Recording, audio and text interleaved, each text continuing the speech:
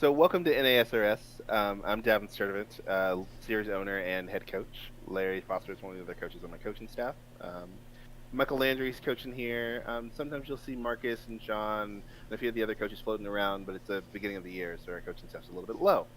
Welcome to Rookies. So Rookies is a different class from our competitive GT3 classes. Rookies is our what I'll call our educational class, right? We're not bunching people together by like that they're all new to sim racing. Some folks are very new. Some folks are learning more about the details of racing. So whether it's racecraft or car setup or other things. That being said, what you get in is what you get out is what you put in. So if you just drive around and don't ask questions, if you just drive around and don't chill on the house to practice, if you just drive around in circles and just kind of drive around aimlessly, I'll assume that you just enjoy doing that and there won't be much to give. Those who are fast, though, have been clinically good at asking questions and figuring things out. We have track days to help educate people. We stay around in the house of practice to educate people, but I can't force you to walk into church. I can only just open doors. So, we're kind of here and available to help you to kind of get you up to speed and answer ACC questions and answer driving questions and answer racing questions and practice with you. But if you don't utilize the resource, there's no resource to utilize. All right. As far as the format for today, you're slightly different from everybody else. So you have a 50-minute practice session to give you guys a little bit more time.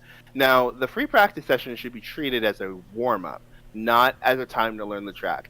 Every Friday, the practice server switches to the next track, which means you have the most amount of time of everyone else to learn the track and ask questions and look up videos and learn about the line. The Friday practice period we're sitting in right now is not the right time to be asking like, how do I take this corner, or what about the track, or what about whatever. I mean, you can look at other drivers and watch them because they can't stop you, but like, don't try to cram for the tests, right? The test is today, right? So it's a little late there. Good time to get used to warming up tire pressures, getting used to changing track conditions, other things of that nature, right? But it's not really so much a trying to get a setup, trying to do anything like that. If you guys have questions, just throw them in or jump in as we go, right? I will talk for forever if you don't stop me. So if something comes to mind, just be like, hey, Davin, I have a question, and we'll stop and we'll talk about that. There'll be a 20-minute qualifying and a 65-minute race. So with qualifying, it's super important that we realize that qualifying isn't racing. So we shouldn't be passing each other and overtaking in qualifying. For most people, it'll be in the upper left of your screen, but for some folks, they may have moved it around. The mini map is how we set the rules for the etiquette of how we deal with qualifying.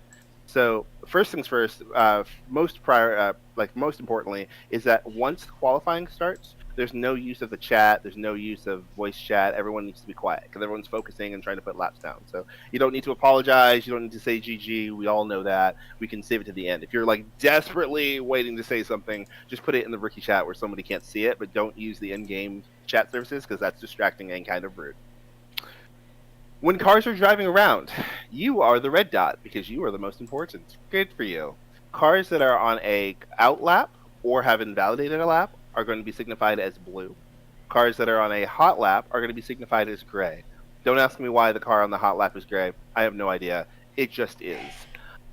If you are on a hot lap and encounter another car on a hot lap, you are not allowed to pass said car. So it's up to you to learn how to manage your own space in qualifying. So I would highly discourage everyone just scrambling all out of the pits all at the same time because it makes it very, very difficult to then manage your own gaps.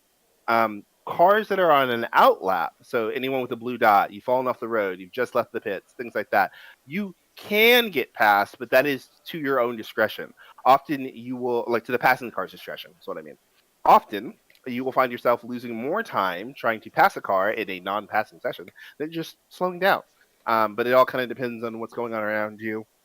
I'd highly recommend you guys have your MFD up that has relative time because relative time will tell you the time in seconds to the cars around you, and you'll kind of know if you can give up a little bit of time, even if there's a car in a hot lap behind you, to give the car in front of you space, or whether you need to bail out or other things like that. Imola has a lot of places where you can pull offline and just let fast cars go. It's not in Acqua Minerale. It's not in the chicane. It's not in the final corner, right? But like, oh, the main straight, great. Maybe going into Tosa, but I probably wouldn't recommend it. Going through 7 and 8, 6 and 7, maybe, right? But in places where you can kind of safely get offline and allow cars to pass without being on the racing line can be helpful if you're trying to find a gap. But don't stop on the racing line. Just don't be a jerk in kind of those periods, right? And the competitive races, that'll be more frustrating because cars will just run up the back of you because you're in the fast place, not the slow place. Take a pause. What questions do you have so far?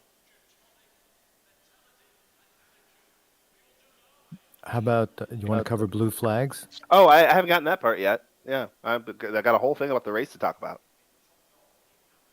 Davin is so organized, he has a PDF in front of him. Yeah, yeah. But any qualifying questions? I was going to say, can you send us a copy of your script? Yeah. So there's a place called the Rules. I can send you that, and I actually do have a script that I wrote for Larry, so I can send that if you want. But if you just ping me in DM and say, "Hey, give me the rookie script," and I'll pop that over. I wrote one for all the coaches in case I couldn't be here, so I'm happy to drop that to you if you're serious. Absolutely serious, yeah. Cool. Yeah, just ping me and I'll send it to you right when I got a free second. No problem. No problem. All right, we're going to move on to the race then. So the race is 65 minutes long. That is what we call a long time. So when we are getting started, we don't need to be all gung-ho trying to kill each other in the first turn because unless you're up in front, there's still going to be cars in front of you, and I don't want you to die. So give each other space, kind of be patient on the opening laps, give your tires time to warm up, give yourself time to settle in. You don't need to be going ham right away. It is a single pit stop race with mandatory refueling and optional tires. So what that means is that there is a fixed time for refueling, which is 25 seconds.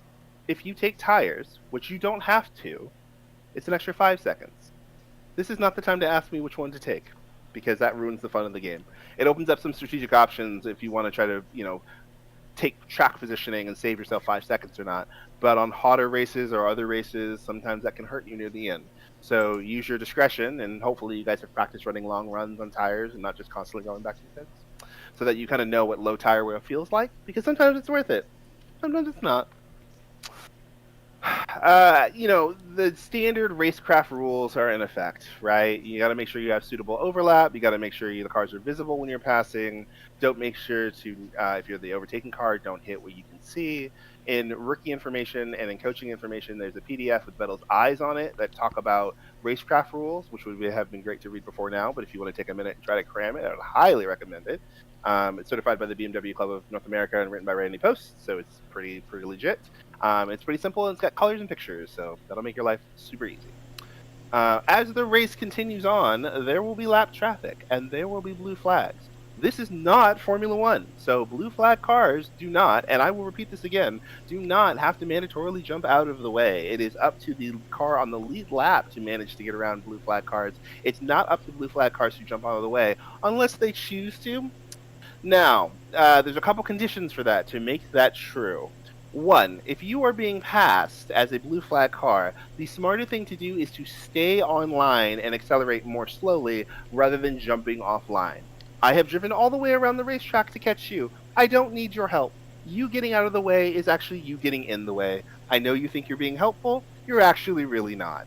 So just stay where you are and let the fast cars drive around you. If you're in a battle with another car for position, you can ignore everything around you. It's up to my ass to figure out my way around if I'm the passing car. So if you're in 21st and 22nd fighting for position and the leader comes around behind you, good luck everybody else. It's time for the leader to figure out how to pass a car. If you are in 21st though and you are fighting like 40th, you're in two separate races. So that's a different story altogether. So use your discretion of how to manage the traffic. It's typically smarter to just let the leader go by and slow down the guy in front of you, especially when you're racing, so that you can catch up to him. So bottling up the leader is never going to work. If I've driven all the way around the racetrack to catch you, it's not like you're going to miraculously get away. So, kind of be thoughtful. That being said, though, guys on the lead lap, don't bully the blue flag people, right? They're slow and trying to figure out their way around. They're wearing water wingies and trying to figure out how to swim. Shoving them out of the way only puts your car at risk, so that's silly.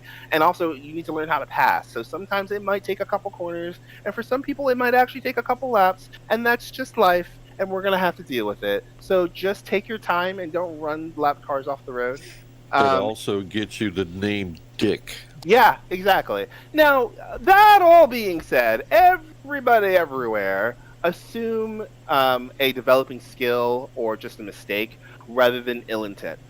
This is one of those series that we've been really proud of across the last 2.5 years. That like we don't talk shit in chat, we don't blow up after races. One of the reasons we even have the post-race debriefs is that it gives some people a chance to unwind and we can kind of break down incidents, what happened, and we can learn from them. But I will 125% not tolerate anybody being overly aggressive or yelling in chat or giving people crap or anything else like that. There's I 20 will minutes to go. remove 20 you minutes. post haste with the most judicious ban hammer ever, and it won't even be a thing anymore. So be nice, don't be a dick, have fun, and we're all gonna have a great time. Now that chat also applies in game Yep. and in Discord. In game, in Discord, the days after, the morning of, like I don't care when it is. Like I'm your race dad today, and I don't want to ground anybody, but I fucking will. Right? Just be nice. Yes, Al- Daddy. 24-hour cool-off period, guys. Yeah. If you feel like you got heated, two things you can do. Take a day to cool off, go for a walk. We're adult men playing video games. No one's going to be calling us from McLaren. It won't matter. Or throw a replay in like coaching discussion, or we can look over it in the debrief, and we'll walk through things that happen. I'm just as guilty of this as the rest of you. Sometimes the incident will be your fault, and you'll have to learn from what you did. When in other cases, it's not your fault, and there's nothing you can do. So try to take every incident as a learning opportunity, not a, Dad, look at this guy, look what he did to me, because after a while that's going to get old, right? We're trying to help each other learn how to race better and do all these other things. I'm not really impressed about tattling on the other folks. 19 minutes. Yep. That being said, you still don't want to pull a La Flamme at Spa. Yeah, that's true. That would be really helpful not to do that. You know. Somebody else had a question? Yeah, does somebody else have a question? That'll give me a minute. Well, I want to add something about the blue flags. So be smart about it. Do whatever gives you the best opportunity for your race. Say there's a car behind you that is a lap down for because they had an incident, because they pitted early, whatever, and they are clearly faster than you. There's no reason why you should keep holding them. Let them go, because the less you fight with them, the faster you will go. Anytime you are trying to keep someone behind you, you're slowing yourself down.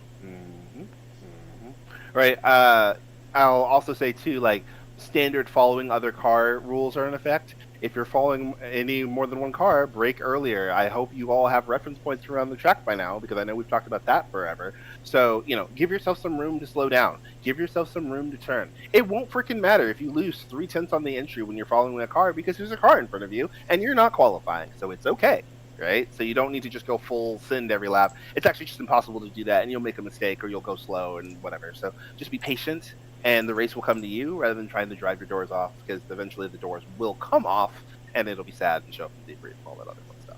So. Basically, act as though you're in traffic, meaning that you own the fucking car and you will pay the damages when it gets wrecked. Yeah. Questions so far? I want to try to give you guys at least 15 minutes. Settings, are we going to be going over those for Yeah. Video, that sort of thing? That's a good idea. Yes, please. You can do the video ones, Larry. Let me do the setup ones real quick. So, a couple things I just want you guys to pay attention to before the race actually gets started. If you go under setup and you go under fuel and strategy, there's a little box that says pit stop strategy, and it'll have your tire pressures for after your pit stop, and the brake pads you're going to be using after your pit stop, and the fuel you're going to be using after your pit stop. On the bottom there, after you set your first set of tires, there's a button that says use current pressures. I would highly recommend you click that button, because otherwise when you switch tires, your tire pressures will be in some weird window and I don't know where they are, and it'll be terrible. So I would take a check on that once you've set your initial set of tires, so that you're more likely to have a good set of tires coming out. I'll leave the how do you change tire pressure while you're driving to another day, but highly important that you take a look at that. Also, just like make sure you have your correct setups loaded, make sure you set tires for the proper ambient environment. Remember, for every one change of degree in ambient temperature to a degree, until it gets a little cold, but to a degree, right, it is one click down and one click up. So it's always important to at least do one run or so to just make sure your tires are in a close enough window, and then you can adjust. Tire pressure is 37.3 to 37.8. You kind of want to land in 27.5 in the middle there. I think I said 27. 27.3, 27.8. You want to land 27.5 in the middle on dries. There won't be any rain today, so don't worry about rain tires. I will talk to you about that when it rains. But otherwise, I think that's everything that I have in my rambling list. So, Larry, what'd I miss? Nothing, but we're going to go through the options for your video and your replays.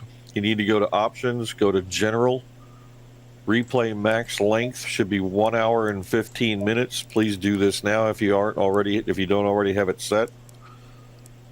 1, 2, 3, 4, 5, 6, 7 lines down. Autosave replay should be enabled.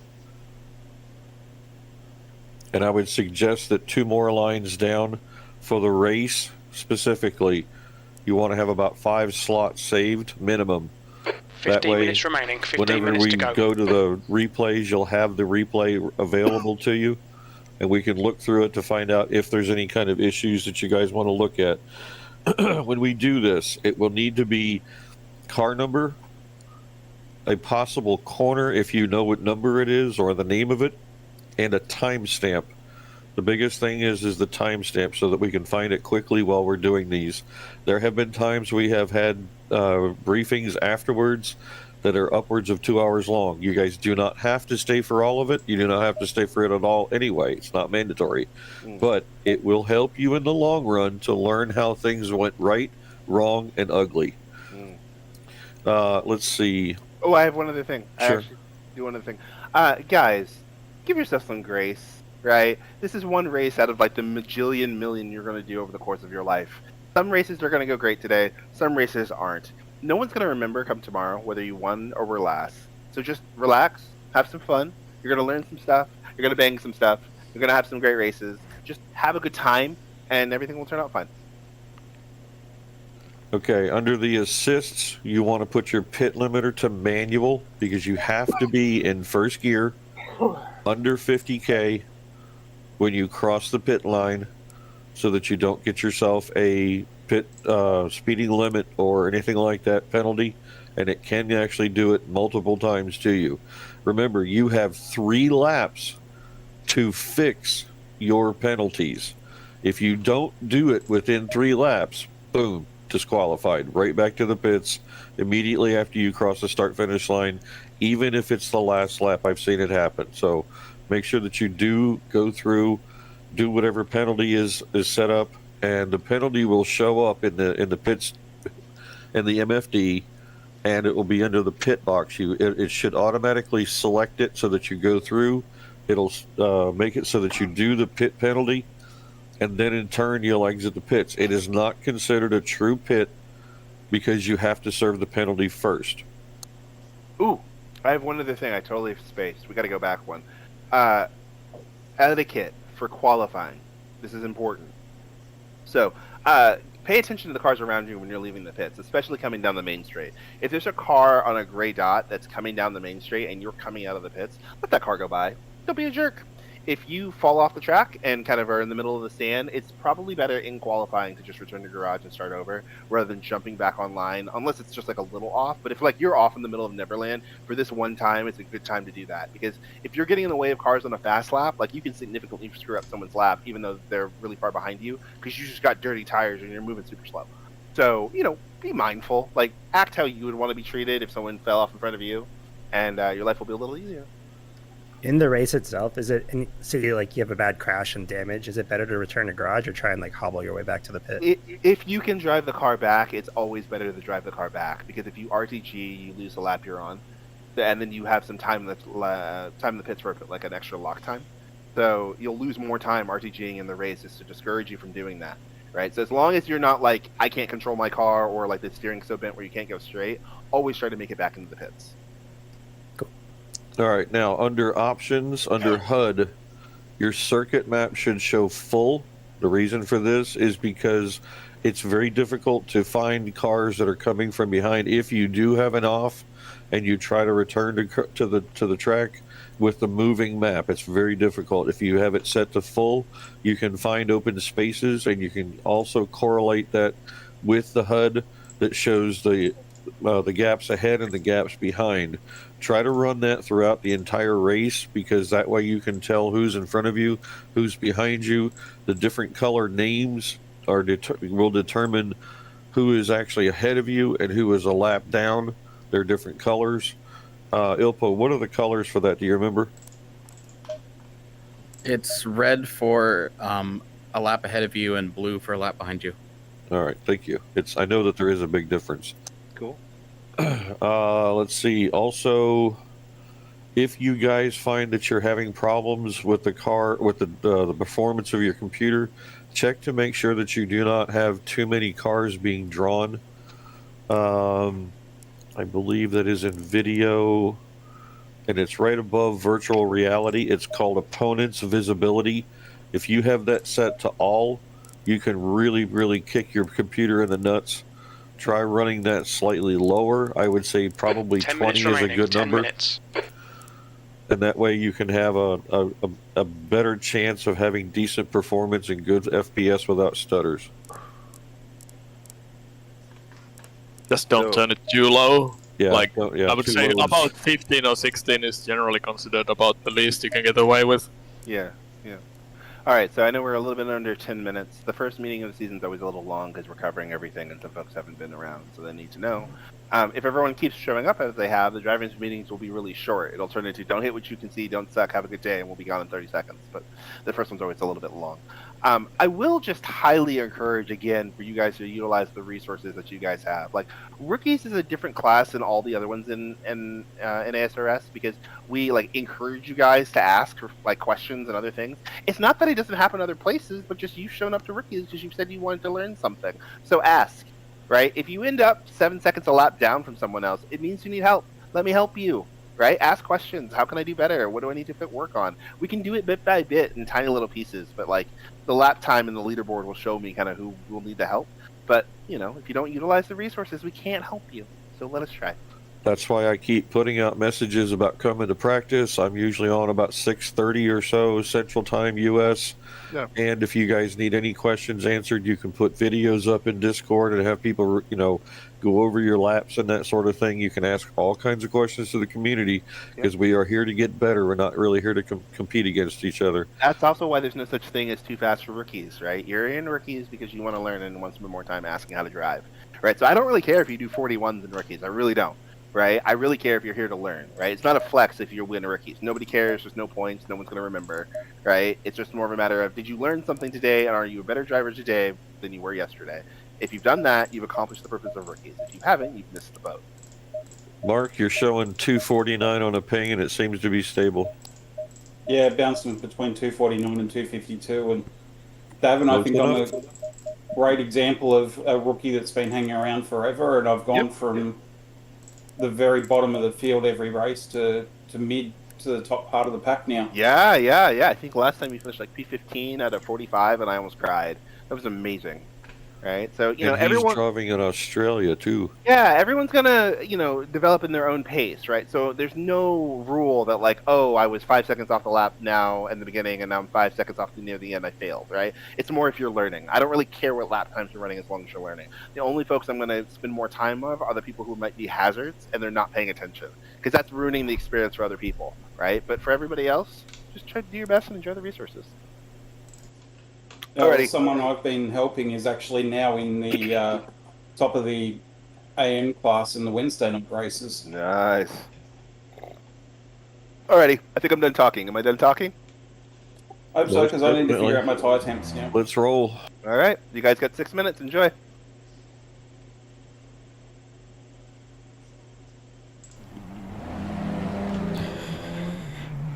Welcome, everybody, to my channel.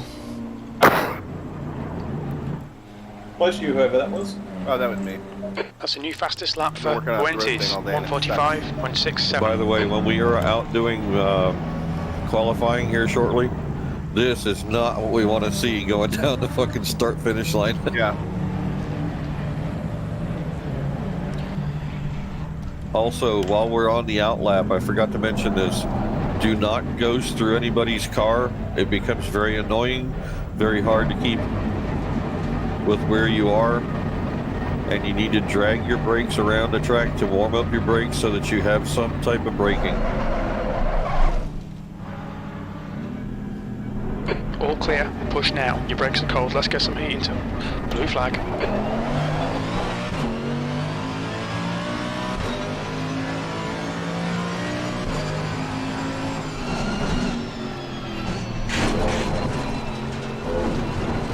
Hope you guys can hear me all right. Just finished the first drivers meeting. It's pretty long. but Come on, Javier, go. a lot of necessary information.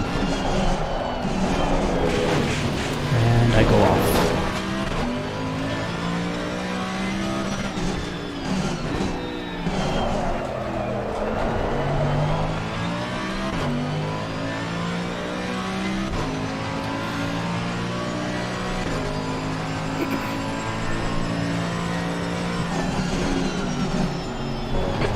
To go, 5 minutes left. Sector 3 is yellow. Yellow flag. Green flag, incident clear.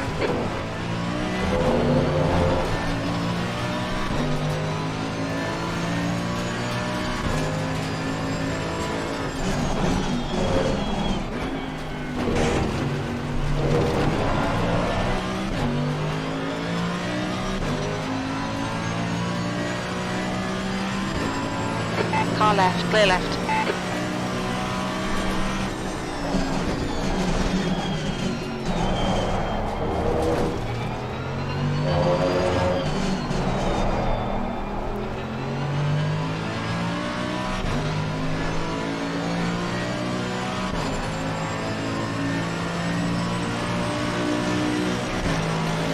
So this is round 1 of the Rookie League in NASRS, or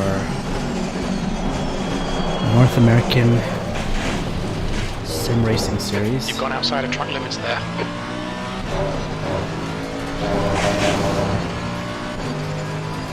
And this league is all about learning.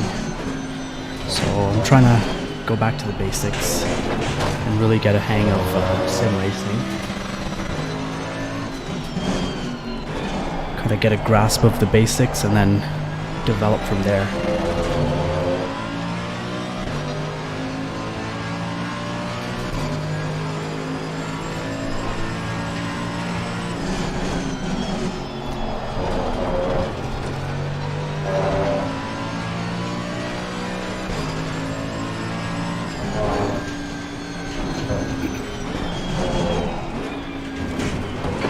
Just done at 145.62. Tires are a bit cold still.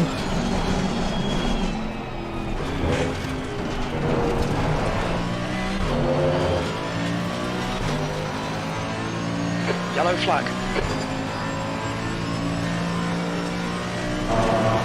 Green flag.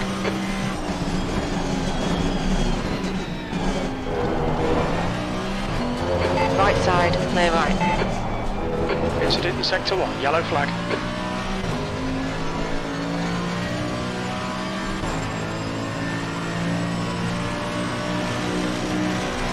Yellow flag, green flag in sector 1. The incident's clear, green flag. Brake temperatures are fine.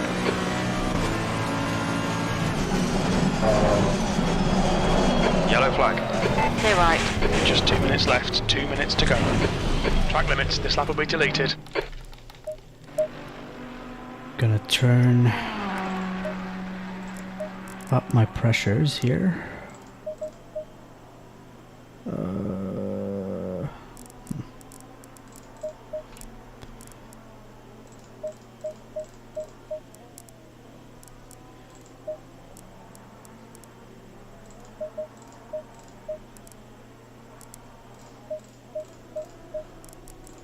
Let's try that.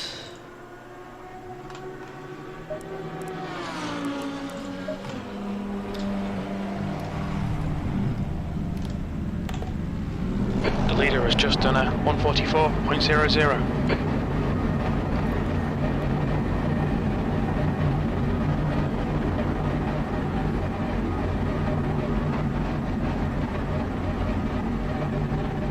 Exit is clear. Don't cross the line. Green flag, you're clear. Yellow flag. Track limits, this lap will be deleted.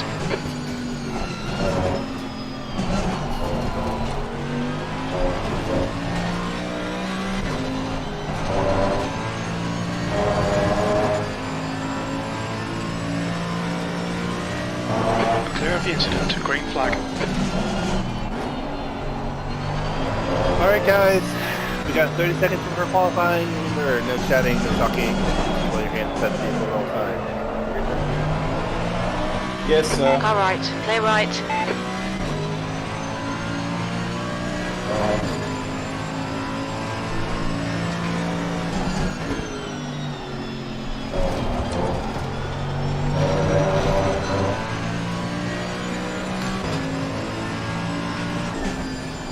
Sector 1 is green. Checkered flags out. B36.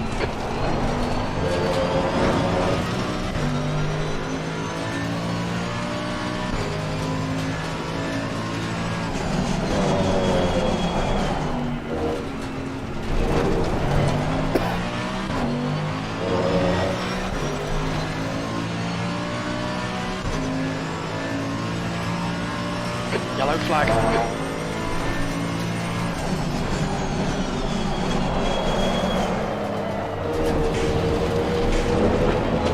Green flag, you're clear.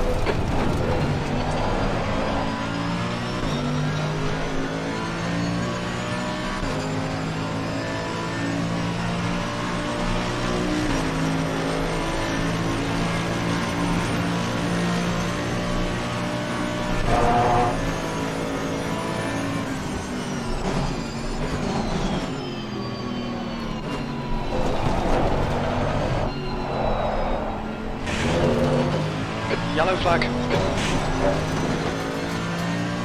Incident clear. Back to green flag.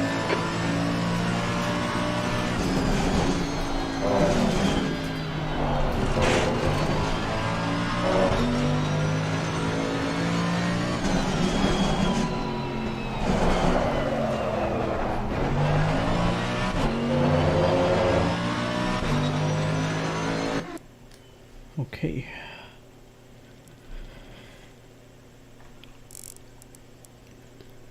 '23.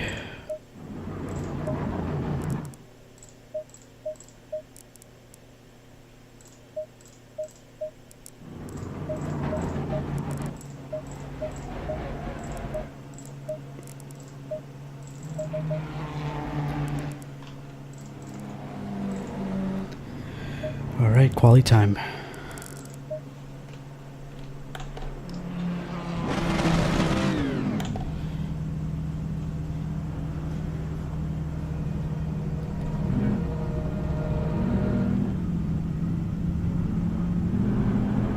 On your right, clear right.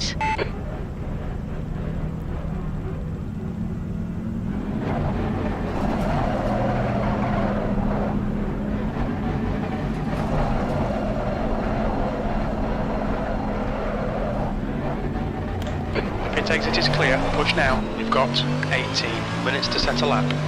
Blue flag. Your rear brakes are cold, mate. Air and track temps are increasing. Air temperature is now 24. The track temperature is now 31 Celsius.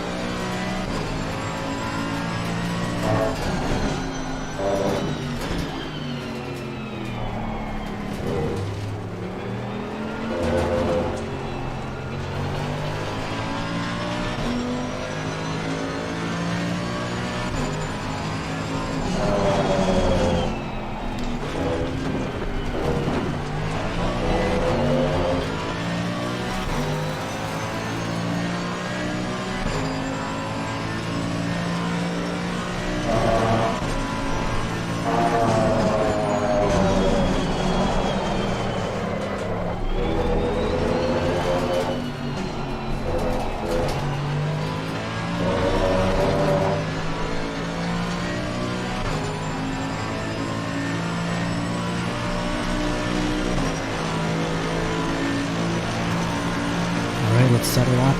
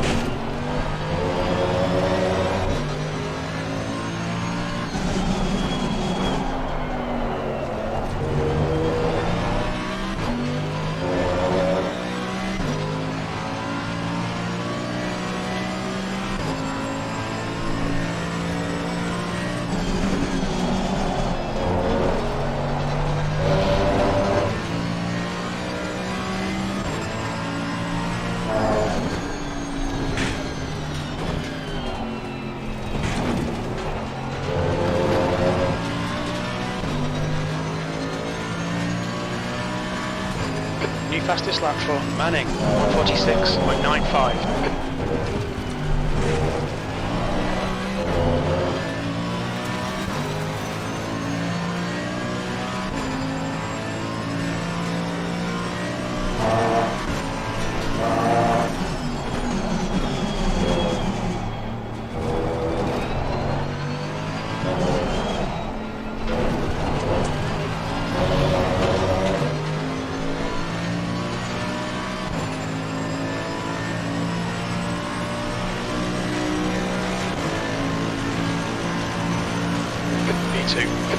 Sector 3 is 0.7 off the pace.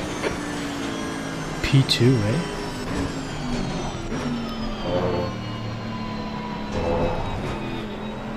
I'm gonna slow down a bit.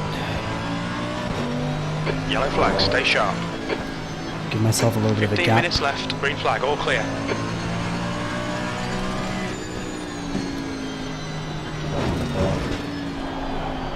Brake temperatures look good. Yellow flag in sector 3.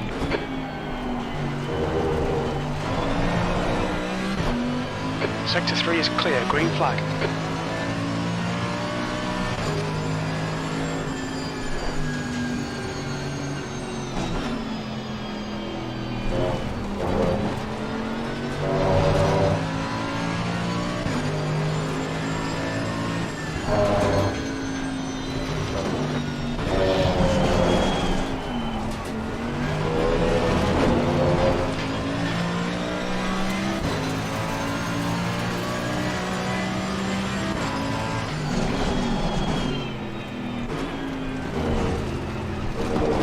Sector 1 is green.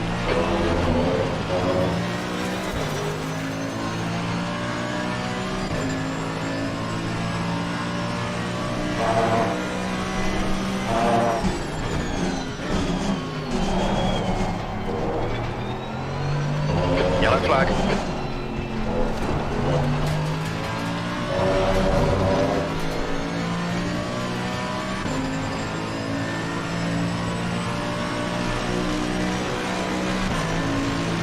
Incident clear, green flag.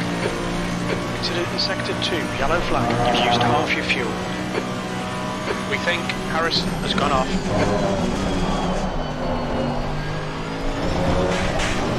Green flag in sector 2.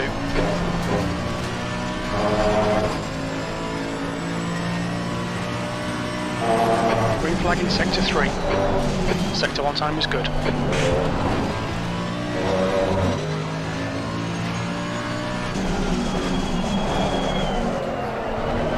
Car right, clear right. We estimate you've got 5 minutes of fuel remaining.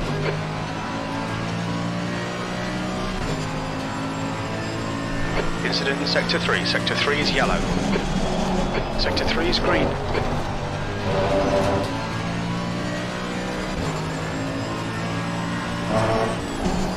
Incident in sector 1. Yellow flag. Sector 2 time is quick.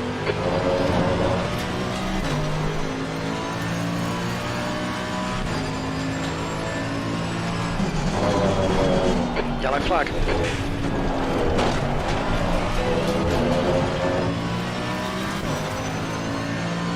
Incident clear. Green flag. Yellow flag.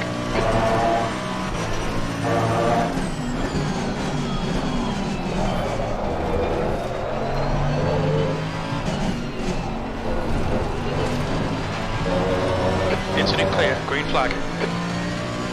Yellow flag, stay sharp.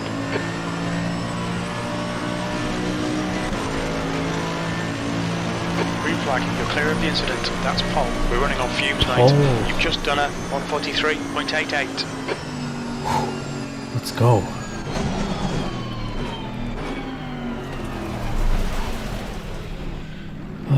Yellow flag. Still early, but I'm sitting on the top. I think that's pretty much, give or take, the fastest lap I've done here. 24 degrees. I'm gonna drop this down a couple of clicks. Drop that down a couple of clicks.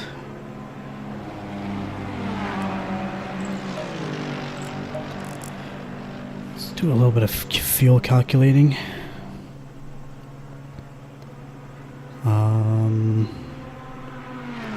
So 143.8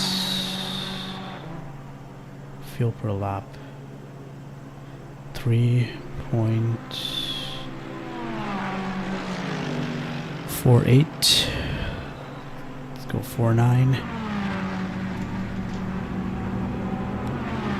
So recommended 137 liters.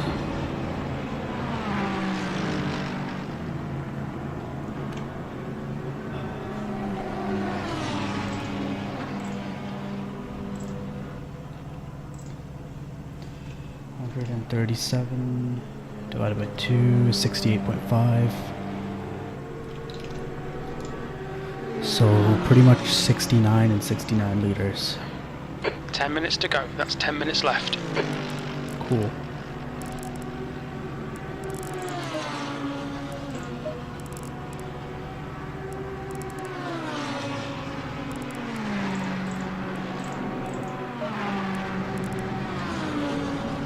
All right.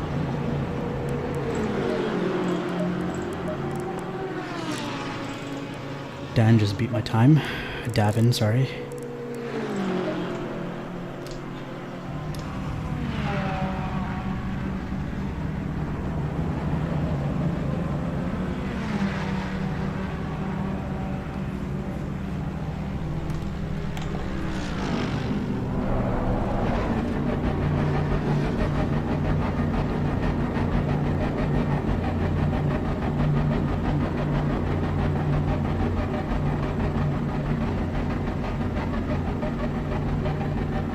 There's traffic on the exit. Keep it tight. You're clear. Incident clear. Green flag sector 1. Blue flag P2. You need to watch the track limits. Your brakes are cold. Be careful.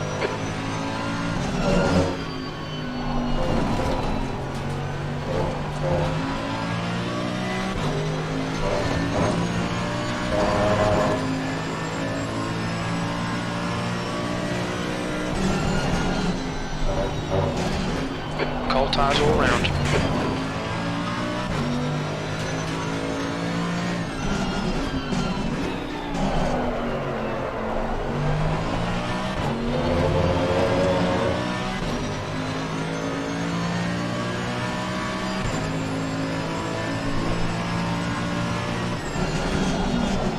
Sector 3 is clear.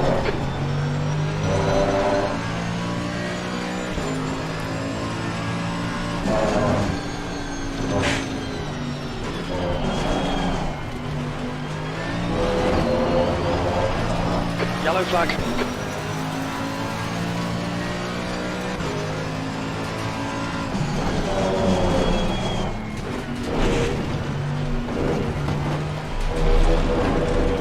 We'll drop back a bit.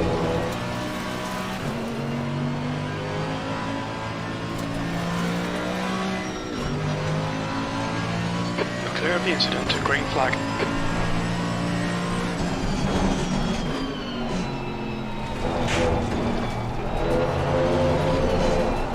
You've got 10 minutes of fuel remaining.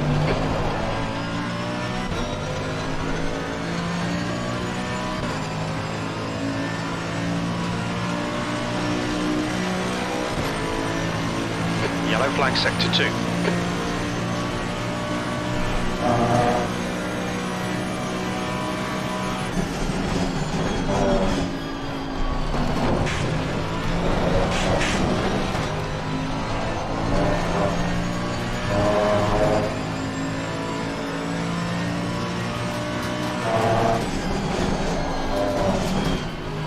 Sector 1 is quick.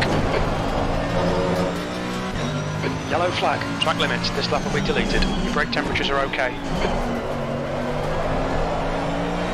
Green flag, you're clear of the incident. Invalidated. Ah, shit.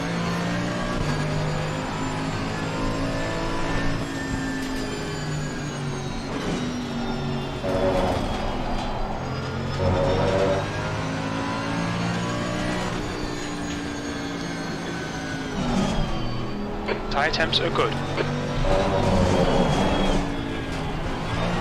Yellow flag in sector 1.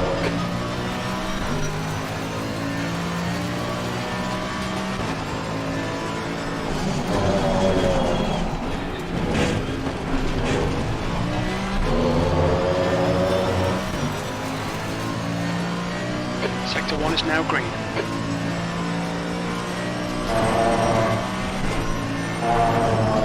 The guy behind has just done a 143.79.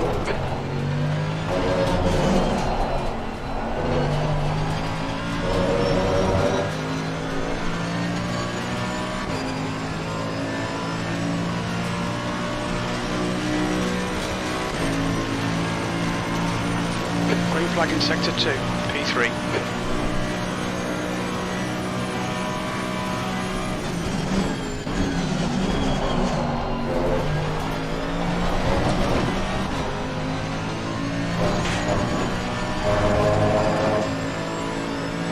That's 5 minutes to go, 5 minutes. Sector 1 time's okay.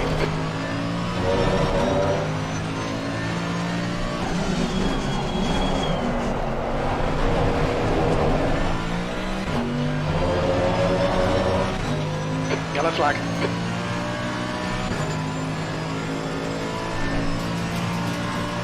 Green flag, you're clear.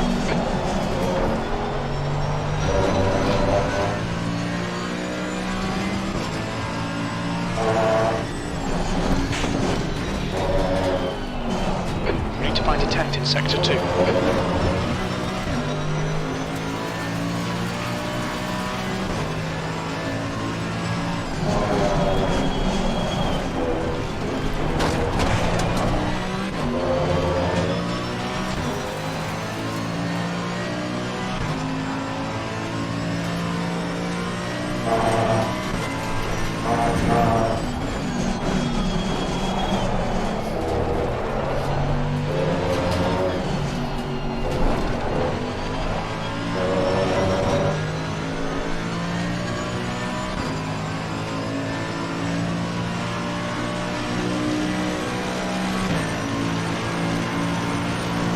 Position.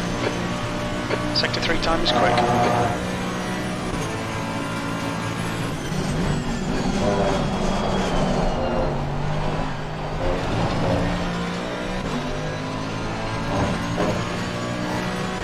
That's 5 minutes of fuel left.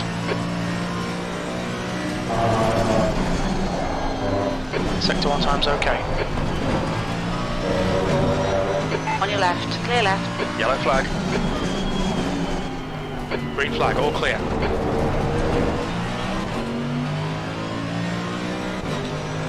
Left side, clear left.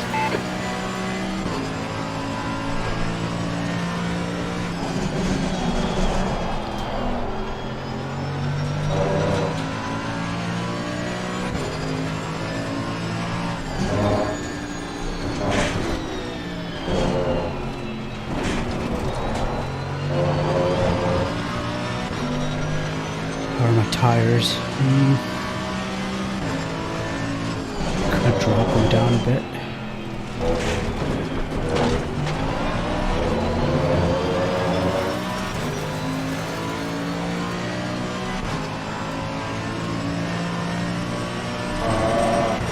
The guy behind has just done a 143.56.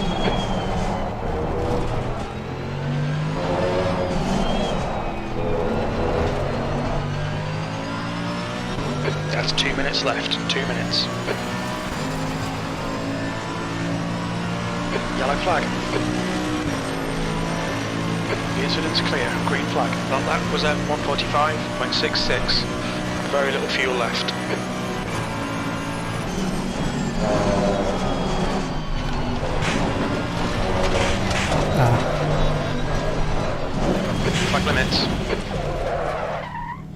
Yellow flag. All right, invalidated that. Pole position. Wow. See if I can hang on to it. To drop that down. Drop this down. PSI hot.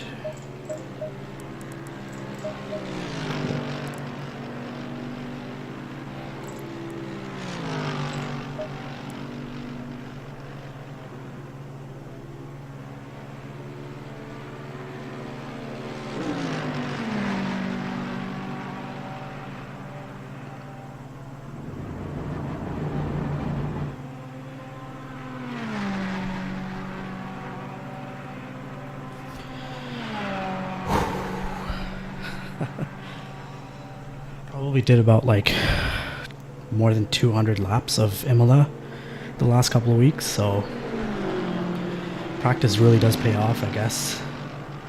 I mean, maybe I'm going to speak too soon and get passed by a bunch of people, but provisional pole for now.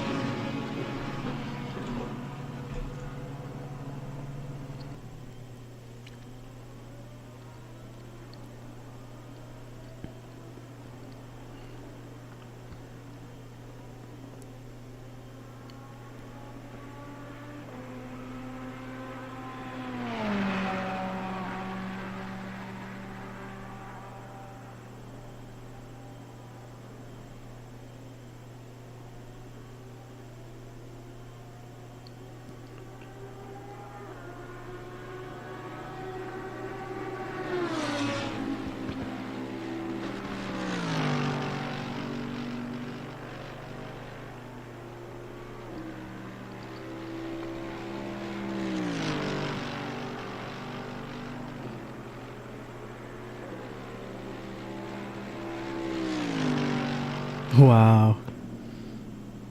Damn, 142.5.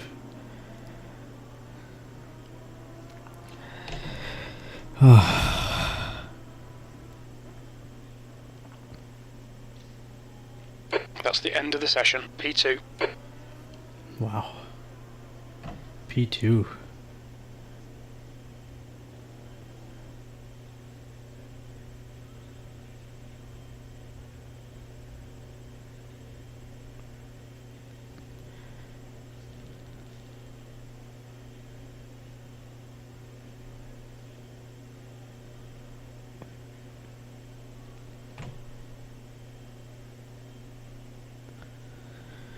All right. I'm nervous. Are we stuck in quali? Nope, just waiting for the session to end. I put a long timer on it so people had time. Oh, okay, cool, thanks. Devin, did you want to mention anything about the outlap and how we bunch up afterwards? Sure, yeah, happy to do that. So when we first get started on the outlap, all the cars are ghosting and collisions are off. Please don't pass through people because that's extremely annoying. This is the time that you use to warm up tires and brakes, so you want to make sure you're dragging the brakes all the way around the lap, not at the very end, because they will cool down the time the race starts. When we pull into onto the main straight, there's a 70 kilometer an hour speed limit that you have to pay attention to. If you are over, you will get a speeding penalty. It sucks, don't get one. Then the race starts. There you go.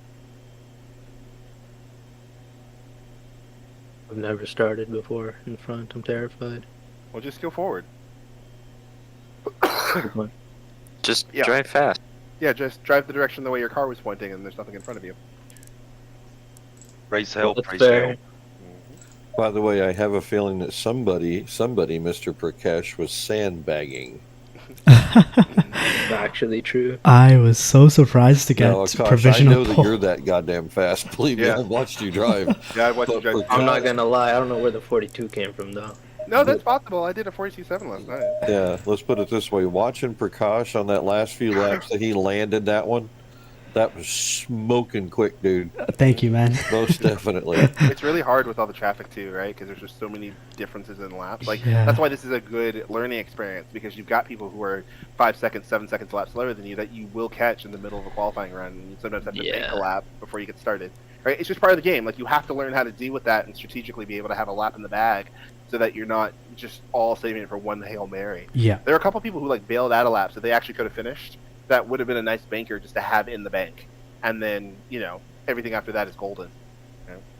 Yeah, I was stressing. I only got 2 laps at the end. Yeah. Why? Traffic. Oh, okay, that makes sense. I was like, it's 20 minutes. There's a lot of time. I think I did Yeah. 3 runs. Right, so. I had one before at like 13 minutes, but I invalidated it. Akash, nice 142, I just man. drive around until you guys get out of my way. So that's how you do a banker lap. You just get out there, let the tires warm up, follow somebody, don't pressure them. When it gets to the point where they decide that they're done, they move out of your way, you still got hot tires. Yep. Pro tip, if you want to learn how to do a quali lap in traffic, you can ask on the tech channels in Discord, and we are happy to explain. Very much so. Now, remember, guys, we are going to be ghosted for the entire Track lap. temp is In 32. turn, The we air need temp to make is sure that we're 24 dragging the brakes Celsius. just a little bit the whole time. Don't drive through the car that's in front of you, but also make sure you know who's in front of you right now. That way you can hold your position, and that way you understand where you are. There's a pit window that will open up shortly after we start racing. The pit is open for a very long time during the race. You can pit at any time. Let's try and make it very careful through the first set of laps. Let the race kind of stretch out. Yes, we're being competitive here, but remember, we want to survive till the end. Even if you do have damage and that sort of thing, and if the car is very difficult to drive, pit, fix the car, come back out, and do your laps. We need to have you guys finishing, mainly because you need to learn from the possible mistakes that we make. So, I have had bad races. Davin's had bad races. Ilpo's had bad races. Believe me, we've all suffered. So, just make sure that you pay attention. We're going to be getting very bunched up into turn 1 down here, and you guys know how tight turn 1 is.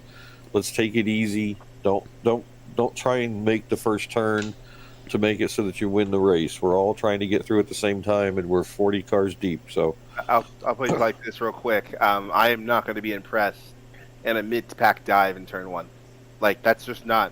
No one's going to notice, and it's not going to look cool. So give it time. What question? Sure. By the way, one quick important note. I think some people might have left the server, so your starting position may change. He from did what not it is now on qualify, so he was at the back, I think. I think I saw a gap, so I think someone else has left. So whatever you do, follow the widget the game shows you. If the game tells you to be on the right side of the track, you will be on the right side of the track. Ignore everything else. Just do whatever the game tells you to do. Makes sense. Also, now is a good time to make sure you don't have qualifying fuel load anymore. And it's also a good time to thank all the coaches for all their help before the start of this season. Cheers to you guys. Thank you. Yeah. Jaden, what Hey, was your thank you question, very please? much. How much brake bias for the Mercedes? Yes. As much as you can use. It's like asking me what my favorite. That's something you should have figured out in practice. At least 2. Is it a full formation Don't lap? forget to click drive. If not, you will be starting from the pits. You may also notice at the bottom left-hand corner of your screen it says mandatory 0 of 1 invalid. That's because the pit window is not up yet. If you show refueling in red, that means you forgot to add fuel to your setup. So that is one of the things you need to pay attention to. I'm petrified right now. Why? It's a race start. There will be more than one. There will be lots. Wah. All right. One of the easiest way to get away from the dead stop like this is just hold the throttle about halfway, switch into first gear, the car will roll off on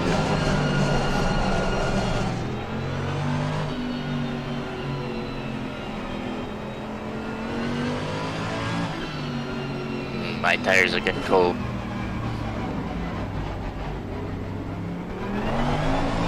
That's why you're supposed to drag your brakes, and we have an entire lap.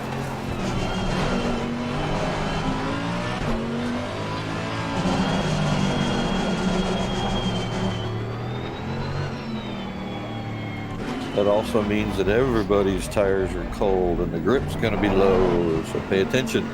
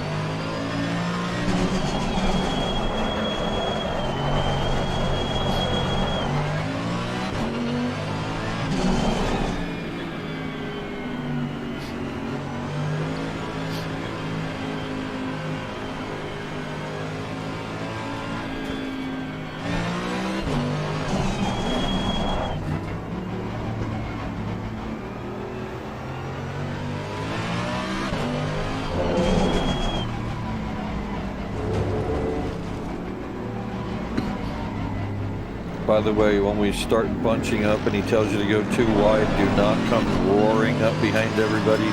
There's plenty of time to gather the cars up.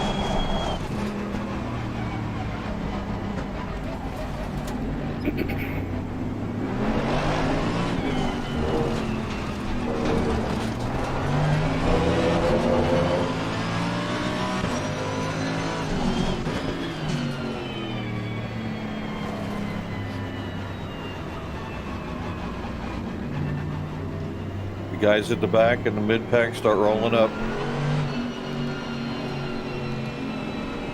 You need to follow the safety car in the left lane. Do not pass people, man. Cars are ghosted. It just makes it easier to pay attention to where you are. All right, folks, rolling on the start. Remember, no talking. Have a good race, guys. Here we go.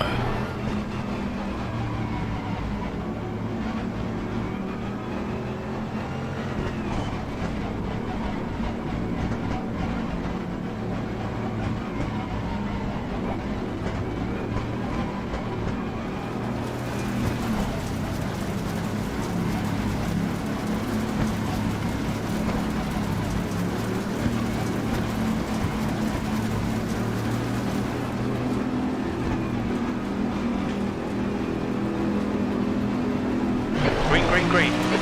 On your left. Still there. Hold your line. Clear left.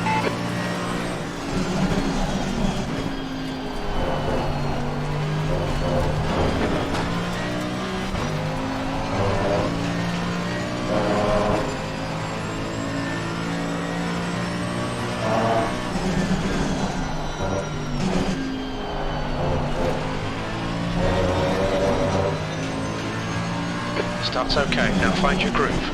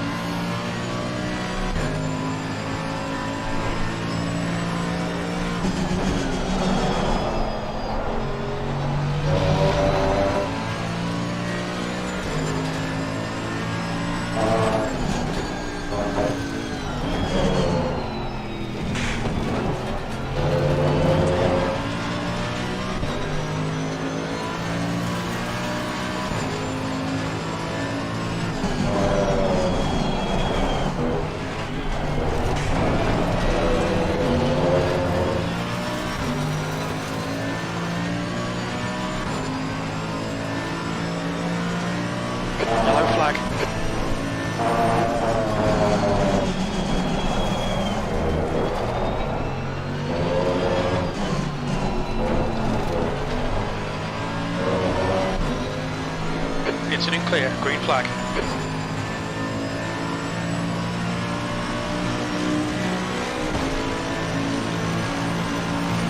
You're leading.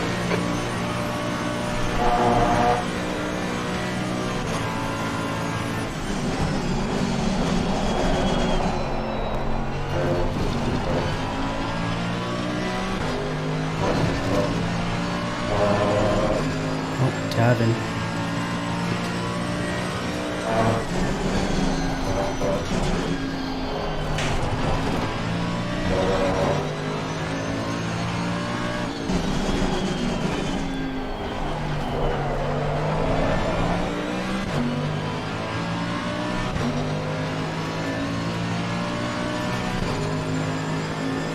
Yellow flag. Green flag, incident clear. Track limits.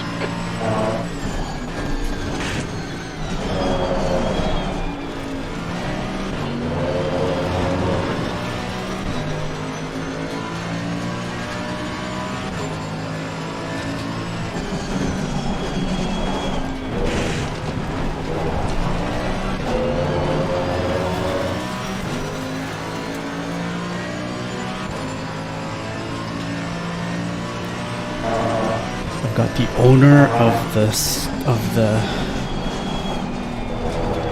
of the league on my ass right now.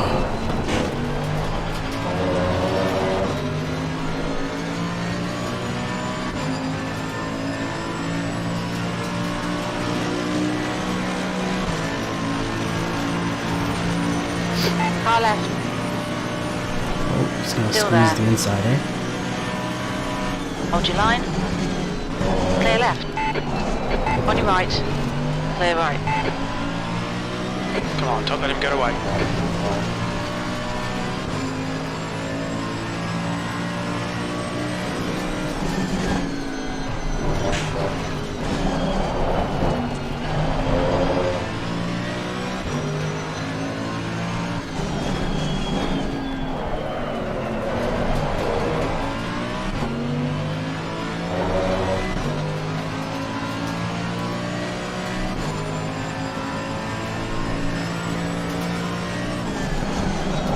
Make him do all the work. Focus on your exits.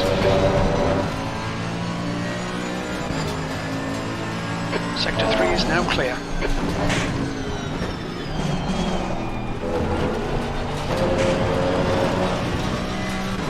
We've just cut the track.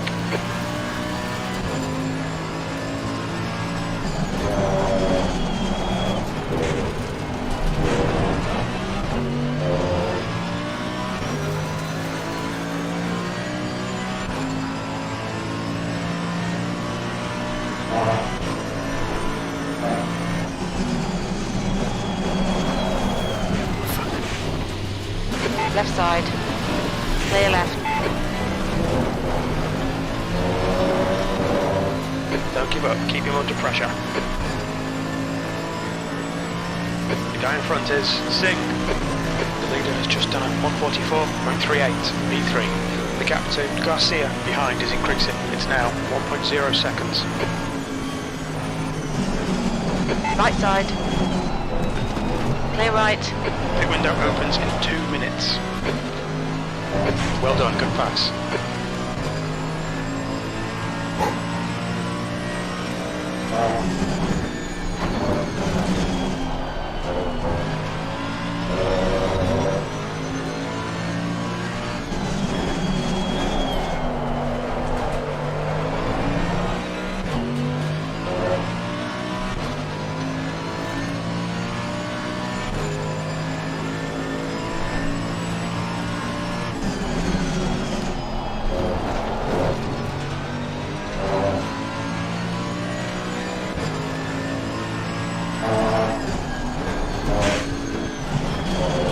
We'll be warned about track limits.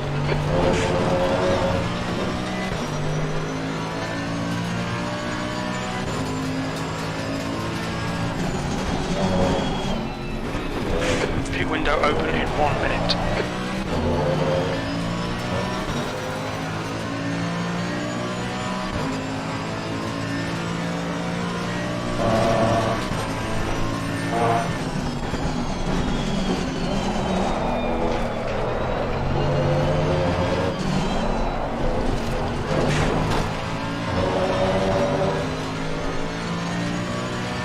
Yellow flag.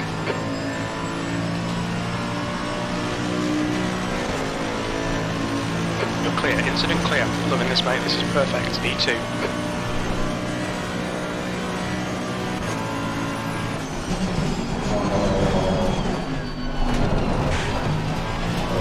Use all the track. Force them to find the gap.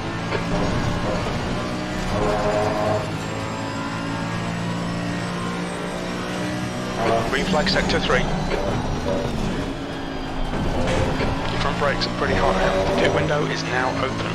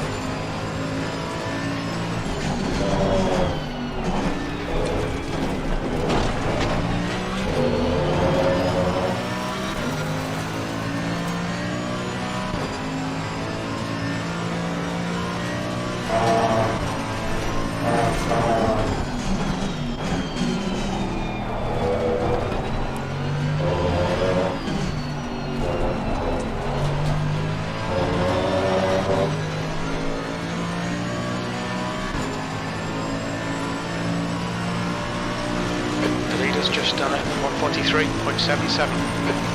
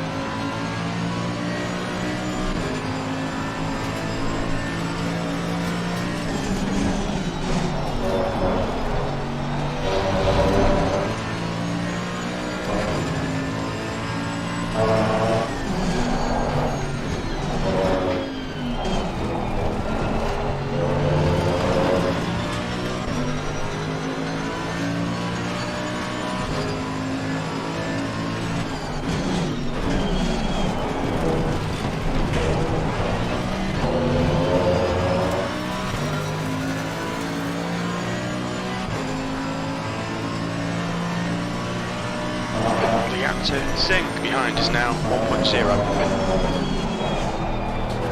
I think Singh just ate the curbs.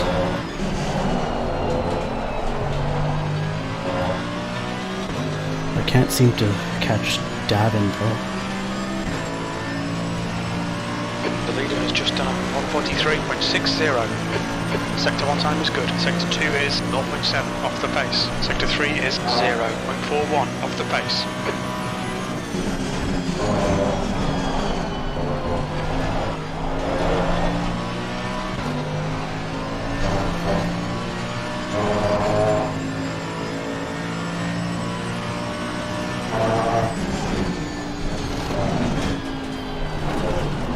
Temps are good. You're gaining on this car. The gap is 2.9 seconds.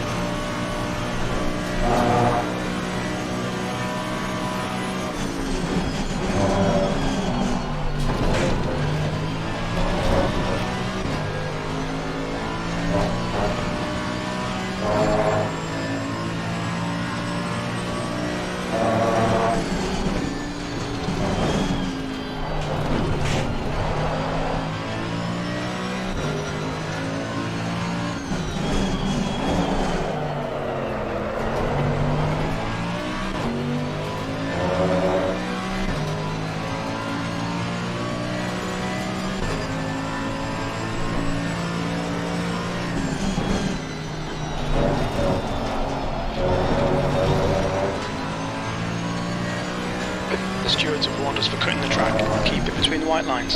Sector 1 is yellow, V2.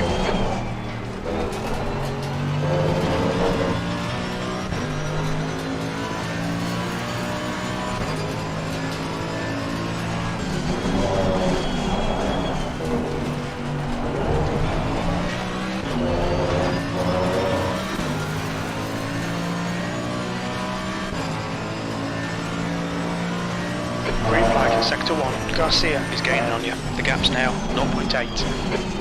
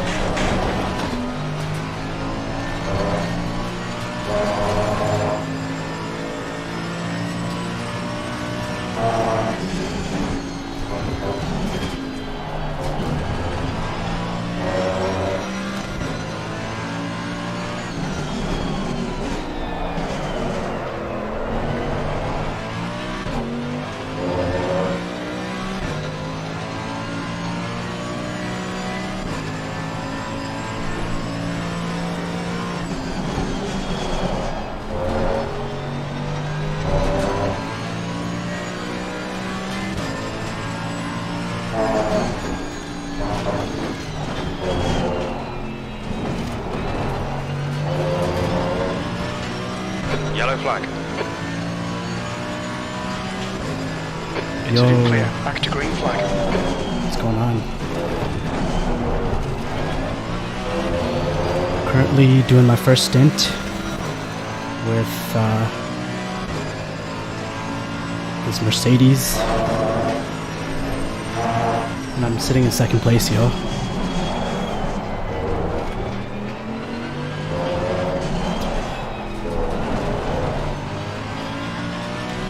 But this guy in third is gaining on me.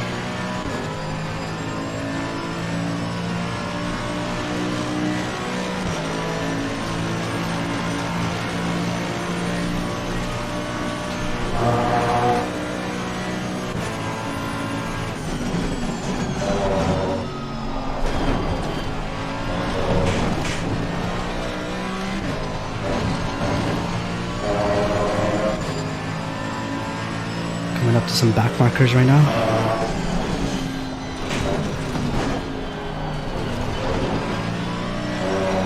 Right side. Clear right.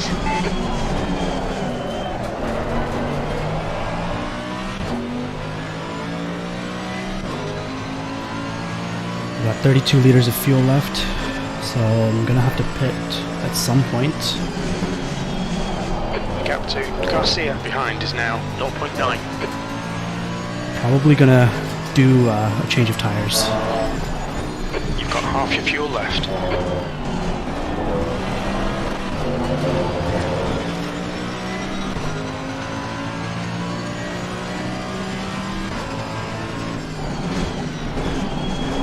Car left. Clear left.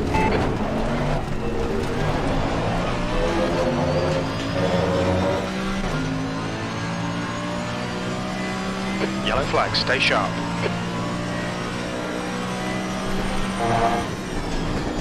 Incident clear, green flag. On your right. Clear right. Car right. Clear right.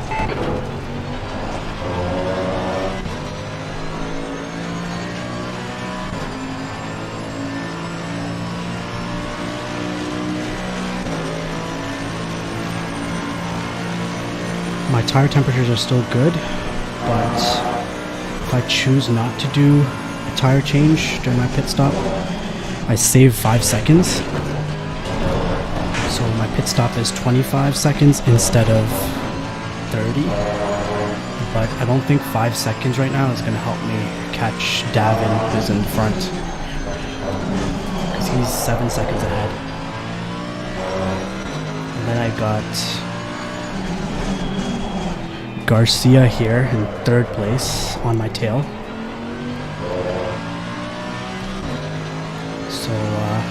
risk not changing tires, I might lose pace and then just lose on track. So I think I'm going to take my tire change.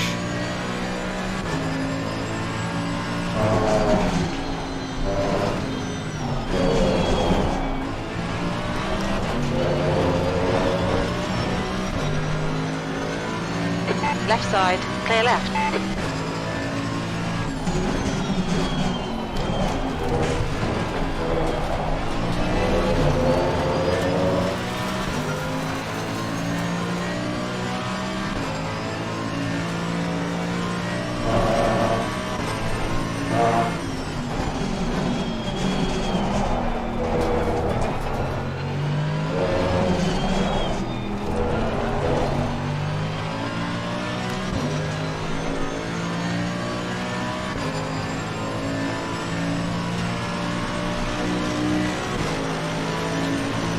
Sector 1 is 0.6 off the pace. Sector 2 time is okay. Sector 3 is 1.1 off the pace.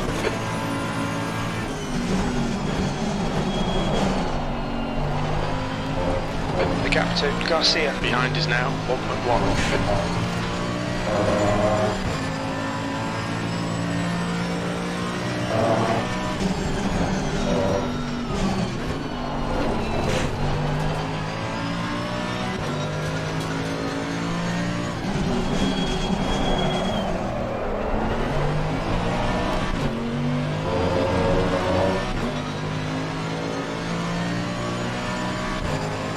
Yellow flag.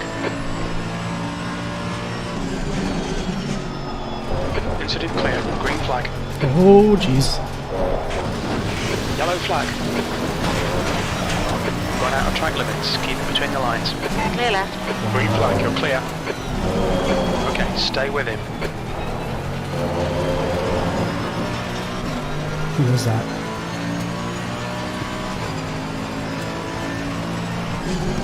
On your left. Clear left.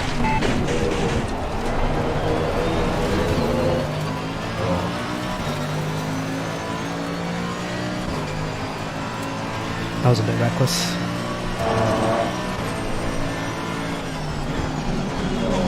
Sector 1, yellow flag. Sector 1 is clear.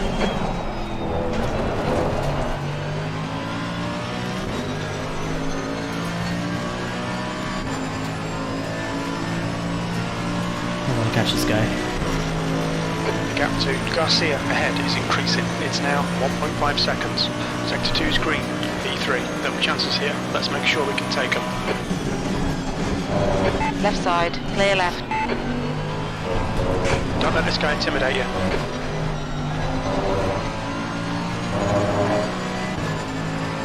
On your left. Still there. Hold your line. Clear left. Yellow flag.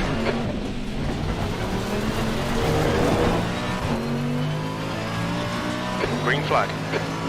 Oh boy.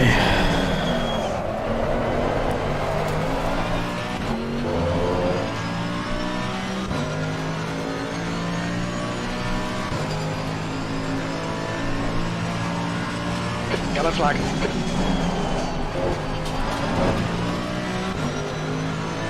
Green flag. Incident clear.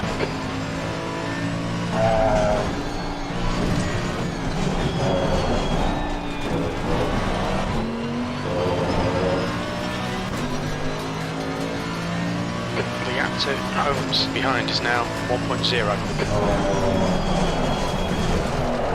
Wow. Yellow flag.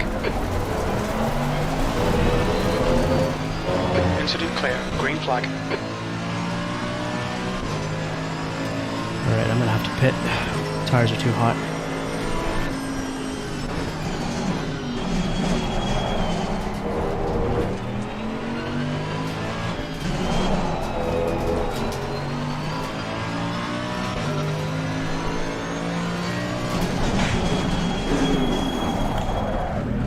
Look out for the pit speed limit. When we exit the pits, we should be in position 23.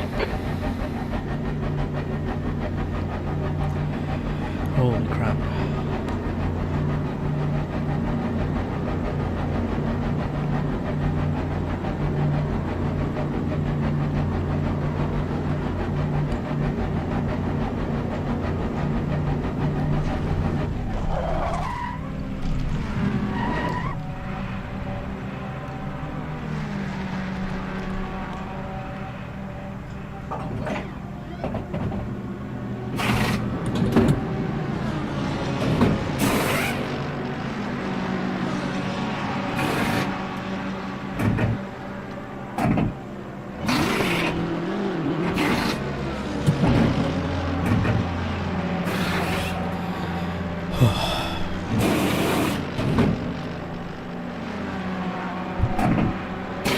I'm sweating.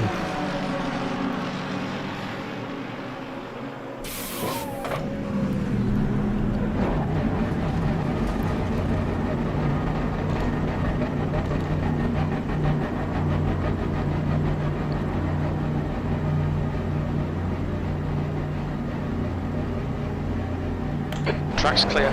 Push, push, push. Blue flag.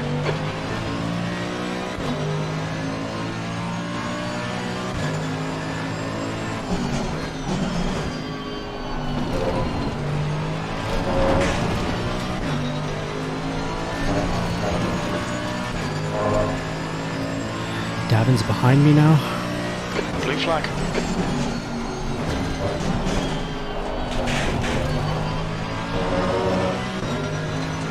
Green flag, sector 3.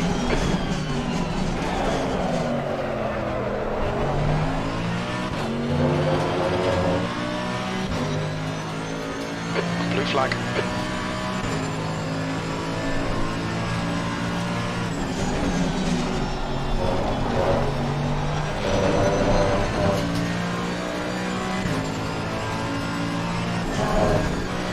Yellow flag, stay sharp.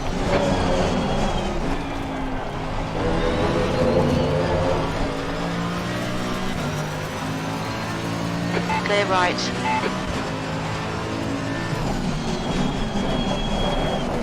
You're clear, incident clear.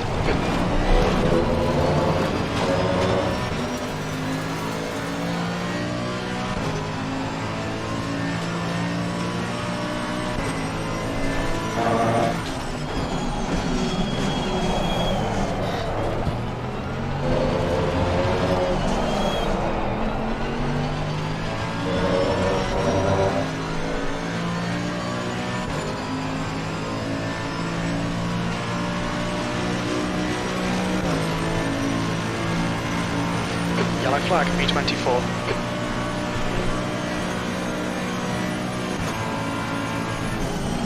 On your right. Clear right.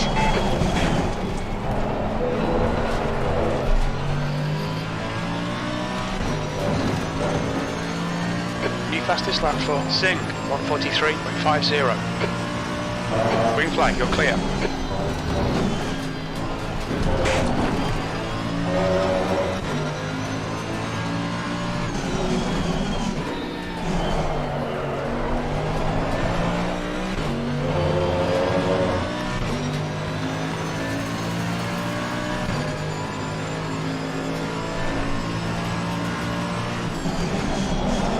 You're reeling. Gonzalez in. The gap is 6.3 seconds.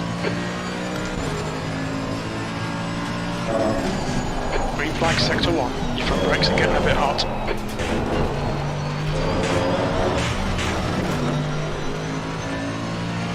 You're pulling away. The gap behind is now 3.6 seconds.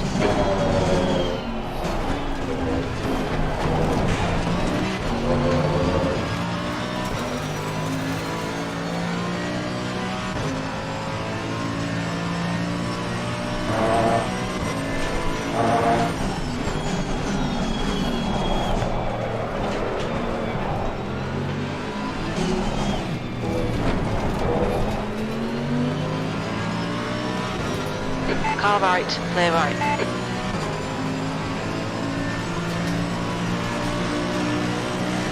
The lead car's pitting. B21.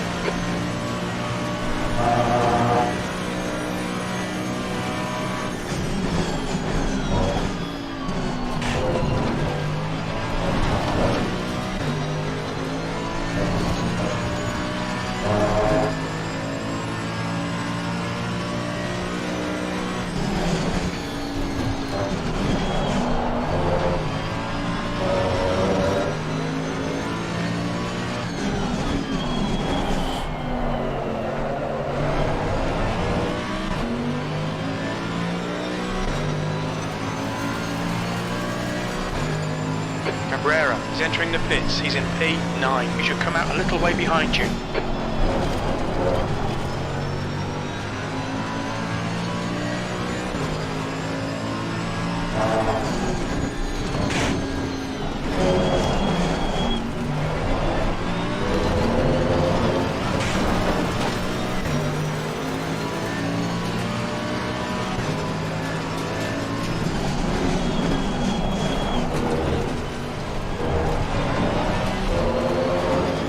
Similar stuff, we'll have some more of that.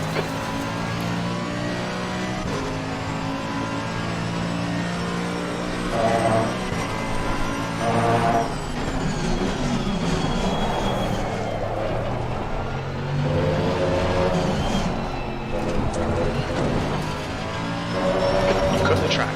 Keep it nice and tidy.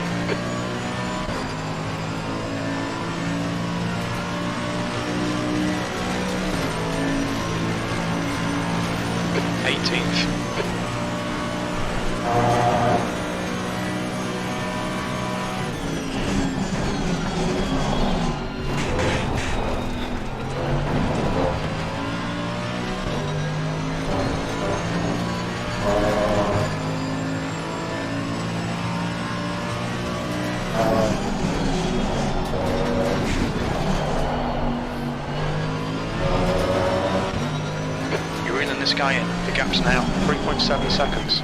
Right side. Still there. Clear right.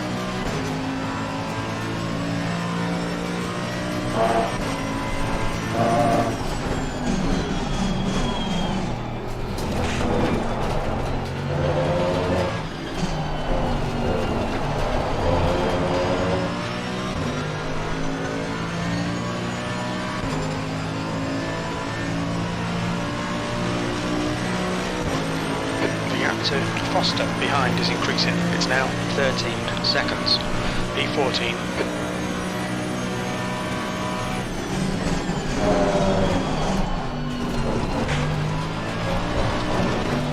On your right, clear right.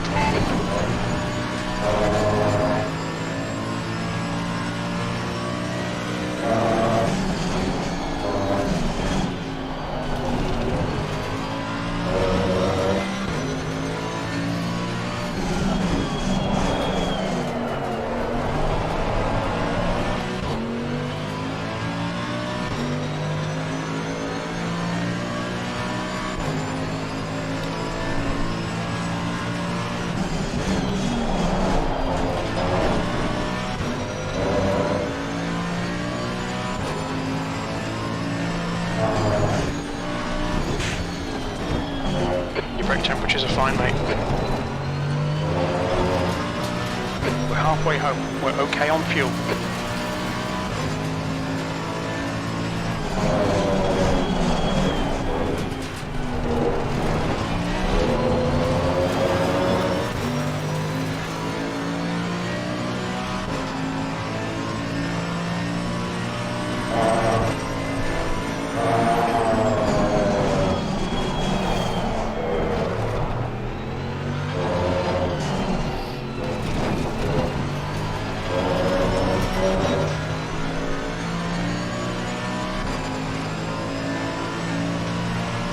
Yellow flag. Is the car rejoining?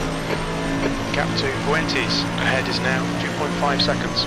Green flag, you're clear. 13th place. Nail every corner. Let's take whatever chances we can. Your lap time was 1:44.76.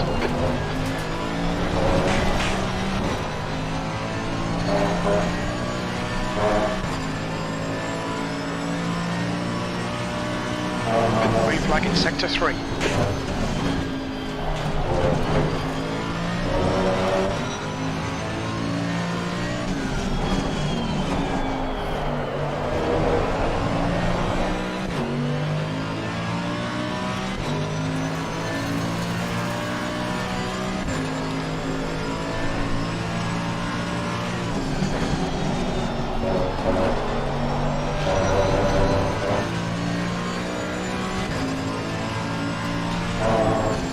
Yellow flag. Into loop clear. Back to green flag.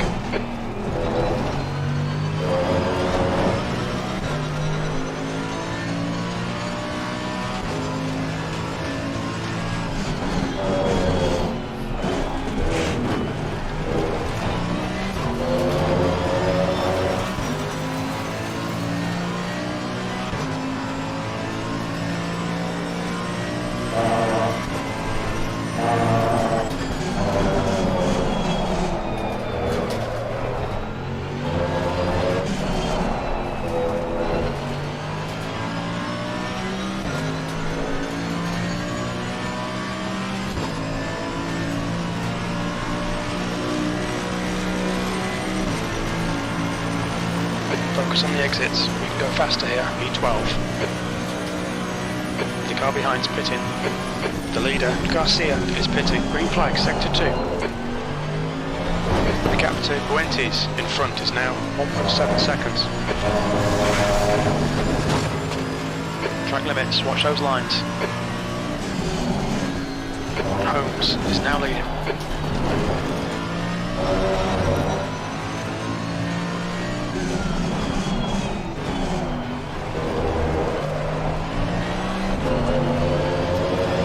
Target fixation is really a thing.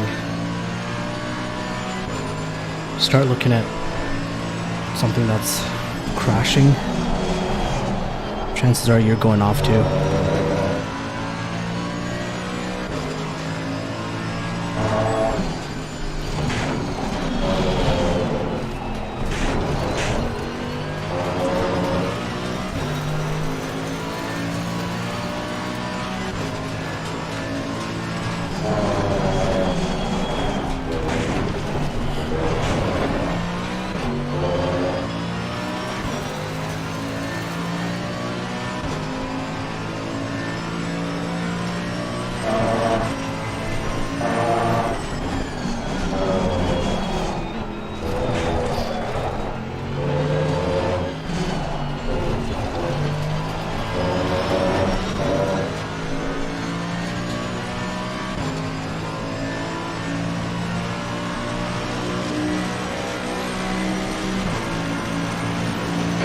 Position.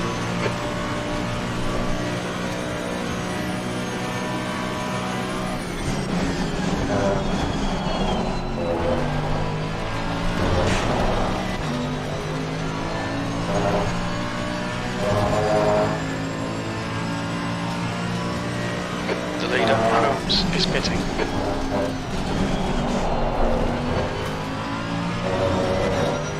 You're reeling, Buentes in. The gap is now 1.7 seconds.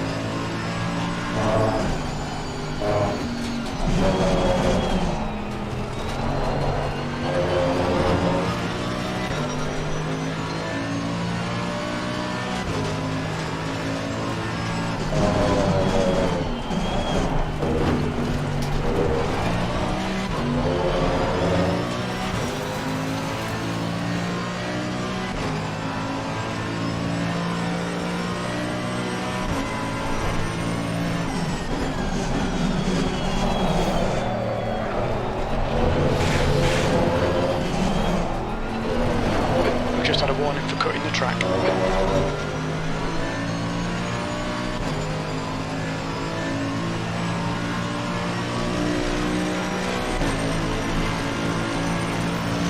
E9.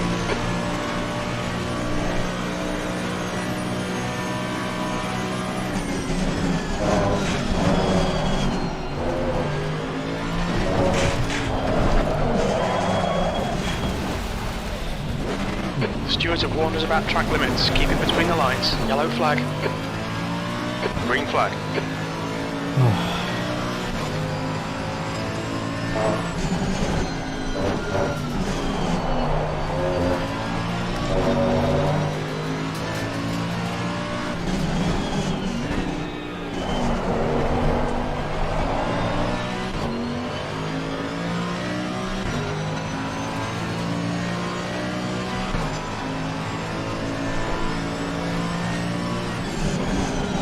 The gap to Buentes ahead is increasing. It's now 7.2 seconds.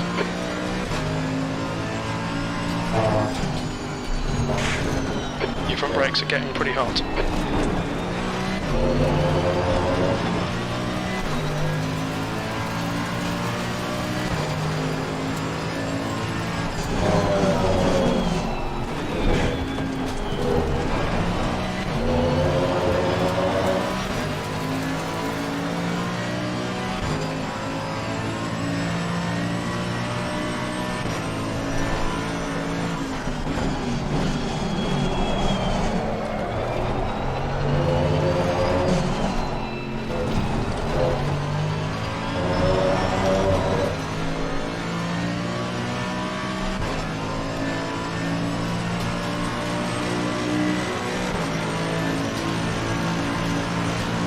P7.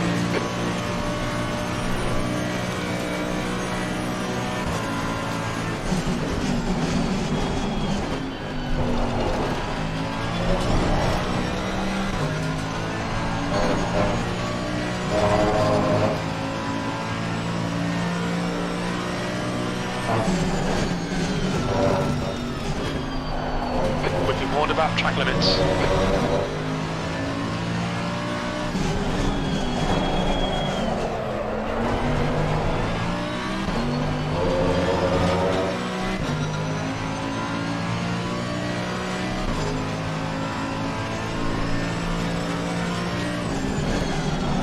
The gap to Fuentes ahead is now 7.2.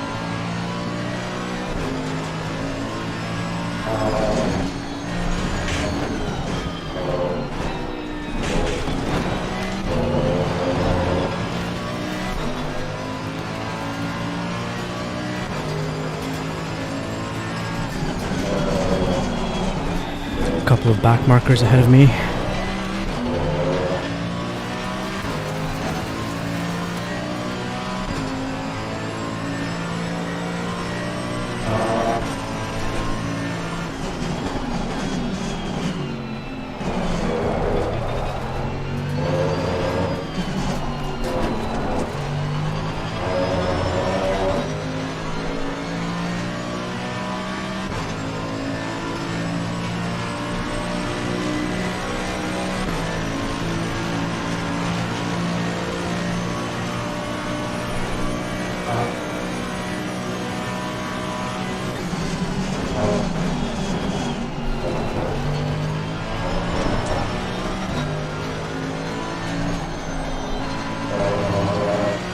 Thought I wasn't going to make that corner.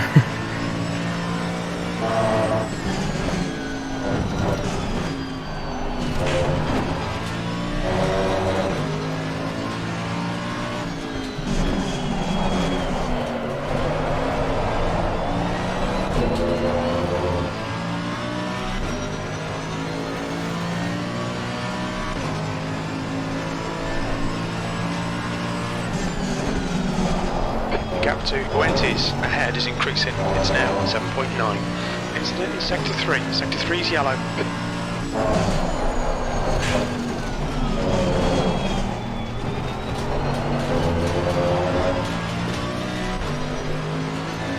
Alright, I gotta clear these guys as quick as I can.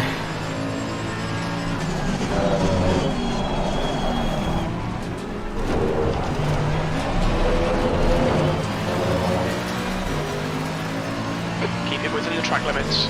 Car right, clear right.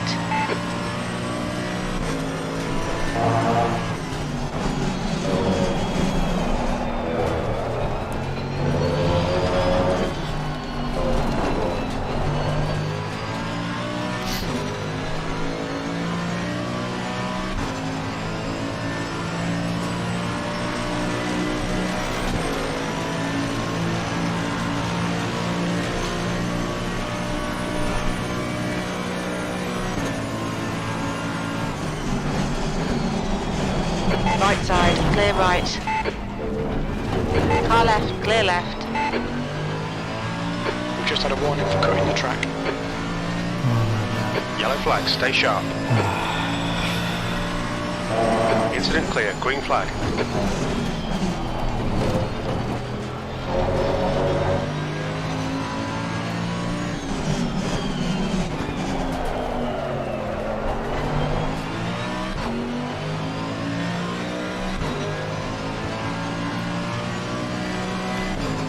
Hey Joshua. They're not bad. These are the Muradness gloves. 11 seconds. They're Sector 1 is clear. they're quite good. I've been sweating in them for quite a bit. They're pretty comfortable, flexible. Yeah, I'd say definitely give these ones a go. 20 minutes remaining, you've got 20 minutes left.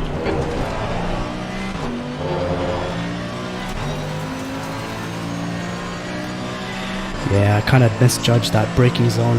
Smacked that Ferrari.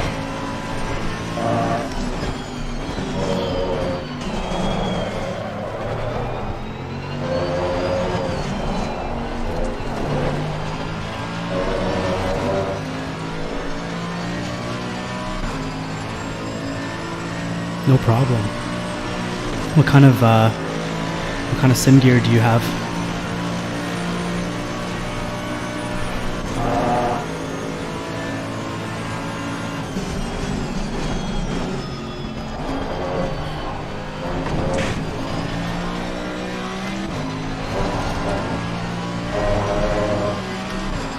Yeah, it's a tough track.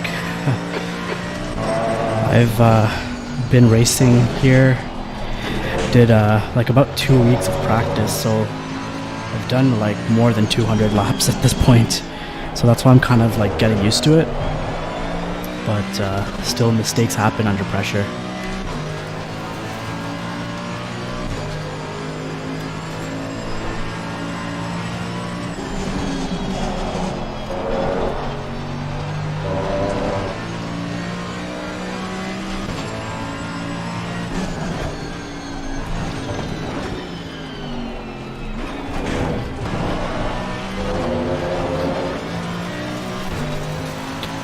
V3 pedals, nice. How do you like those? I have the CSL pedals with the load cell. I heard the V3s are really good though. Ooh, and a Porsche wheel too, nice. I'm using the McLaren wheel. And I have a CSL DD as well.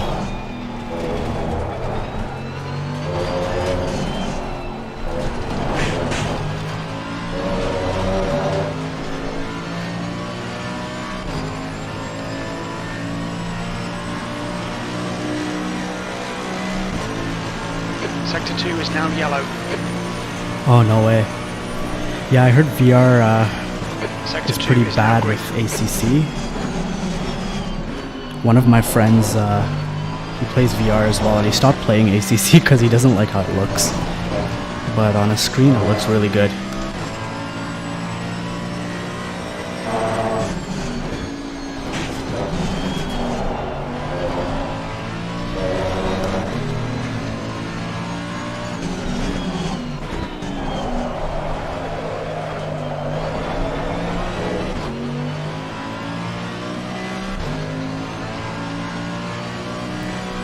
Pressure versus throw. Like the difference between the CSL and the V3s. Because as soon as I got the CSLs, I had a Thrustmaster setup before. So I had this, I had the Thrustmaster TLCM pedals, but the Fanatec load cells are way stiffer. Foster is getting closer. The gap's now 9.6. I don't see On your any. left. Clear left.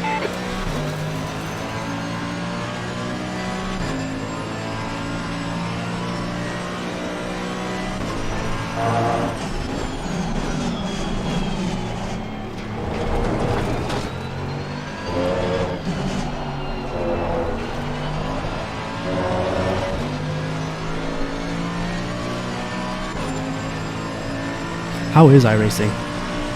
I wanted to get into it, but it's pretty expensive. So I've just been kind of playing ACC for the last year. And tomorrow's 1 year that I've been sim racing. And kind of upgraded a lot of things in that time.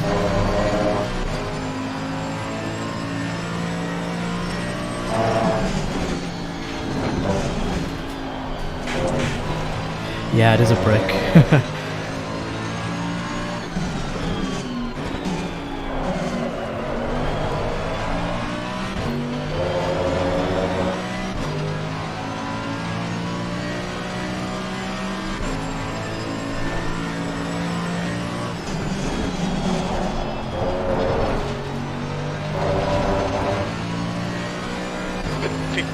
Left, that's 15 minutes. E7. Oh, nice. Did you enjoy going through like the different classes and stuff? Because you start out with Miatas, don't you? Now 6.3 seconds.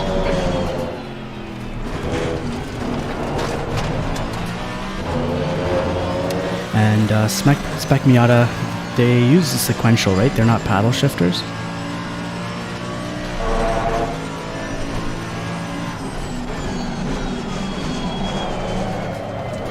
Next car is Fuentes.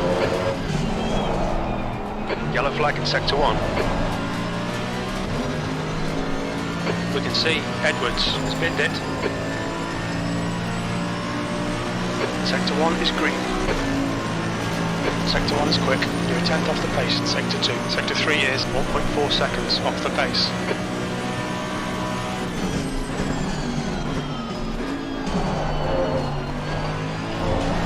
Foster is getting closer. The gap is now 9.9. Oh, I see. I don't know, when I drive a car that isn't paddle shifters and like I'm using a paddle shifting like steering wheel, I don't know, I'm kind of anal about it. It's stupid, I know, but you know, immersion, right?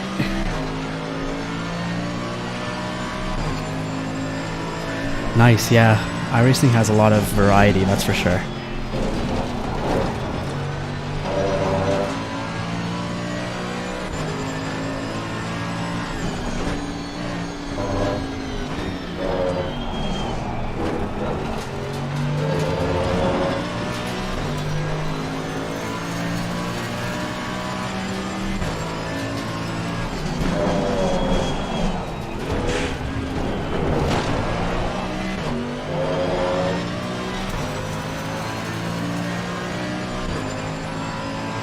Nice. Okay, that's good. Oh, this guy just crashed. Oh, no, no. On your right. Don't Stay rejoin. right.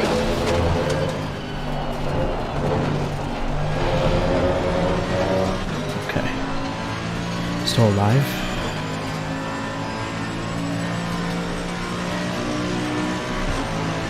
The gap to Holmes in front is now 4.1 seconds.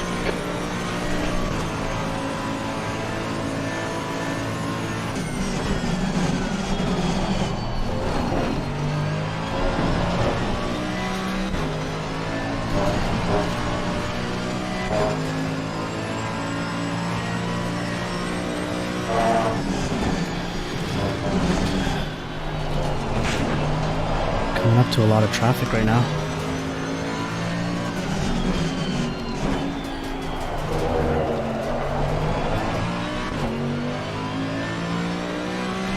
Watkins is so much fun. I think at the end of this series, the race is at Watkins, so I'll probably be streaming. If you want to join, hop in and say hello. Yellow flag.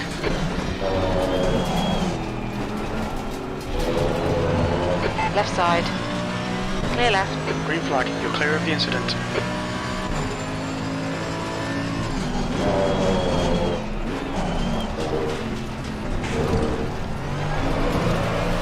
Yellow flag.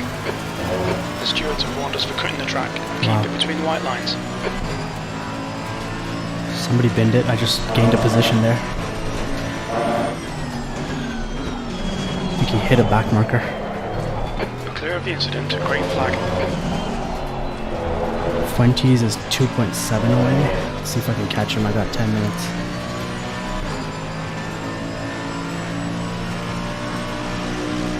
Wow, 6 hours of Glen. That would be cool.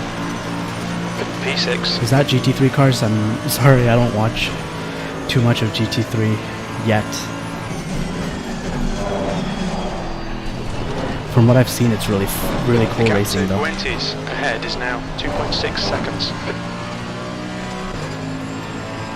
2.5 seconds. Let's go.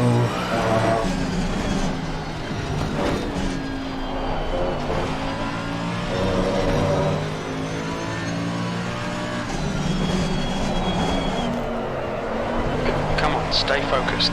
Apexes and exits. Apexes and exits. Yellow flag. You've got 10 minutes left. 10 minutes to go.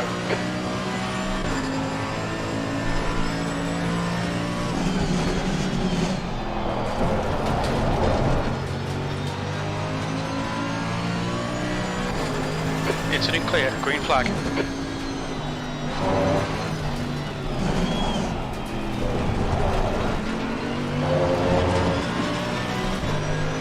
Window closing in 2 minutes. Car left. Clear left.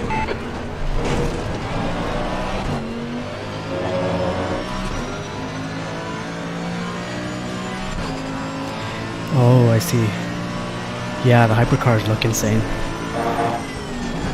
Do they have hypercars on iRacing, right? Like that new BMW hybrid and the new Ferrari. Yeah, this is a league race, so it's called the North American Sim Racing Series, or NASRS. That lap time was 146.32. This is the first race of the series. Right side. Clear right.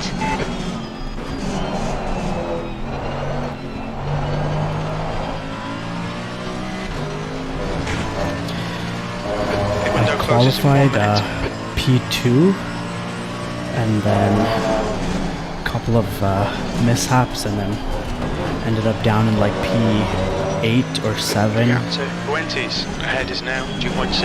And then I had to pit and then come back fighting. Kind of want P5, but I don't know. Oh, nice, cool. Have you driven it in iRacing?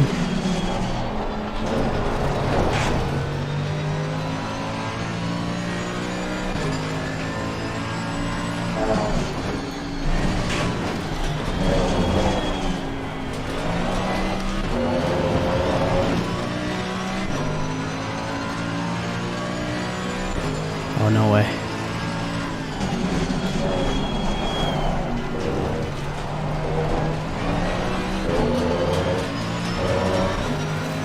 Pit window is closed. Car left. Clear left.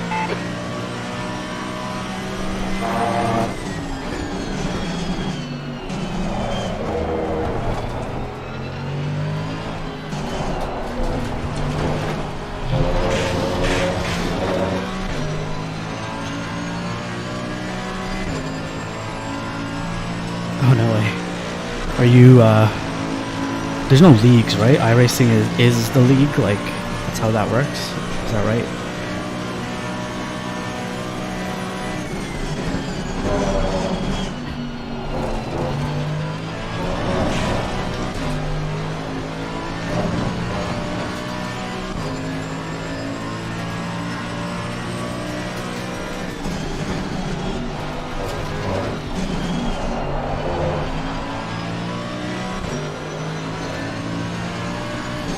Car right. Clear right.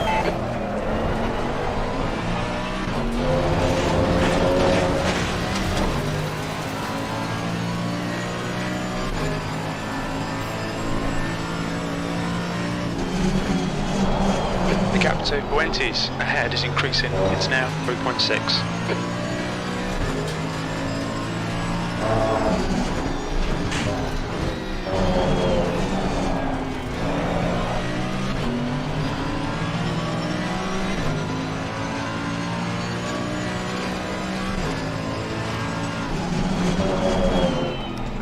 Yellow flag.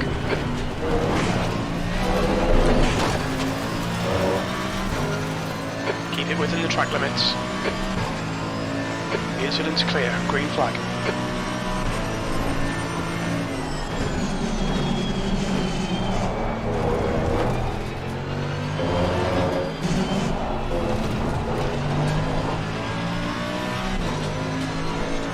Yeah.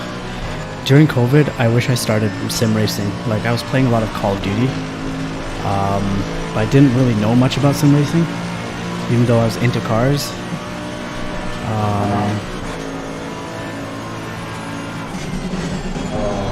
I only started in 2022, which is like, pandemic's done, you know?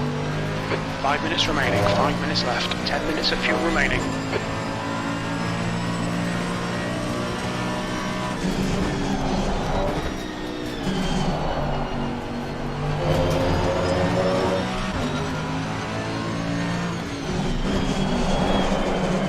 I'm gonna catch Fuentes now. He's right there.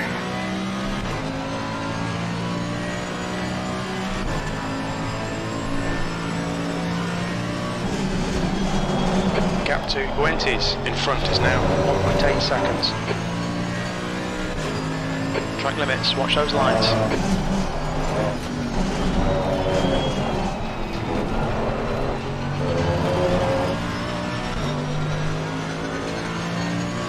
Gap to Foster behind is now 12 seconds.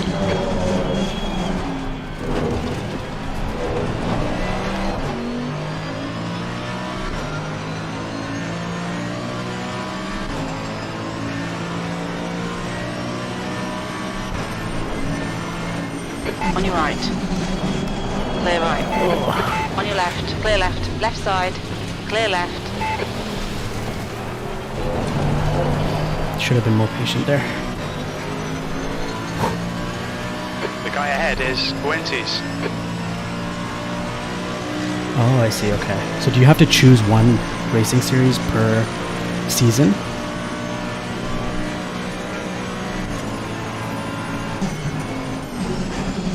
Right side. Hold your line. Clear right.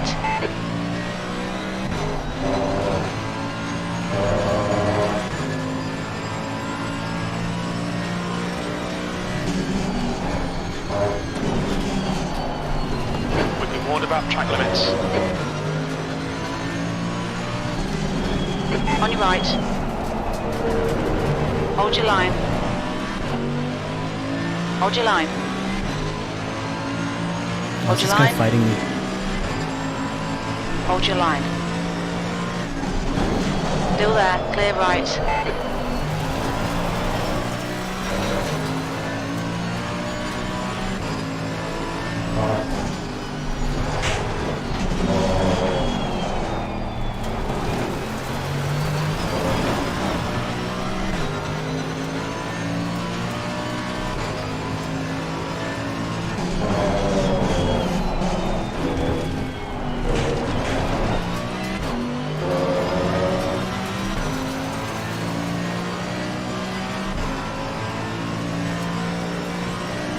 The gap to Fuentes ahead is now 2.4 seconds.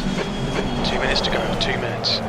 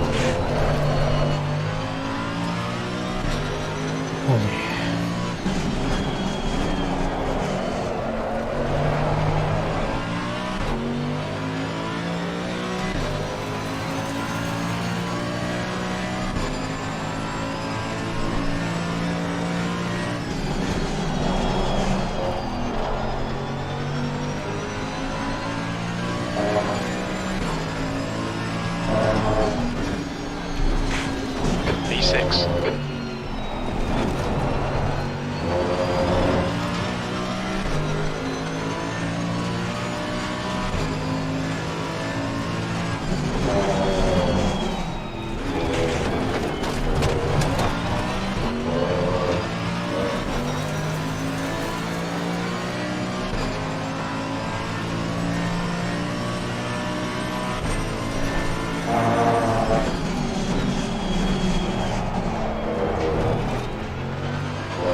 Yellow flag. Green flag, all clear. Was that Fuentes?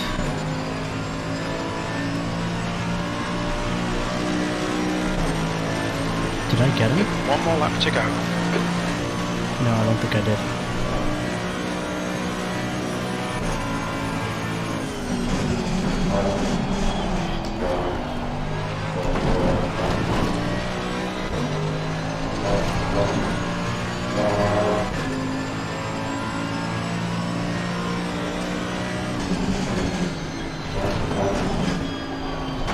Yeah, racing real people is like nothing else. We're gonna have a driver's debriefing because this is a rookie series, and they kind of want to talk people through what mistakes they might have made and things like that. So if you stick around, cool, sounds good. Sector 1 is yellow. Thanks for tuning in though, man. Appreciate it. I'll be back next Sector week. 1 is now green. There's a race at Brands Hatch, I believe. It's the same series.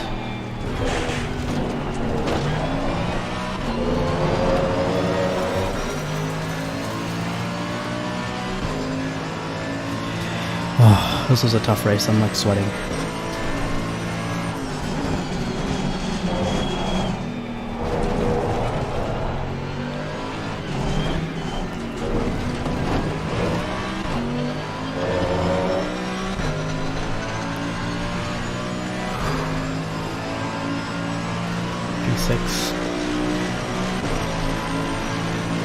Sixth place. That's the end of the race. Never mind. Thanks, yeah. There's a bunch of other things that happened.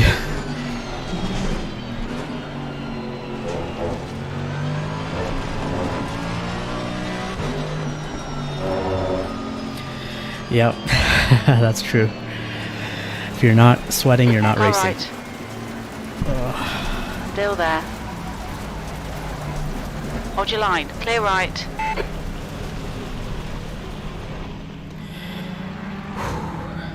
Alright. Damn.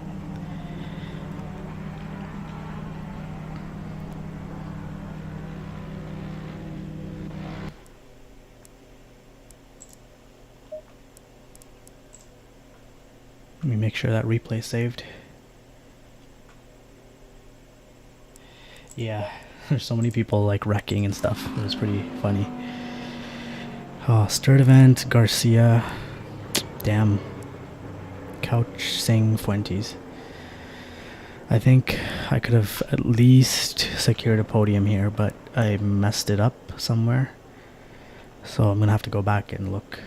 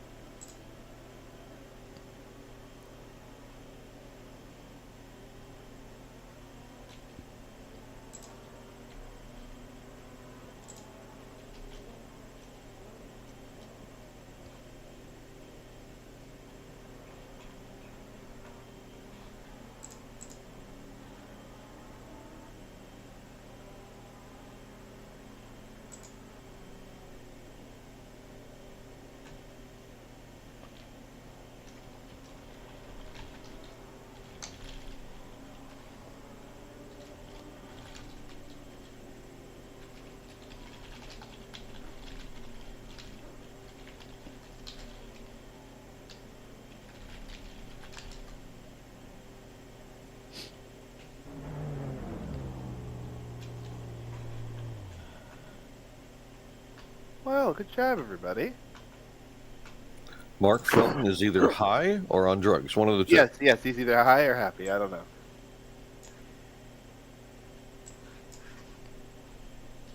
Hello? Or both. Or both. Could you guys hear me?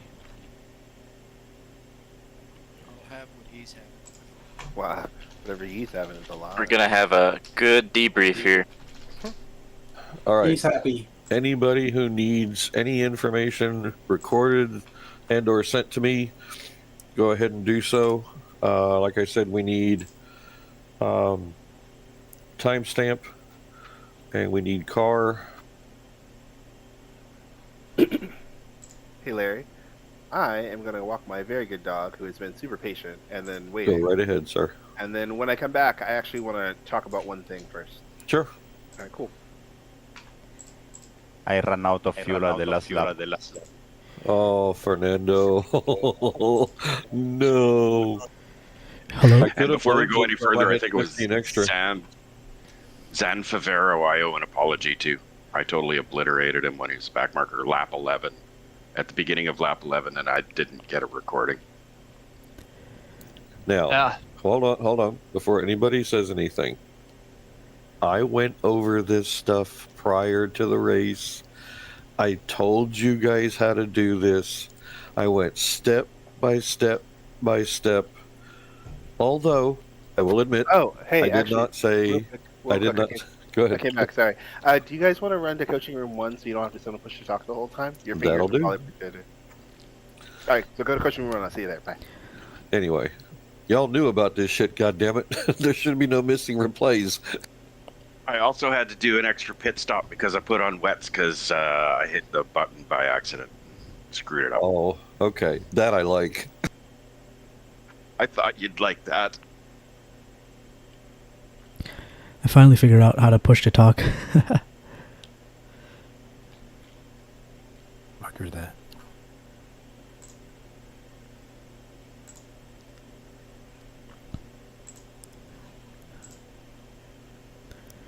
Hello?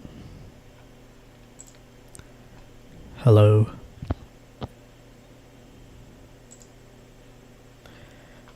And now that you all have switched over and can't talk, go back into the settings and kill the fucking push to talk and go back to voice activity. But please, if we have any questions, one at a time. If not, it'll end up being a big yell fest, which we don't condone. I am sweaty. Don't we all know that? We saw your pictures. My balls are thoroughly moist. Copy that. I was trying to talk to you guys during qualifying and realized I was on push to talk and I wasn't pushing to talk. Well, that's just it. During qualifying and during the race, we were supposed to be quiet. Yeah. But that's okay. Okay, Prakash. Just as a for instance, while you were following me, 2, possibly 3 times, you tried the same move and I tried the same block. Did you learn?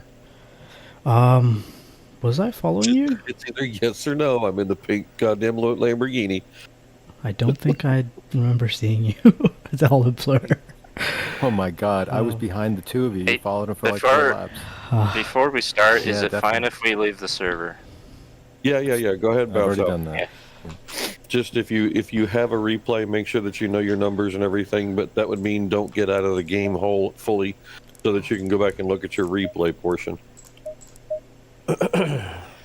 It's under I think I'm gonna gallery on the bounce. menu. And also, if you're in VR, I suggest getting out of VR and Yeah. then relaunching the game because replay in VR is crap. Yeah, exactly. That's true. I think I'm going to take a nap. All right, I'm gonna go Raphael. to bed. No worries, man. Good race, man. We will be doing this again, and Yeah, tonight, no, I look tomorrow forward morning, to it. is when the server flips. So everybody needs to know that HOP will be set to Brands Hatch for next week. Just one comment before I go. That was a very that. clean race. I think everybody did a really good job. Yeah, There was I one had little no feeling sketchy the same. incident, but other than that, I thought it was really good. Yep. I was taken out twice, but I think that's just racing, isn't it? We can look into Oh, I have it. to look No at it. worries. Yeah, and to the people that were behind me, the blue flags, I think they did a really good job. They didn't. They Didn't stayed push online, you. and it took me a little while to pass them, but it was definitely better than trying to figure out what was going on. It was good. Alrighty, Next sir. Thursday. Ciao. We'll see you, man. Bye. You're up. Bye, Eric.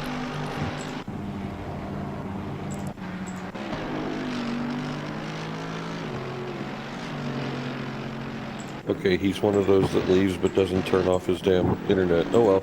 Hey, I'm listening still. I know. Just wanted to make sure you weren't. No, I'm kidding. All right, take it easy, You know what man. the problem is? I don't have glasses on, and I take the VR off, and then I Oh, can't yeah. see a thing, and I'm like searching for my glasses. That's what I'm doing. Same way, All right, man. I found Same them. way. Goodbye. Have a good one. Bye, man. Anyway, anybody have any questions without going directly to, say, replay? I can do it, but Davin wants to do it so we can all watch and, he can manipulate the screen and that sort of thing.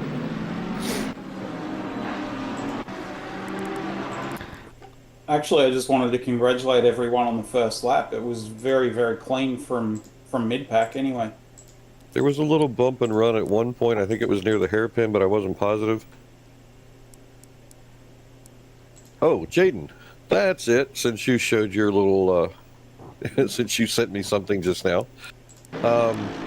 In the beginning of the race, yes, you got a good jump on everybody, but did you realize how close you were to me while we were trying to squeeze through between two cars down the front straight? Yeah, I actually saw you, but I wasn't paying attention to the HUD. So this is when I actually tapped you, I realized, oh crap. Well, I backed out so that we wouldn't hit. That's the reason why you got ahead of me. I damn near ran over Raphael when we were starting the race because he was in front of me. I got a pretty good boost off the start, and the next thing I know, I look over and I'm like, oh shit, here comes Jaden. You got a hell of a run though, man. You did. Anyway, does anybody else have any questions or anything to say? I mean, come on. There's 35 fucking guys here. This should be a talk fest. I learned. Replay. Alright, I have returned. Ta-da! We were going to have a conversation, but now that you're back. My dog has been walked. Nice. Alright, Larry, you got something for me? Let's see. Wait. Oh, sorry, I lied. I had something first to say. That's important. Okay, can you guys see my screen? Yes. Okay, yes. So this is because of a tire drop, and I'm leaving the person's name out of it because it's not really their fault. But it's just really important for like lapping traffic. I want them to see this example of why like getting out of the way or cutting across the track doesn't really help. It's a little bit of an over-exaggeration, but I just want you guys to be aware because there were a couple times in traffic where like folks were trying to get out of the way, but they were getting in the way rather than just like accelerating slowly off the corner. They were cut over. So I'm just gonna play this quickly. By the way, your car is absolutely gorgeous. Thank you. Whoa! Ah! Whoa! I'm trying to go there. Right. So anyway, the lesson here, and I don't have a tactful way to say this. Fast guys are coming. You are not helping by moving. Right. You are actually making the track longer. You're getting in the way of the flow of traffic. It's annoying. And it actually ruins your brake line when you're going into future corners because some of you do not know where your car is on the racetrack. And so you end up just going all the way, let's say on our left-hand corner, all the way to the inside, which means you have to brake early, and then you don't. And then you go right off the track. So to save you the pain of future things until you have learned this portion of your driving, stay on the racing line. That's the reason why Rule 6.3 exists. The good drivers can adjust their braking. You, whoever you are, I'm not calling you out because it's not this guy, but you know who you are, do not know how to do that yet because you are not paying enough attention. And until you can pay more attention, you should not leave the racing line. It is a very scary place. So, that's my Maybe watching you in his rear view mirror and he lost his place. Maybe, but like we're going straight, I know. right? Like, don't worry about me. We're all going the same direction, bro. Right. Like, it's going to be fine. So I was trying to make it easy on the guy. This is a dirt drop. This is a dirt drop, right? Like, so this is not me being like, oh my god, you suck. But it was just an over-exaggerated cutover that I made a mental note to bring it up when we talk about traffic. It's like, yeah, sometimes lap traffic will let you through so you can fight the car in front. There's a lot of that happening. But like sometimes when a car is drafting, for example, and you just pop over, you're putting both cars into thick air and you're in the slow lane now. So just be more mindful, and it'll make your lives easier. So. I will note that I think some people did not know where the racing line is. No, they don't. That's what I mean. They don't know where the car is. No, one hint here. The racing line does not go all the way to the left on the main straight. It does not. You follow the pit wall, not on the wall, because there's marbles if you go too close, but as close as you can without getting into the marbles. That's where the racing line is. Yes. And so... Further going on to the next tracks, if you're uncertain, even slightly, about where the racing line is, YouTube is full of track guides that will tell you where it is. We have coaches here who can tell you where it is. So please use the resources. Yeah. I noticed that some people cross the white pit lane. Oh yeah, I was going Right. to talk about that. I was going to talk about that next because like I had a mini rage about that. Like so there's a safe space when cars are leaving the pits that's inside the white line. It's a little bit behind where you are now if you want Yeah, to show it. actually we should back up because this is important, right? And then, ooh, oh my god, right? So let's just pretend this BMW is coming out of the pits, right? He's in a safe, insulated, bubble-wrapped zone that you should not drive in. And there's a really solid white line down the track that tells you, hey man, stay in your lane. It is not, you will get the penalty if you hit this car. Because he's on cold tires trying to come out of the pits, minding his own business. It's going to be slow as hell, right? So you're either going to make a run by him, depending on when you catch him, or you're going to brake early, because why do you need to pass a car in cold tires in the first turn? It's slow. He's dead already. So you don't need to just crowd him, right? It makes your life harder, too, because he's on cold tires, so his brake zones will be longer, and it'll be harder for him to stop. So even in, like, every time I come out of the pits, I come out of the pits full chat so that I know what the cold tires feel like. So I was used to it. But a lot of people don't. And so they just sail right on because they haven't tried it yet. And it hurts you. So just every track has this. Every one of them. So look for this. Know where it is. Don't enter here. This is your no-no square. I also mentioned it before the race, too. Oh my god, you mentioned it every single time, but I mean, heaven forbid, right? Heaven forbid. Okay, so first one we have for tonight is... Sorry, Larry, can I say something about the passing cars? Yeah. So I actually had a couple situations where I was passing and the car gave me too much space, like they were running into the grass or running into the dirt. Like, you don't have to do that. Just, stay on the line. People can make it around. Yeah, I actually had one where we were going into turn one, and you could tell the guy was like, he turned in and then second guessed himself and then turned in again. So I have no idea what you're going to do. I'm not going to risk driving into you. I just stood on the brakes and sat there. I was like, you can just figure your shit out. Like, the road's straight right down there. So I was going to say this later in the discussion, but I'll say it here because it fits here. If you were one of the guys who ran off the track when trying to let someone by in a corner or something like that, come practice with us on House of Practice. And just practice running side by side with people through corners and things like that, because, I mean, that's why we are there. Once you get used to it, it's not that hard to go too wide through a corner. It's not that hard to let someone by, but you have to practice it. You can't just... I mean, the theoretical knowledge is not going to help you if you have never done it. Right. So please come to House of Practice and play with us. Here's a good way to maybe put this as an example for those who don't listen when this happens. If I were to ask you to dance ballet today, you would suck. And you would have to go and practice to dance ballet to know how to dance and not look dumb. Driving is dancing on the road. You need to practice so you don't look stupid. Where there's a lot of people here to help you, right? Like, there are plenty of people who guys who are out for battles. Like, we encourage you guys to come out here and work with us so that the first time you battle a car isn't now, right? So, like, I roll my eyes when I see people doing local races and setting up hot laps and stuff because they don't realize they're about to jump into a race with cars in it. And so they don't have the adaptability, they don't have the experience to know what happens, they don't know how to adjust. And so they just make fundamental errors that we can help polish out and that we want to help you polish them out. That's why we have these debriefs. It's not to We are shame not anybody. here to shame you guys Yeah, because you drive wrong or whatever. Right. We're trying to show you the correct way to do it. Everybody drives wrong. Dude, I won the race and I made a ton of mistakes the whole race. I was beating myself in Almirale because I was thinking about Hobby Slap he showed me yesterday, and I'm like, why am I playing with the paddles like a dumbass? Like, I won and I make mistakes, right? So, like, shit. Did you call him Hobby Sloppy?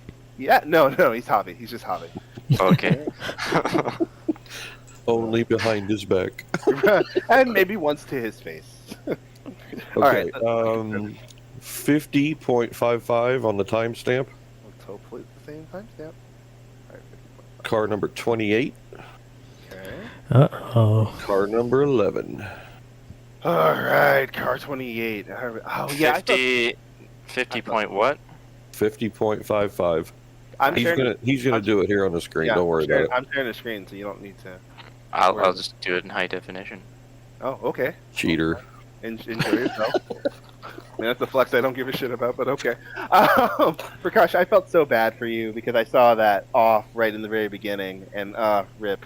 So sorry. Yeah, the one where I tried to avoid the spun car.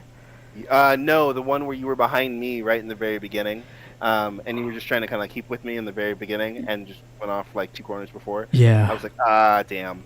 Oh well, it sucks. Anyway, we should looking at this though. All right, let's see. Oh, let's not go backwards. Forward. I want to go forward. Hello, hello. Hold on a moment. Ooh, my bad.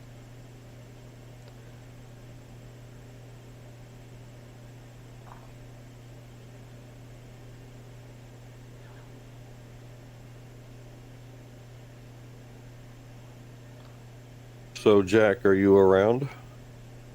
Can you comment, sir? I'm actually upright. Oh my god. Oh my god. Jack, stand down. So this is one of those moves, and it's just like you just go, you're kidding me. I mean, it's the dive bomb going down into that turn right there, and it's just like, damn, come on, man. It was late too. Yeah. The chicane? Or just through that big left-hander? I'm trying to remember. I think it's the left-hander right after the pit straight. Okay, then Oh, we yeah. have the wrong timestamp then. Are we looking farther down? It's gonna be like 50.52. 55. I think you're thinking of here.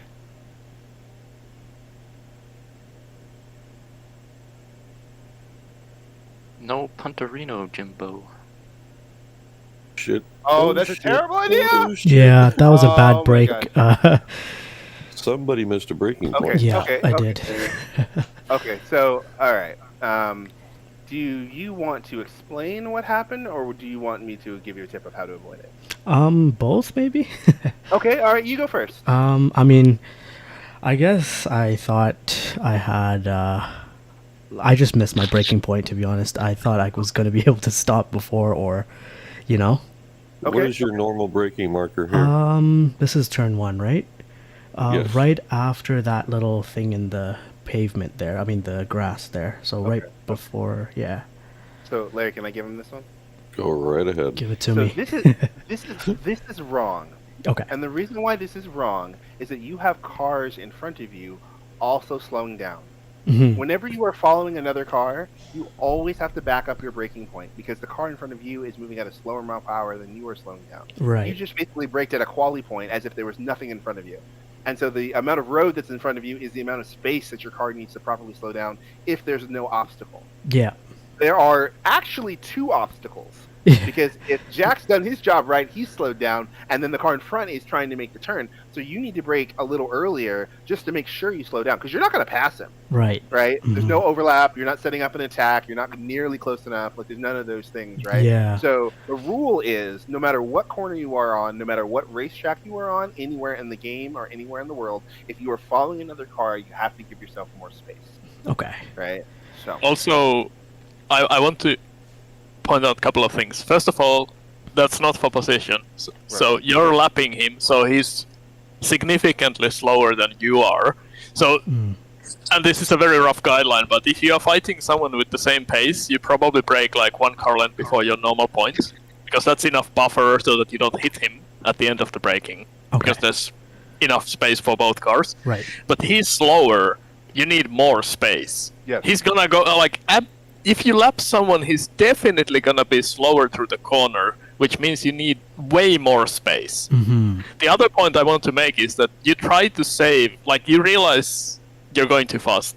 And what you do is try to make the apex. That's exactly the opposite of what you should do. Yeah. Every single time you realize you're going too fast, what you do is go for the outside. Okay. The worst that happens, you go to the grass, you don't kill anyone, right. You hurt your own race a little bit. But that's like million times better than hitting someone. Okay. Yeah, I think also it helps because the more straight line you brake, the better the car stops. Right. So actually, if you kept just braking straight from here, he would probably turn away from in front of you. You would slightly miss the corner, lose maybe half a second. Okay. Right. But everybody would be fine. Mm-hmm. Right. And that is something you need to practice because the normal human reaction is to try to make the corner, try to turn, try to kind of squeak through, but that's exactly the opposite. Right. The real proper way to do is just to kind of like, okay, I just need to go straight, let him turn, Yeah. I'm gonna go to the outside. Yeah. The rule should always be don't fix a fuck up, right? Right. You can't. Like, you can't fix a fuck up. You just can't, right? Like, your tire can only do 100% of one thing, and right now it's trying to do 100% of braking. And then as you got to the end of the corner, you tilted the wheel and said, please turn, and the Mercedes said, nope. And so the car won't turn. It just can't. And it reduces the contact patch to the ground, too, because you're turning the wheel, and so you're making the contact patch smaller, so you're making it even harder to brake. So, you're compounding your issues, right? And then Ilpo brings up a really, really valid point, like, especially when you're lapping cars, like, Jack, you can sit down. This has nothing to do with you specifically, but if you're lapping a ton of cars, right, they don't know where they're going. Mm-hmm. So you have to assume they're going to brake earlier. You have to assume they're going to be slower on the entry and the exit. And you have to assume they might not see you. Right. So you have to be really deliberate, like cautiously deliberate. Like, there's a lot of times in my race, like I sat on the brake and just sat behind people being like, Kind of learning the guy in front of you. yeah, or just lollygagging so I don't die, right? Like, because I'm going to carry like warp speed 10 through the corner and they're going at impulse speed. And I'm just like, bro, so it doesn't help me, right, to do that. Star Trek reference. Yeah, it's just terrible. So you want to give yourself more room so that you can get out of the way of a disaster, right? Especially in places where like the track might be dynamic. So the chicane, Acquamarale, I can't say it right, but through any dynamic corner, you don't know if that person is going to lose their car randomly or like grab the brakes at the end of the chicane or like other just unrealistic things that could hurt you. So you got to give space, right? And then attack them when it's straight, where you have all the safety. Right. So brake early, brake early, brake early. Brake early isn't the wussy thing to do. It's actually the fast thing. Stupid people brake late because they hit shit, right? So don't do that. Cool. Can I add something? Yo. So, I'm not a real fast guy, but coming into this turn here, I was fully aware he was there. Yeah. That he was behind me. Yeah. And about the time we hit that little white thing over there, I said, you got to be kidding me. And so, one thing I would say to some of you guys that are a lot faster, especially in a rookie league, there are some of us who are slower, but we drive well. So, pay attention to what's going on. And then we would have all made it through that turn, and you could have. I was already thinking about where am I going to let him go by. Amen. Amen. Amen. Jack is actually a perfect example of this.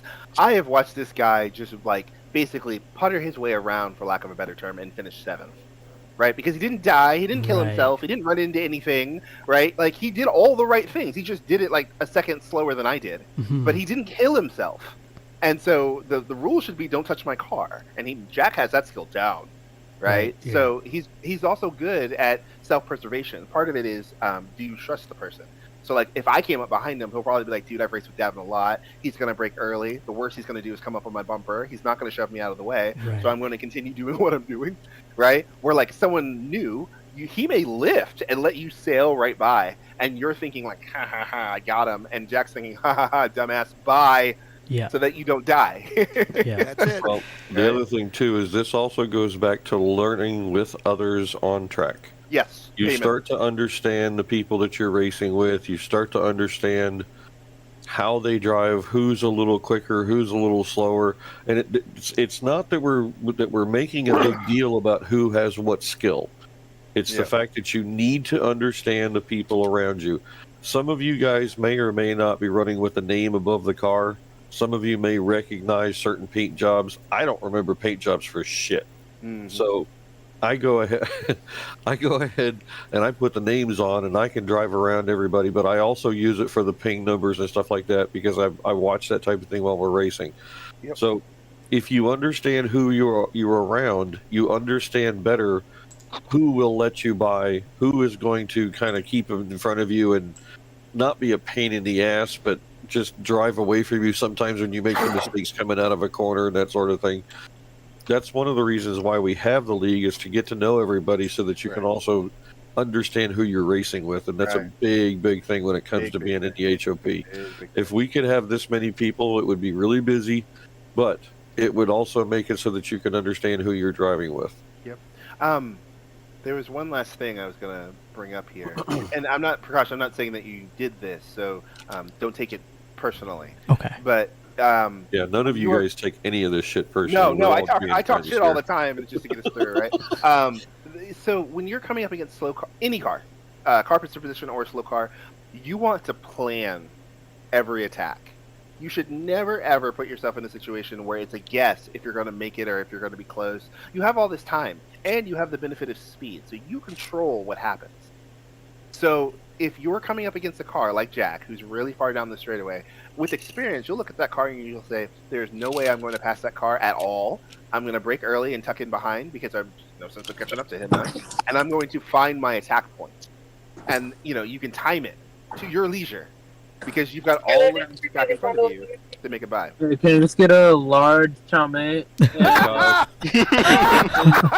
Gosh. Jesus fucking Christ.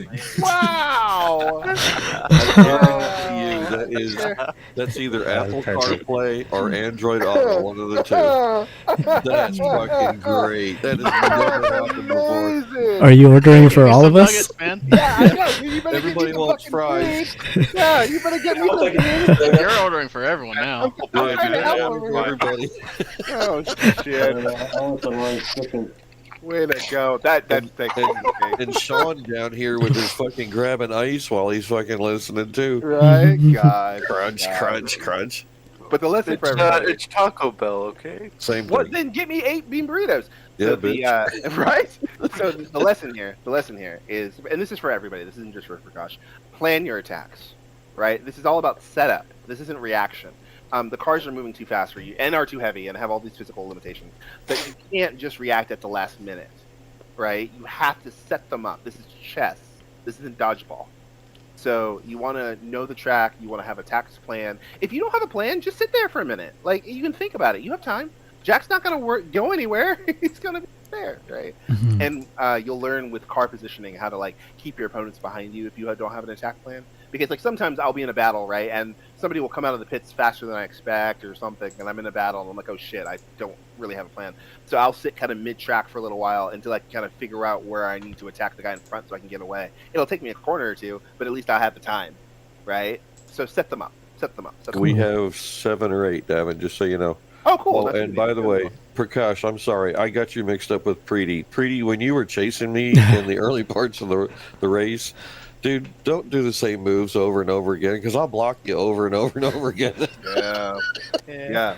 Some of y'all telegraph real bad, and you might as well just wave just wave your hand out of your hand and just be like, "Hey, man, I'm going over here," and I'll just be like, "Okay, then I'll go over here." Okay, Ilpo had a couple that he wanted to point out, so I will go with him next. And before we move on, Jack, apologies for that punt. It's no problem, man. Yeah. Okay, car number 22 at the 20:35 time mark. And he says it's a good example of being careful when overtaking, leaving space. So we're on a good run here, guys. Okay, so this is the way to do it. I'm going to let it play for a little farther back if my mouse sets to be wireless and work, and then we'll go from there.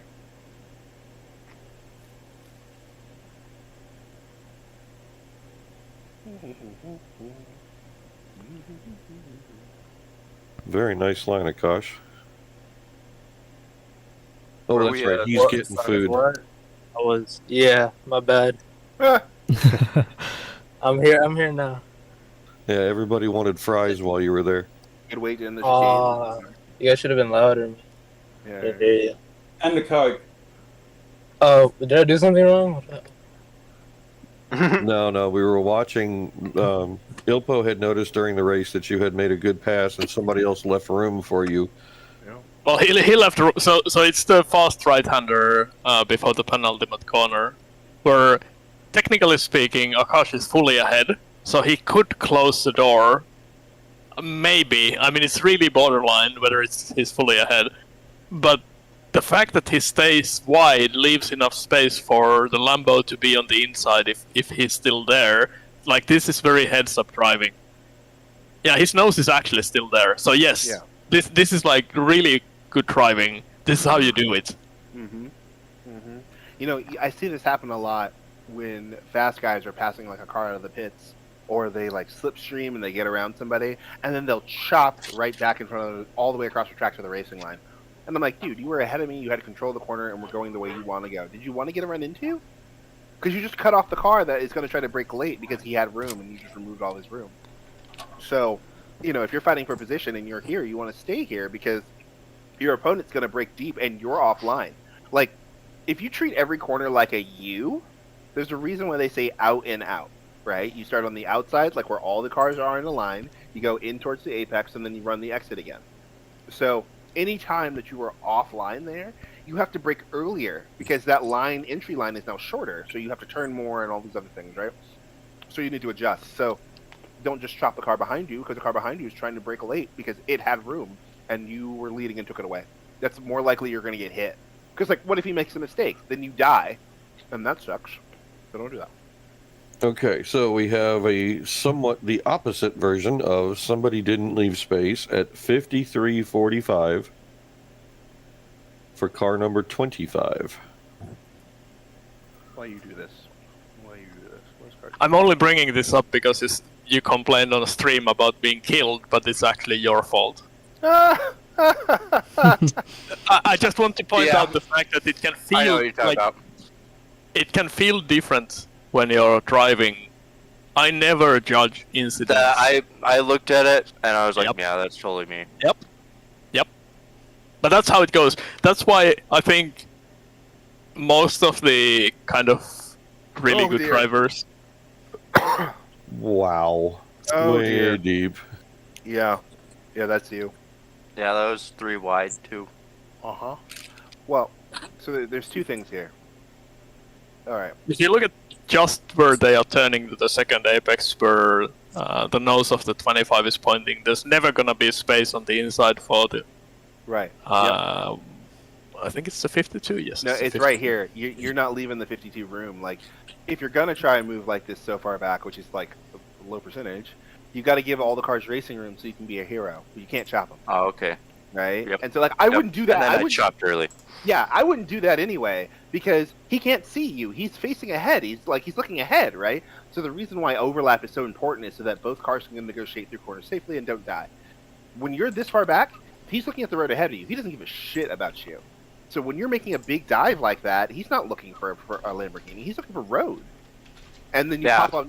Then you pop it next to him, which is kind of like a risky / dick move, depending on who you are. And then you don't give him racing room after you basically shoved him aside and said, "Surprise, bitch!" Right? So now you can't. And then I killed myself. Then you killed yourself. Right? So these moves can work, but like you hear my hesitation when saying them. I wouldn't advise it. That's a sin from like the next postcode, right? Because the other driver can't adjust. He can't. He doesn't know. So he can't be like, "Oh, I'm being overtaken. I don't want to break my car. Let me get out of the way." Right? He's just like, "I'm gonna turn," and then he dies. So that's why. The funny thing about it was the car behind me ended up spinning out, so I didn't lose a position. That's because you cut across his nose and spun him out. The car behind was looking at you guys going too wide and completely missed the corner because he was probably focused on looking at your battle. Yeah, and mentally he was screaming, going, "Ah!" That's another skill, and even the best drivers sometimes follow someone off track because they're so focused on what the car in front is doing that they'll just follow them, like literally follow the same line of track. Mm-hmm. But it's a very important skill to try to look through the traffic, not pay attention. Like, yes, you look at them, okay, they're too wide, they're probably going to be slow, and then you look away, you look through the corner, you just drive like normal. If you keep staring at them, you're either going to make a mistake or you're going to hit them, because generally speaking, humans tend to go where they are looking. Right.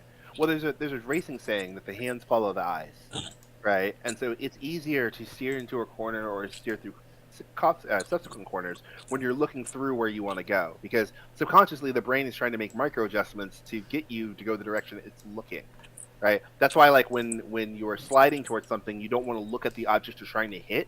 You need to look away from that object and look to find an escape route, because if you look at the object, your subconscious brain doesn't understand the word no. It literally does not know what it can't see. It's just going car, and then you hit it. So you have to look for a gap, and then your brain will go, "I need to go there," and make adjustments to get to the gap. But if you And look at at the that car, point, it took too long. right, and at that point it took too long. Like the time it took my brain to say, "Oh my God, don't hit that!" I've traveled 150 feet, right?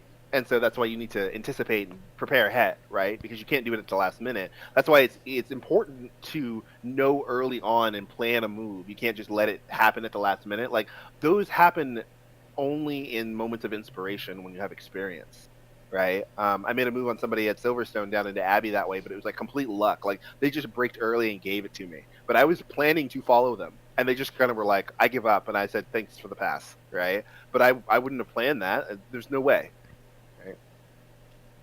All right. Okay, Mr. Felton, are you with us, sir? Yes, I am. Car 34, car 777, timestamp of 6150. All right. And it says, not passing fully before coming back across. Good learning lesson. I think I was behind him, is what it said. All right, 61. Yeah. I'm heading out, guys. Yeah. All right, Bye, man. everyone. Thank you for the race. Have a good one, Pablo. See what happens. He's an hour ahead of us or two, so that's why he's Yeah, stepped out early. time for sleep. Okay, so we're kind of trying to figure out what's going on. So I knew he was I there. watched this. Yeah, you did. Oh no! Oh no! Javier, were you there? Were you paying attention? What was going on in your head? Yeah, Can you guys hear me? Sorry, Yeah. I was No, on we push can, start yeah, still. sure. Oh. All right. So I think that was my laptop reaching its full limitations. Due to the fact that on my screen it looked straight, and I guess it started roaming to the right, and that's why I clipped them. But on my camera, it looked like I was going perfectly straight. And then when I watched my review or the replay, because I was like, "What the heck just happened?" That's when I noticed that from a top view, I was slowly creeping to the right. Yep. But when I was the original, it looked straight. I will point out one thing. Can you go to the cockpit view and we'll look this from there and just go back a bit so we can see what's going on. So if you play it from, let's say here, because so one thing that's really difficult to do from the cockpit view is to judge whether you're actually going straight or not. Like, yes, you're slightly creeping, but it's really slight when you look at it from this perspective. So what I recommend is that anytime you are going by someone on a straight, just leave a little bit of extra space, because it's incredibly hard to judge whether both of you are going exactly in the same straight line. Right. It's not perfectly parallel, unfortunately. Yeah. Yes, it's very hard from the cockpit view to tell whether, and even if you are going perfectly straight, he might not be going, like the difference might be half a degree, but you're still gonna hit. So just give that little bit of extra space. You're on the inside. You don't need to try to be even in the middle of the track. I mean, you're still on the inside and you're almost fully ahead. It's your corner. There's pretty much no way he's gonna be able to go around the outside anyway in this place.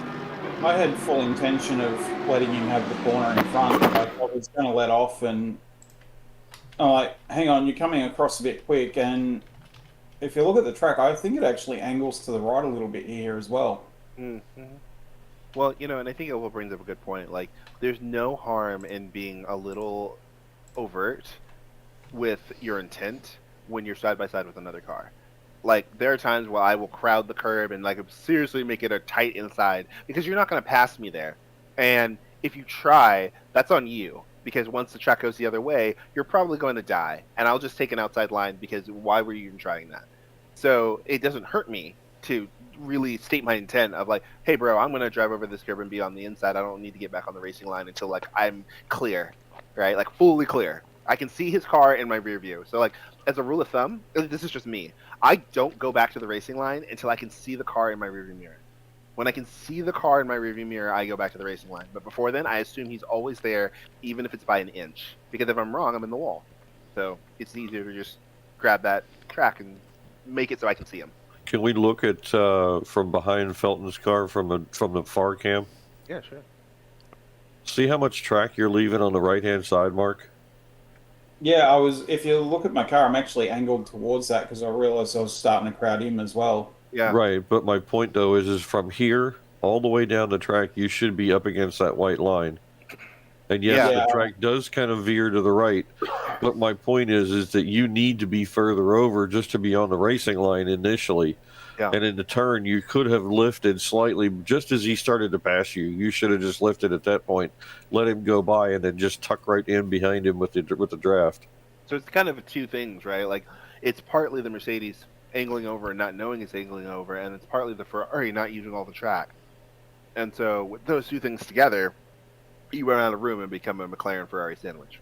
So I saw this happen a lot, like in the chicane, just because I don't know if people are familiar with how the racing line goes. And so, and I mean that like with all due respect, like not being a sarcastic dick, because if you are really aware of how a racing line works, you will know when you're in such a wrong part of the track, it will just look incorrect.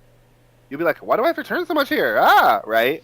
But a lot of people haven't picked that up yet because they're on a different stage of their driving journey. And so they just are in awkward parts of the track and they run a smash. All right, let's go with Jaden. Are you with me, sir? Yeah. Car 24 at the 9-minute mark. Okay. 8 minutes. You wrote Larry. 9. Yeah, Larry. I have written proof. It says 9. Yeah, Larry. Yeah, Larry. I believe him. I believe my own facts. All right, what do we do? Oh. Getting closer to that 9-minute mark. For shade. Oh, death. There it is. Okay. It's still happening. Yeah, this is the poke that happened that I almost drilled him when we went through there. God, I remember this now. Raphael missed his breaking point, I think. Yeah, I think this is. Yeah, Cabrera. Yeah. Cabrera's the one that hit him. Oh, Cabrera's the one that hit him? Yeah, number 12. Or 12th place, excuse me. I'm trying to get to it, but I have a really crappy mouse pad, and so it's just acting all stupid. I'm so sorry. Put it on your leg. Yeah, I know, Just right? the same. I don't Unless you're really hairy. Wait, he hit him? No, I didn't. No, he didn't. There's No, no I way. didn't. There's No, I no way. didn't. It was Mitten. That's me. Yeah, that was Nice Nitten. try, Larry. That was Nitten. I was Nice like, try. there's no fucking way. It's like if he did that, he should. Thank you. Cabrera He hates spun yeah. out because It's of like, it. well, yeah, No. yeah. Larry said it was me because he didn't know I came back. Yeah, no. I'm back, baby. Okay. So let's. Yeah, let's, no, I tapped him after he spun out. Right. Right. Okay, Yeah. so I'm going to make this example as overtly clear as possible as I can. It's the same example with Prakash, right? This is your quali breaking point. This is where you break when you're alone, right? When there are cars in front of you, which there are a lot of them, you have to slow down. 4. A minimum 4 going through the hardest part of the track, arguably, right? That you're not going to pass, that you don't want to be near, that they're going to be going slow, that might die, right? That's the other thing. You don't know if all these cars are going to make it through the chicane. You have absolutely no idea, right? You want to break early and coast up to that like a grandmother. Because you're not going to gain anything by closing up on these people. You can't pass them. You're increasing your level of risk. You're increasing the fact that you might get hit by a car that's happening 2 cars in front of you. You want a fast exit. You don't want a good entry anyway. So you got to break early, and you will just creep up to him, and you'll still be at the beginning of the chicane while these cars are all turning. Like, he's going 189. He's doing 150. There's a 30-kilometer difference right now. And it will get fucking less. It's gonna get worse. It's gonna get worse, right?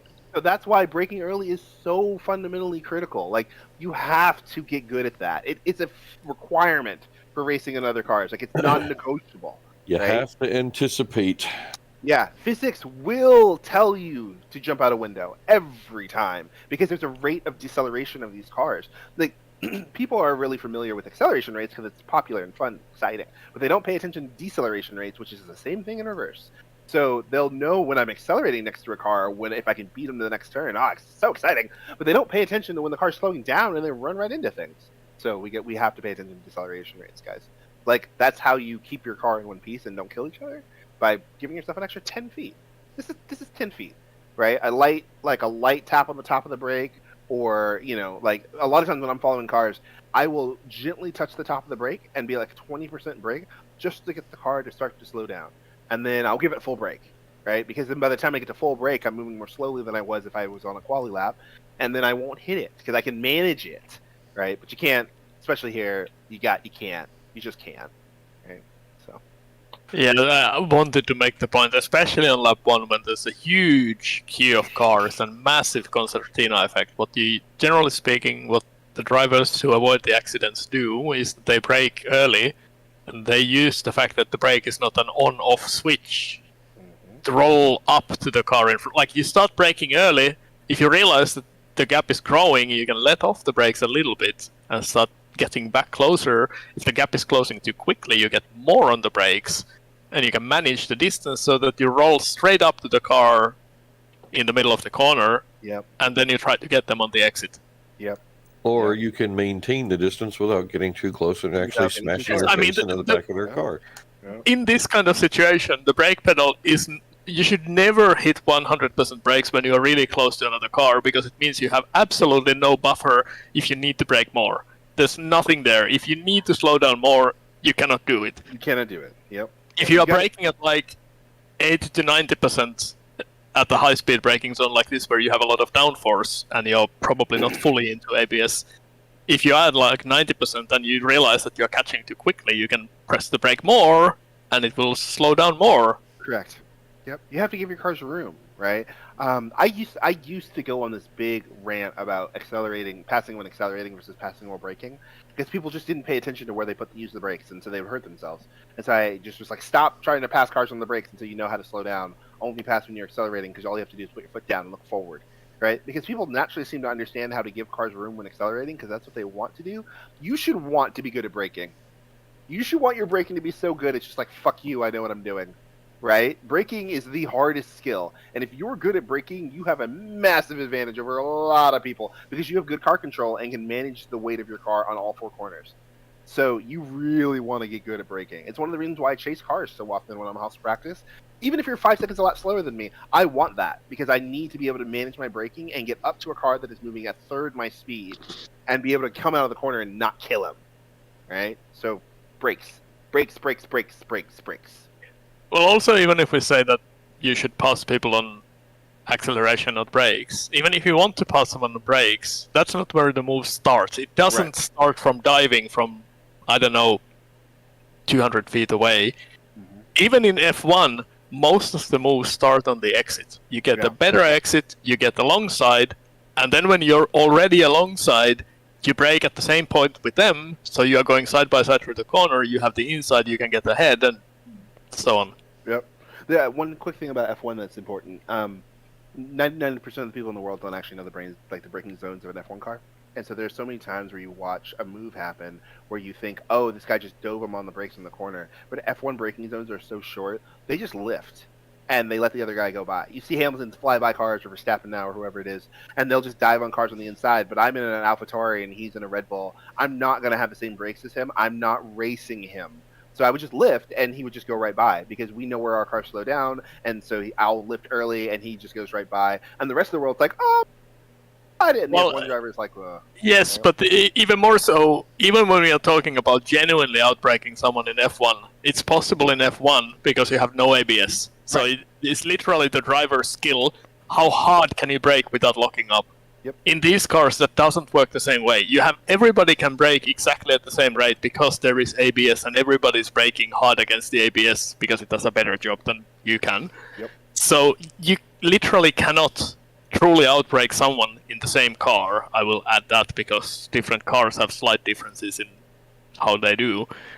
But so it's really, really, really hard to dive someone on the brakes. It's possible if they are significantly slower or if they make a mistake, but generally speaking, you need to get the move started before you enter the braking zone. If you are already pushing the nose alongside, then you can try something. Yep. Hey guys, I gotta head out, but thanks for the race and the tips. No worries, man. No worries. We'll see you next week. And remember, the server flips tonight or tomorrow morning. We'll be doing Brands Hatch. Practice, please. It's my birthday race. Don't ruin it. You're going to be racing Brands on my birthday. Don't make me sad. Okay. We do have a Oh my have a God, large that's number why of your these number is left. 126. Oh my god, 3 people talking at once. What? There you go. I was going to say we do have a large number of these left. If we want to go through them a little quicker. Okay. Somebody else was saying something there real quick. Oh, never mind. All right. Oh, I was just saying. Now I know why your number is 126. Yeah, it's my birthday. Yeah. Somebody finally figured it out. I know. It only took 14 years. Great. All right. Jaden has another one. He wants to know if it was a valid overtake. 1830, car 24. 1830. Oh, hey, they're already dead. Okay, let's put here. Hall's mentholyptus, sir. Yeah. I'm there fluing my life out now. Ooh. That was really close. Big difference of farness backness. So definitely legit, but this is what when we talked to, I think his name was Sean. This is basically the same move, but it's the same move, but it working. But you see how low percentage it is, right? So at this phase, there's no overlap between these cars. So Ken's got the right to turn in, or Kevin's got the right to turn in wherever he wants to, right? He's going to turn in the corner like he wants. He's not going to have to adjust for the car behind him because you're not interfering in his space. And so any move that Jaden makes here is down to the grace of God if Ken decides not to turn, because he's already committing to the corner. There's not really a side-by-side battle happening here at all. So Jaden has to decide to full sin, and he has to be really confident that his car's got the closing speed to slow down and get stopped. Because if he hits Kevin, it's all his fault, right? Still no overlap. Now we're braking. Still no overlap, right? You're going to be turning into the corner. Kevin might be looking in his mirror for a car that's coming because he knows there's a car around him. But like you can see, he's already pointed in towards the apex. He's turning now. This is the same exact thing we were talking about a Formula One appearing dive bomb. Right. Now at this point, we're making judgment calls. Kevin's like, well, I can't turn now because there's a brick coming down the inside. So I can't make the turn. The only thing I can really do is maybe brake with him and see where we both stop. And maybe I can drive around the outside of him if I want to be stubborn. But you're so far in on the inside that you're just a bully, like you're just a rock, right? So it's not worth it, really, because I don't know where you're going to stop. So it's just better to let you roll in front of me and then just take it out later because you're not going to turn. You're not making the corner, really. You get stopped and you get turned, right? So is it a legit pass? Yeah. Do people stand up and cheer? Yeah. Does that go wrong 50% of the time? Yeah. Right? So you have to be confident with the guy that you're racing when you do that, because some folks would have just turned completely in. They would have just turned in and you would have hit them. So. Jaden, you have enough pace that you should be able to do this on the exit side no matter what. Yeah. Yeah. This is a move that, like, I've run out of options. Right, we're the same pace. I'm running out of laps. I'm running out of time. I need to win the race. I'm going now. Screw it. Right? But right here, you're taking a lot of risk for very little reward. Like you are, I don't even know where you are right now. What position are you in? You're 28th, and Ken's 27th.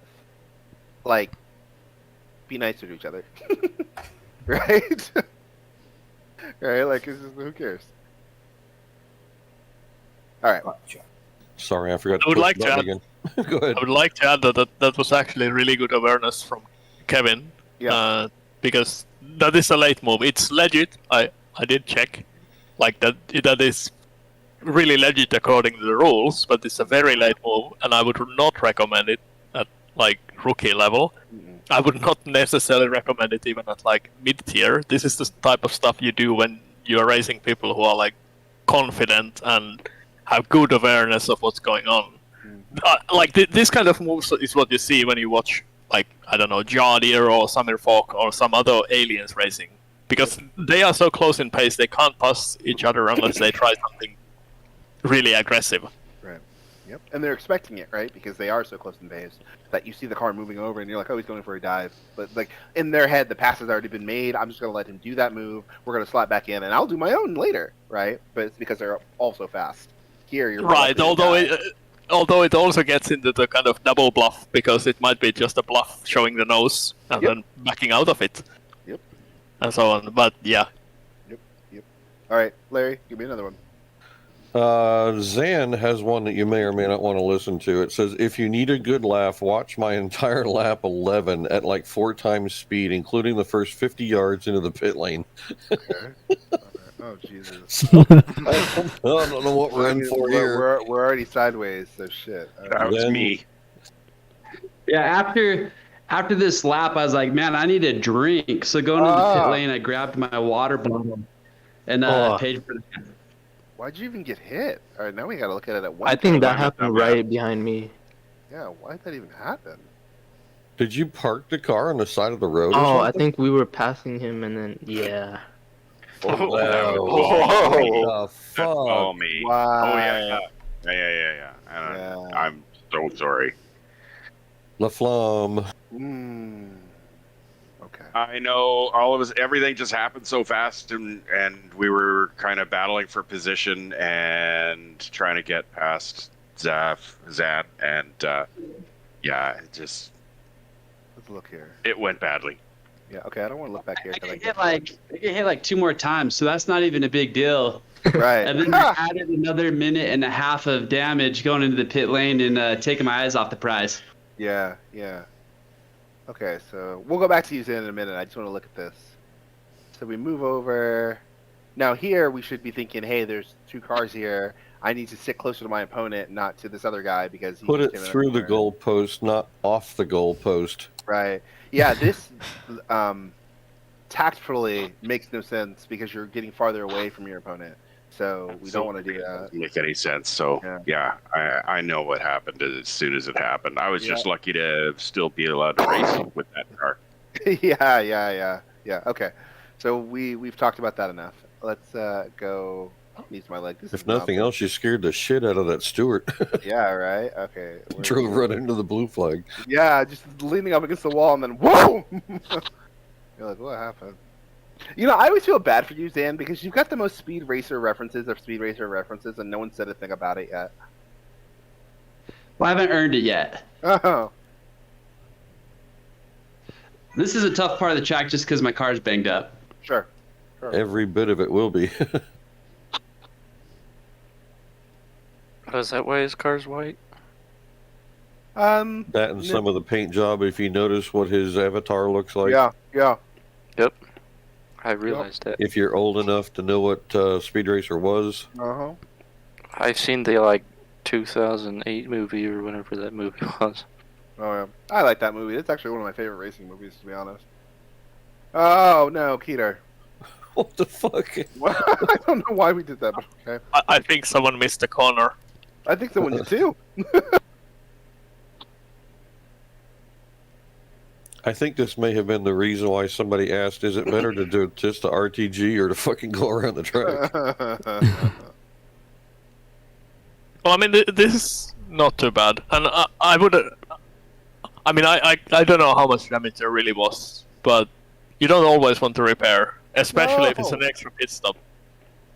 There's a certain amount of skill in just figuring out how to drive around the damage. And it may, it may require changing your TC settings, your brake bias, your ABS settings, whatever it takes, but sometimes it's an extra pit stop takes a long time. Oh, it gets worse. Okay. Yeah, let it ride. Going into the pits. Uh-oh. Yeah, it was go back. Did he spin going to the pit box? Why? Why'd you hit the building? Why? That's big. That's big. It doesn't move. It was such a bad lap. It's such a bad lap. I was like, I need a drink. I reached down, grabbed the water bottle, and then I was like, this is perfect. Bro, homie, your car was gonna be. I can finish 30 seconds. race. Goes across the entire pit lane again. Yeah, you could have been sitting for 30 wait. seconds drinking water there. Oh my god. Yeah, here would have been a great time. Good object lesson. Even in the pit lane, stay focused. My god, man. Okay. Prakash has got one here. Timestamp of 69 minutes. Nice. Nice. Nice. I was waiting. I think it's I can't wait to see 69. who said what. Get laid. We're a bunch of fucking children. Designed to live that way. It might be a little bit later on. By a lot, or just by a No, little? just at the other side of this Oh, hairpin. okay. I'm not gonna move out. Well, okay. So, question for the class: why is this late? Because he's wide. Okay, He's no. really far behind. Yep.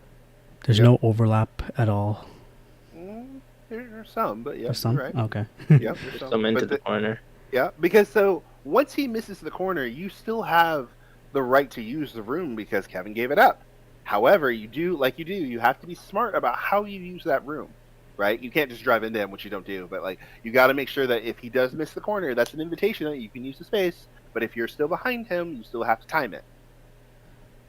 Now, the next thing he has is cars that are being lapped don't have to yield, but what are the rules against absolutely drag racing down the straight and almost murdering both me and him? Well, I mean, it's ridiculous, but Well, so there's a couple of different points here. One is that there's no rule against drag racing as long as you don't try to defend, technically speaking. But is it smart? Abso-fucking-lutely not. So every single, and I really want to drill this into people, every single time you force an unnecessary too wide, you both lose time. Yes. Like if the car on the right lifts a tiny bit here, a tiny bit, you lose like, I don't know, maybe a tenth or two, Yeah. and slots right back behind the other car. Yeah. They both can go through the next corner at whatever speed they can, because obviously the 28 is faster, so the other car is going to be able to do it at his own full speed, because he's obviously slower. Yep. But if you both go through that corner too wide, you're both going to lose out. When you're being lapped, your goal is to minimize your own time loss. Yep, 100%. And that sometimes means that you lift on the straight so that you can carry the maximum possible corner speed through the next corner. So I'll also say this. That's also gross. I'll also say this. I am never impressed, ever, when I have to drag race a back marker. Because they don't know where to brake because they're slow. So now I have to stay offline, brake early, manage them over, give them more space. I'm losing a lot of time, like, scooting you out of the way, when you could have just given me a little lift and you could have gotten back on the racing line and I would have gapped you by the time we got to the end of the next straight and Bob's your uncle, right? But it's annoying as hell when it's like you're in 31st or wherever the hell you are and the leader is next to you and it's like, homie, your race is done. Even if you are selfish, and this makes more sense in an endurance context probably, you still want to do the lift because it's better for you. Yes. I don't give a rat's ass what the leader does, and if he loses time, not my problem. What I need to do as the car being lapped is to minimize my time loss. If I give up a tenth on the straight, that is better than giving up half a second in the corner because I forced a too wide. So don't force a too wide into a corner when you're not in a fight for position. Well, It's pointless. And at this phase of the game, the leader is your best fucking friend, right? Because it's a fast car that can slow down the thing in front of you that you can't catch on your own. Like, let's just be real about it, right? Like, if I've driven all the way around the racetrack and I've caught you in 31st and you're trying to catch car 30, why wouldn't you just let the car that is light years faster than you do the work for you? It's way, Some people way don't fully easier. understand that concept, though. No, they don't. It's way, way easier. Now, like, I get it when you're in, like, really intense battles. Like, it happened to me in the race. Just before my pit stop, I caught up, like, 4 cars that were all battling for position. You aren't going to do shit for me, and I don't want you to do shit for me. I actually got to get the hell out of there because I'm going to lose so much time in a train of 4 that I let the guy behind me deal with all that pain by watching him do an extra lap. He lost a lot of time. I didn't. And Bob's your uncle, right? But when situations like this or a 2x2 or your car is a couple of seconds ahead, let the fast guy do fast guy stuff, right? Because all of the battling that's happening up there is an advantage for you to catch up. So don't lose time needlessly. Okay, so we get to go to Mr. McDonald's in the drive-through. Akash. It's actually Panda Express. Still even better. Timestamp of 28:22, and think about this: car 22 and car 28. Guys, you guys are just dating. Huh? Fuck, man. I'm gonna start giving you Hallmark cards. It says bad and impatient move on Akash's end, but I still got squished a bit and we both spun. Oh, and okay. again, it's in the second chicane. Yeah. Okay, so two things. So Prakash, you did this to me earlier in the race, and I was going to make a point of it, but I was going to let go. But this is a good point. When cars are making runs on you like that, making a squeeze is risking your car by a lot sometimes. You did that to me when I came off the final corner and I drove on the curb to keep going, right? But you don't want my car to drive into yours. We're accelerating, and we're going to keep accelerating until it's a break point. I'm not going to lift for something like that. I'm just going to keep going, right? Also, it takes you offline, so it ruins your entry to the next corner. So that's why I drove you so hard down to the bottom of the corner, because you can't turn, because you got off the fast place and went to the slow place next to me. So don't do that. Can we look at that, actually, if you don't mind? Just so I can refresh my memory. Yeah. So, like, on this one, right, you've got a lot of track room here. Yeah. You don't need to continue to keep squeezing him. He's already on the dirty side. He's already way the fuck off the racing line. Cool. Right? So there's just no need to go anymore, right? If he makes it all the way down there, there's a good chance he's going to miss the corner and have no momentum and be dead on arrival, right? So that's fine. You want to drive him late and deep on the racing line, right? And if you pop back to the racing line now, he's fucked, because he's got to go all the way back over. Yeah. And then so that he's already fucked. He's already dead. So in right? in this scenario, like, is it so? From my end, I was trying to take the inside and defend the inside, but then I noticed Akash was still taking the inside, so I was like, "Oh crap!" Okay, so now Wait, hold on. Wait, one second. What inside? There's no inside. The inside You're to the on next corner. Just a bad. No. But there's no inside to the next corner. You're on the outside all the way through until you go right. Right. No inside. But that's what I want to say. If you wanted to defend, you had to do it earlier, like before he got the overlap, and the way you do it is you go all the way to the left, so that there isn't a car split there. Cool. Right. Then he goes to the right, and once he's gone all the way to the right to take the best line, you can squeeze back closer to him. Right. That's the way it works. I see. You have to make it absolutely clear to him that there is no space on the left before he's so close that he can get overlap. Okay. Correct. Yeah. However, in situations like this where he's already committed, you want to make him regret ever racing doing line. Okay. it. Right? Yeah. You want to make him regret ever doing it. So this is a perfect time for regret, because you keep him over there as long as possible. You pop right on the racing line. Bob's your uncle because he can't turn. And either he's gonna yard on the brakes and be dead, or he's gonna slide in front of you and be dead. But either way, he's not gonna make it in front of you, most likely. So, like, would I have to then guess what he's about to do? Like, if he's gonna shoot right across me? You're gonna hold this position until he makes a change. Cool. Right. So the way the rules work is that the leading car has the disadvantage. They have to make their choice first. I mean, otherwise it would be really hard to overtake anyone. But because you're the leading car, you see in your mirror or whatever that he's catching. You had a bad exit. You have to make the call first. Are you going to defend the inside? Are you going to take the outside? Right. You make the call. He can react if he wants to. Okay. Yep. That's the way it works from the rules perspective. And personally, I would have here, because he's never going to get a very good overlap. I would have taken the normal racing line. You probably have to take a wide entry because he's probably going to be there, so you need to leave the space. But the next corner turns right. He's going to be slow as molasses coming out from there. You can probably get ahead, and then you defend into the hairpin. The hairpin is the place where you probably have to be defending the inside. Okay. Because there's no grip on the outside in the hairpin. Right. So if you're forced to the outside line there, you're screwed. Right. Okay. Well, and the thing also too is you have to know your opponent. So, Akash, I'm going to say something and don't take it personally. If the driver sucks, he's going to brake late with you offline and kill you. So you have to anticipate that, brake late and be wide, so that basically his dumbass can run over the space he shouldn't be going to, and you don't die. Right. Right? But if the driver's any good, they'll be like, well, this isn't going to work. And they'll brake really early, and you'll be in front of him anyway. And Okay. you'll know because you'll see his bumper, and you'll be like, oh, it's all good. And you just drive through, and he'll catch up on the next corner, and it'll be fine, right? But you need to know your opponent, because like I see people who do this to me all the time, where we'll drive down into the corner, and they'll be super tight, and I'll move back to the racing line, and they'll just keep going.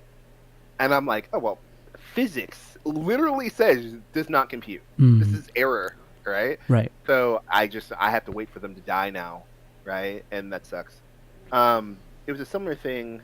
I think I'll try to find mine because I think mine was really early on. Yeah. It was like lap 3 or 4, same deal.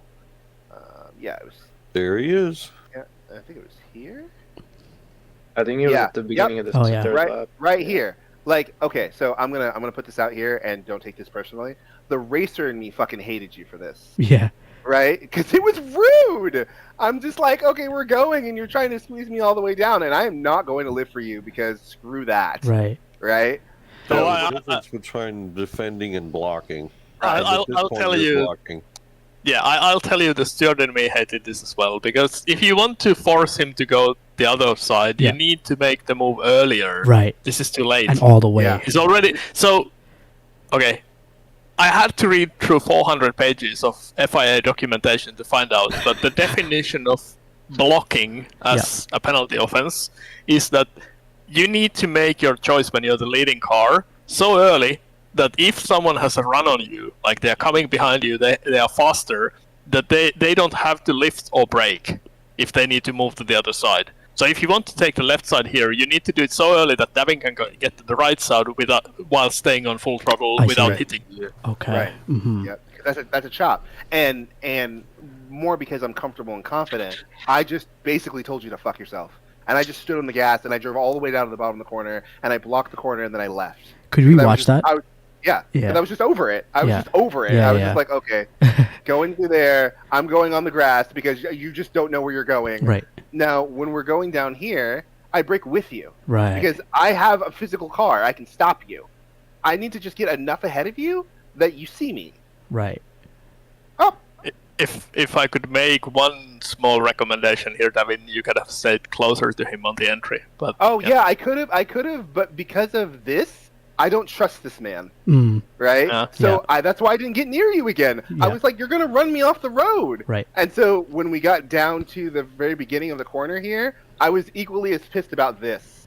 Because you can't get in front of me here. Yeah. Right? And so I'm like, well, now you're just going to run into the back of me. Why? And then I lift there just to stop you. Oh, I see. Right? That lift is to be like, bro, we're not doing this. Right. Right? And then I can just stay in your way. And then we can go. And then after this, it's a psychological thing. So what I did for you, because now that we've spent 2 corners going side by side, I ran a quali lap and tried to blitz you. Right. Because I watched you in my rearview mirror overdrive the next few sequences of corners. Because I'm frustrated. So I knew you were going off. Yeah. Right? So I broke late and coasted through corners and made really wide lines to shake my car around. To be like, hey, buddy, follow me. Hey, buddy, follow me. Yeah. Because you're overdriving trying to fix a fuck up. Right. I'm leading the race. I have nothing to lose right now. Right, yeah. So I just watch you, and then you drive right off the road, and I'm like, cool. And then I have a forcing gas. Right? But part of it is mental warfare, right? Like, if you're already squeezing me back here, this is a sign that you're panicking.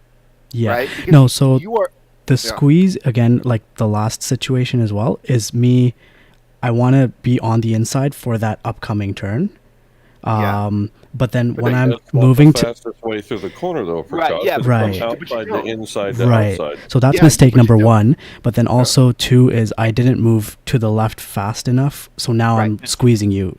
And the same thing happened with the other person as well.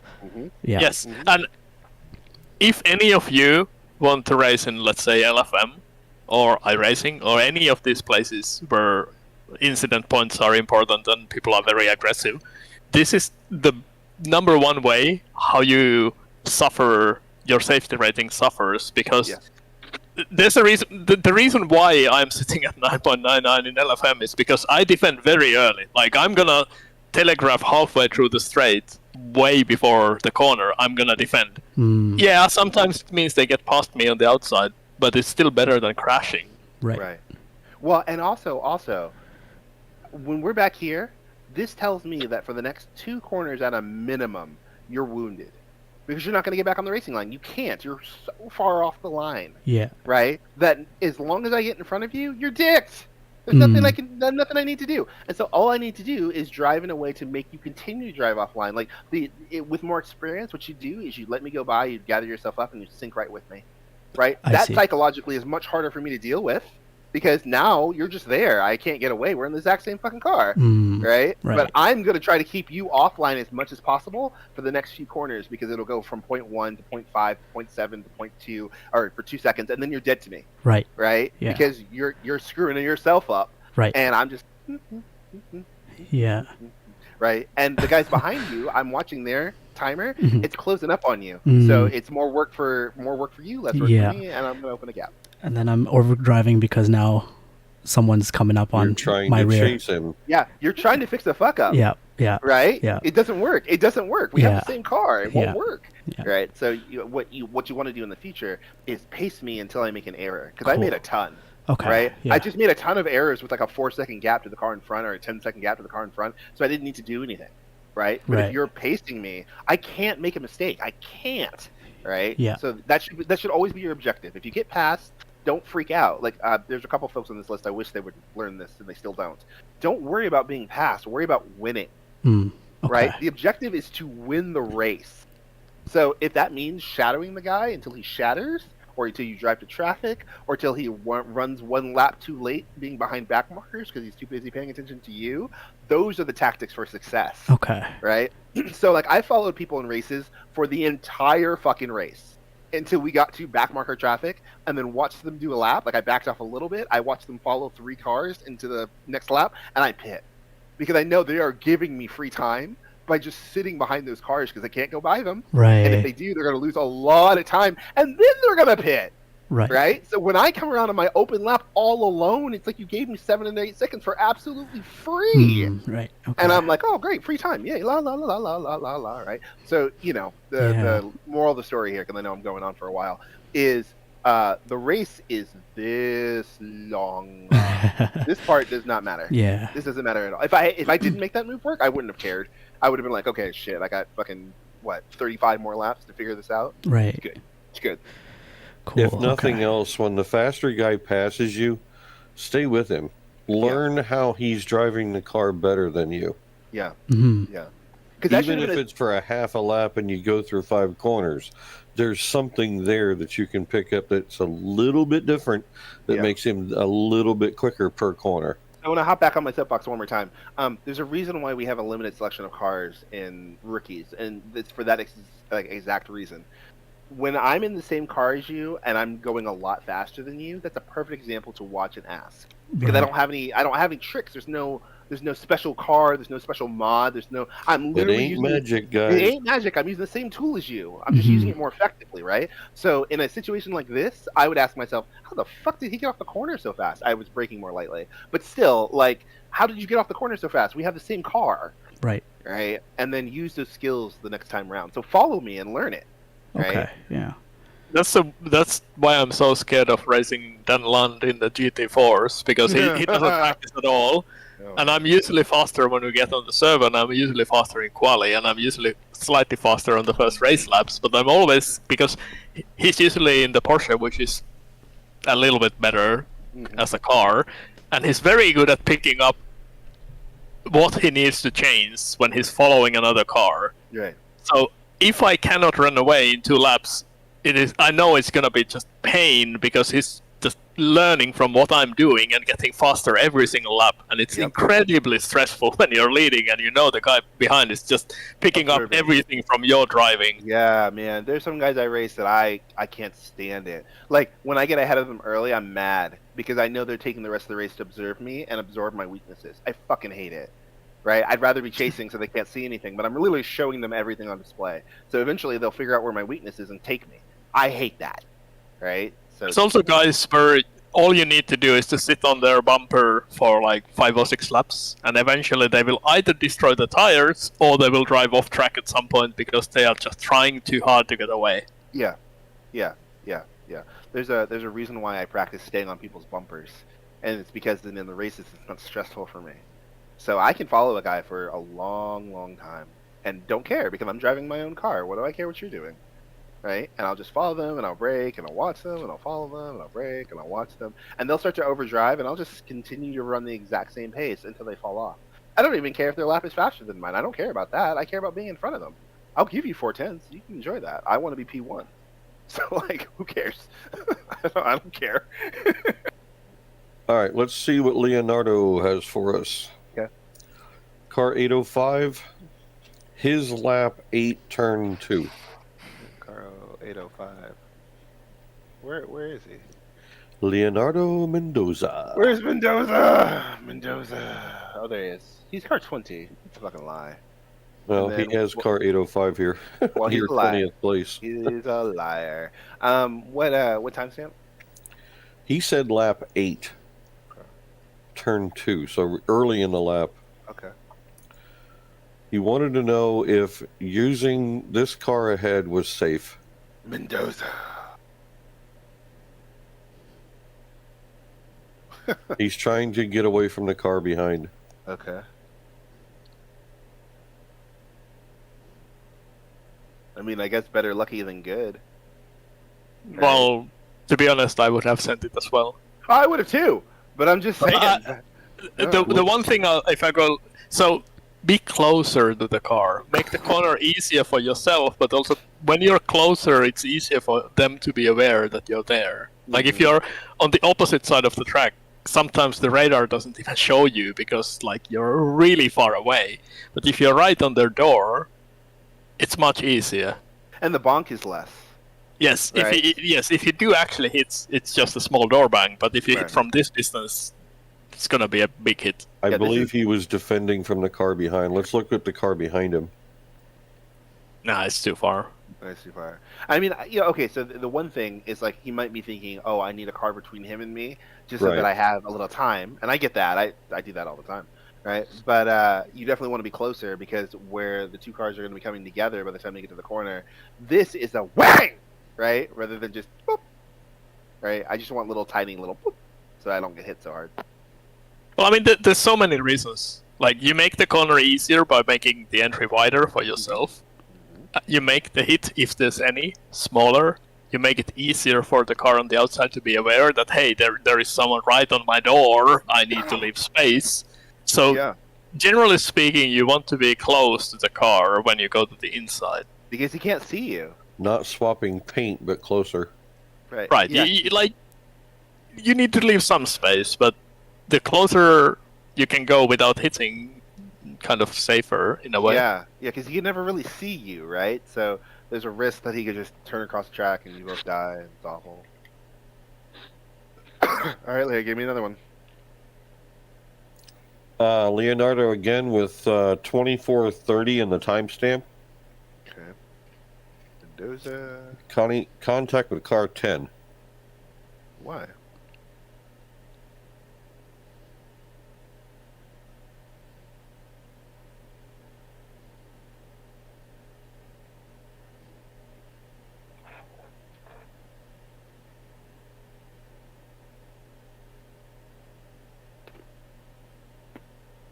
It's a little early, but it's coming up on second to last or third to last turn. Okay. By the way, your mic's working. Blah, blah, blah, blah, blah, blah, blah, blah. Oh no. All right.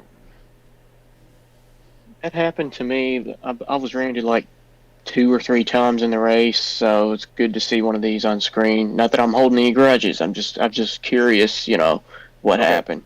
Okay. Question for the class. Why did this happen?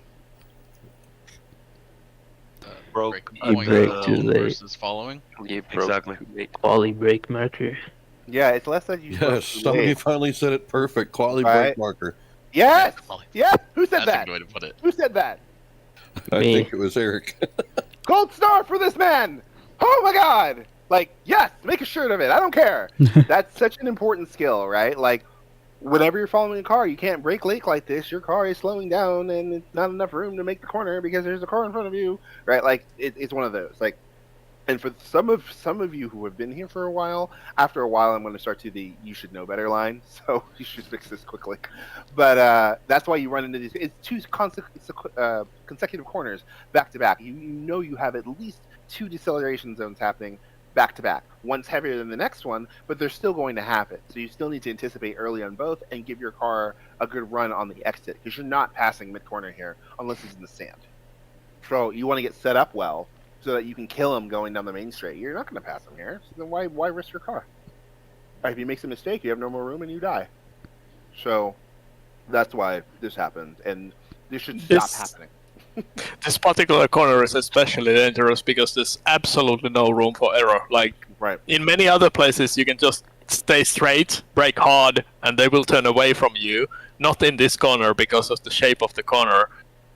If you miss your braking, or even if you brake at your normal solo braking point, you're just 100% gonna hit them, and nothing is gonna save you from that. Well, and this is important too, like, gradients matter. You're going downhill, so gravity is pulling you. So that's why this braking zone's so hard, right? Because you basically go over a crest and then go down a hill. And so you're being pulled down the hill by gravity, which makes it a little harder to brake. So you got to brake a little earlier, and now there's a car in front of you, so you got to brake a little earlier. Well, you got to brake a little earlier, and you see a trend here, brake a little earlier, right? Like, braking earlier needs to be a thing that I'm going to drill into your guys' heads, because that's how you stop hitting shit, right? Because he's slowing down already. He's already committed to the slowdown part. You have time to not hit what you can see. You're going to drill him, right? If nothing else, err on the side of caution. Wow. Adapt. Pay, adjust. There's one more pretty good rule of thumb. The harder the braking in the braking zone, the more dangerous it is for hitting the car in front. This is one of the hardest braking zones on this track. Like, you're in 5th gear, you're gonna brake down to 2nd or 1st gear, I don't know, but anyway, you're gonna brake like way down the speed. So the speed difference to the car in front is gonna be huge at the end of the braking. So this is extremely dangerous place. It's the same with turn 2, because I mean that's obviously the biggest braking zone on the whole track. You're braking from 6th gear to 2nd gear, but the bigger, like, the more you are gonna slow down, the more dangerous, the more space you need to not hit the car in front. In corners where you're just slightly dabbing the brakes, it's not such a big problem. And you can use this, like, when you are thinking about it. Like, you need to think, especially when you just catch up to the guy and you're not quite certain where he's going to brake. So what you do is you go like, okay, this is a dangerous corner coming up. I'm going to brake very early. I'm going to maybe lift off the brakes if it seems like he's going faster, and I'll just roll right up to him and just follow through. I need to figure out what he's doing. If you don't know the person in front, you need to spend a lap, maybe 2, figuring out what they're doing. Where are they braking? So that you can actually be close to them. Yeah, exactly. Well, and that's why trackside markers are so damn critical, right? Like, especially that's why we ask you guys to spend so much time on house to practice, right? You have this advantage of being able to do way more laps than people do in real life. So you have way more time to look at stuff. And I see way too many people just driving around aimlessly, having no idea where they're going.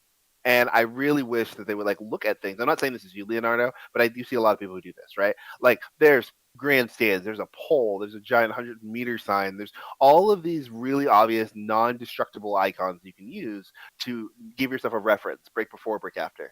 And if you practice with people in house to practice, this should be a no-brainer. After a while, when you're following a car, you should be like, if I brake before the 100, I won't die. Like, it's just an eventuality, because there's no other way it can go down.